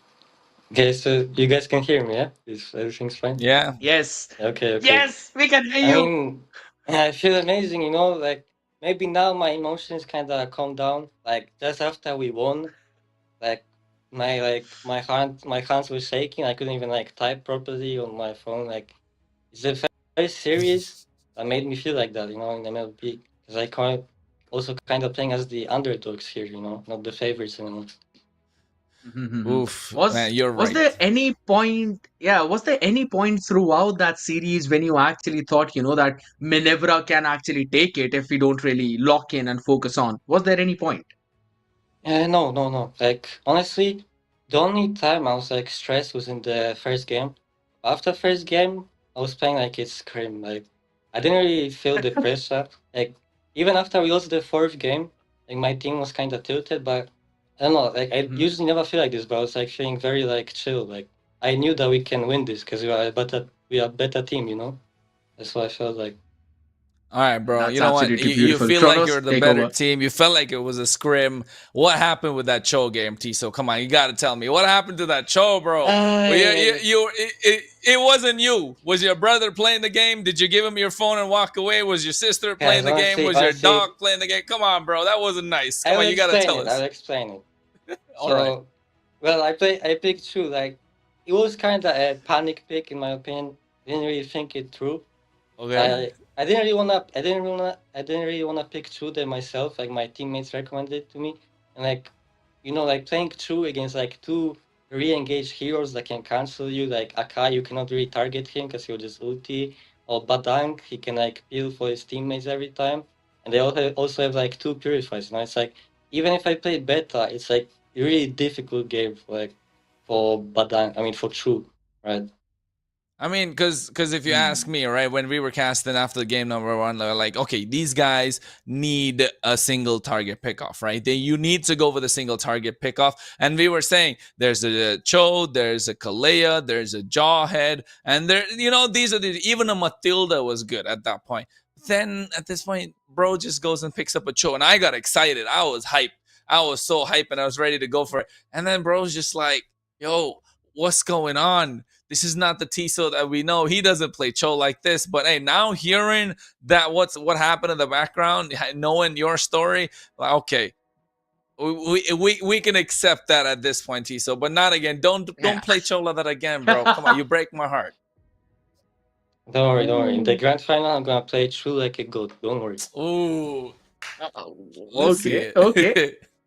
I'm excited about that. I'm absolutely excited about that. So now again, first of all, big congratulations out here, making it for the grand finals as well. Now you will be facing Momento Mori out there. My main, question is gonna be moving into that game number 4 itself. When you guys almost had that win, but there was this Moscow pick on the other side, there was the Essential pick on the other side. You, if I'm not wrong, took 3 to 4 lords. Still, you were not able to end that game. What was happening around that in the team discussion? What were you guys discussing? How were you talking it through? Because that was your game to lose, but still it ended up in a win for Minerva, and that was, I believe, one of the most tilting moments in the entire series.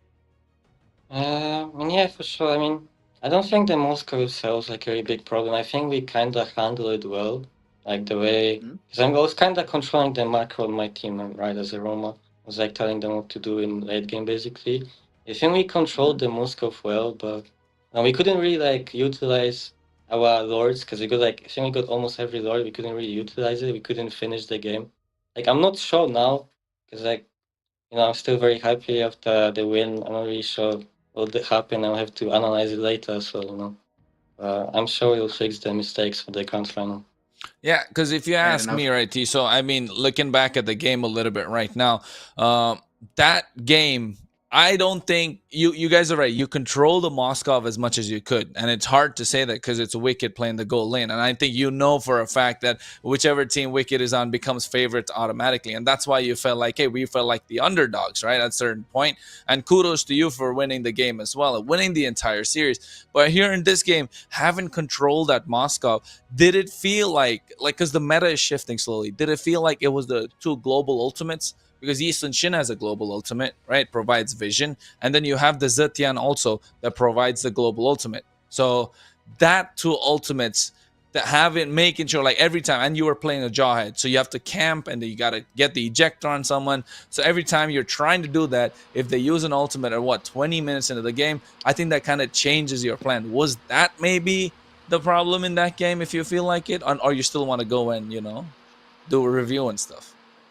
I know for sure review it anyway, even if you want, but well, for sure. I mean, if you play like a set Roma, then like if they have 2 global ultimates like YSS and Zetian, it's kind of hard to set. Then, especially in the late game, it's very difficult. And there's a reason why I think Zetian in the upcoming MLC gonna be like one of the most prio picks. Like even maybe above Zushin, Farsa, and all of that. Because like the ultimate is just kind of insane. Like what can it do? It's fucked. I mean, it really messed us up a few times, especially with the YSS. I mean, I expected them to go YSS. I didn't really expect them to go Zetian there, but yeah, it's fine now. All right. Now, considering since this series is over, you'll be looking forward to Momento Mori in the grand finals, and that too in a best of 7 tomorrow. There's a lot of things that come into play, right? You need to make sure that you guys are not fatigued. You have to be on top of your game. Plus, it's Momento Mori. They went to the grand finals by winning 3 straight games against Rain. So, how will you be looking forward to that series now? What will be your plan of action, if any? And are we going to see some new surprising picks from you, like the Arlot in the room, probably? Maybe. I mean, maybe Memento Mori for like other people. can kind of be like a surprise that they won. But for me, not really, because we already faced them before, and like I know that they're a good team. They have very good synergy. Maybe they're not very good like individually, but the synergy level they're very good. And we already faced them in some other tournaments, and they actually beat us in the upper bracket, I think, or we won like very luckily. I don't remember, but I didn't. I already know they're a great team. I kind of expected them to win, like from their strengths and everything. But sure, we're gonna be prepared for them. I already know them well. It's not like they're a surprise for me. All right. You know what, bro? You look tired. You sound tired. I'm not gonna keep you for long. One Can I do question. some shoutouts also? Hey, after my question, Okay. hold on, for sure. So, of course, congratulations to make it to the grand finals, right? You're the next team. You're gonna get the better part of 4,000 euros in your pocket as well once you win it. That's a big bonus, if you ask me, apart from the bragging rights. But you're going against Momento Mori tomorrow, and you know they're a strong team. Are you gonna ban Uzin's Lancelot? Are you gonna ban that Lancelot? We'll see. I mean, the Lancelot. I mean, if I speak, I don't think the Lancelot is really the problem. It's more about how the teams played against the Lancelot. Because, like, you can see, he didn't really contribute much in like the team fights or something. Most of the games, I think. But the way he just told like every objective was kind of not normal, unnatural. So, who do you think was the threat in their team then? Who's the one to watch out for? I don't think they have a threat. I think they just play really good as a team. They play with each other for a long time. That's why they probably beat some other teams. And they're just a great team in general. But I don't think they're great individually. That's what I think. I think that Minerva has very good individual players. I think That's better why. than Memento Mori. That's why you felt like you were Mori could underdogs. be a better team. Sorry for interrupting you. No, you're fine. I think you're right. You're right. Momentum Mori have good synergy. Individually, Minerva Fury have more. And I think that's why you feel like you were underdogs, right? Because individually, they are so good. And it's undeniable at this point. But hey, congratulations on making it out. And Thank you. congratulations being in the final. Looking forward to casting that game. It's going to be an absolute banger, I know for sure. So what are your predictions for tomorrow, Tiso? And I want to go for 0, of course. For all. Bro says he wants to go 4-0. You know, you always want to win, you know. It's like I agree. Let's I see. agree. 100%. But hey, I'm confident, you know. I feel like I just want a very strong team, you know. And also I said I'm like the underdog because like I saw the pre-game predictions, like the casters talking, and everyone voted for Minerva. Nobody gave us a chance, you know. So that's why I also felt like an underdog, you know. But it's okay, bro. You came out on top. You have your victory. You're feeling absolutely pumped. And I think usually Scared Yet says this, but hey, the floor is yours. Give any shout outs if you want to, my friend. I want to shout out for sure Kid Bomba because he actually helped us a lot with some drafts and gameplay. And he's boot camping now. I hope he wins the MSC. I also want to shout out Vladik, 27 TZ, for giving us Pelmetronia for this tournament because I think he's the best gold laner. And I want to also shout out Statue, my best friend. That is so sweet, man. That is so sweet, Tiso. And again, big congratulations to you and the boys. You're basically the underdogs out here, but few of the favorites underdogs now to win the entire series. So we're gonna send you back home. Thank you so much for entertaining all of us with that gameplay. Good luck for your future and tomorrow, specifically Thank for the you, grand guys. finals. Thank Looking you. forward for a great game. Thank you for everything. Well, my God. Man, he's looking confident, Kronos. He's saying that they're going to 4-0. Yeah, and I think Scared it is reached that point indeed. It was amazing, right? I kind of almost lost what you said, but yes, it has been amazing indeed. And that was a great interview coming in from Tiso. And hey, yes, at this point, we've reached that time of the night, man. We've reached that time of the night. It's been an amazing journey. It was an amazing day. You can call it a time in the morning for me right now. It's already 5 a.m. here. But yes, man, I am not complaining at all. I enjoyed every single minute of it. And my cheeks are paining now because of the constant smiling out here. But man, it was a pleasure to be on the desk with you as well. Looking forward for the action tomorrow too. And a huge shout out to ET for winning this entire series out 3-2, but also to Minerva Fury because they put up a very solid fight, and I'm really looking forward to their future too. I am as well, and that was an absolute display, absolute stellar display of Mobile Legends. Bang Bang coming in from Surge Europe, of course, for the EMC. Well, that was Scared Yet. This is Kronos signing off for the night. Thank you so much, everyone. We will see you tomorrow for the grand finals.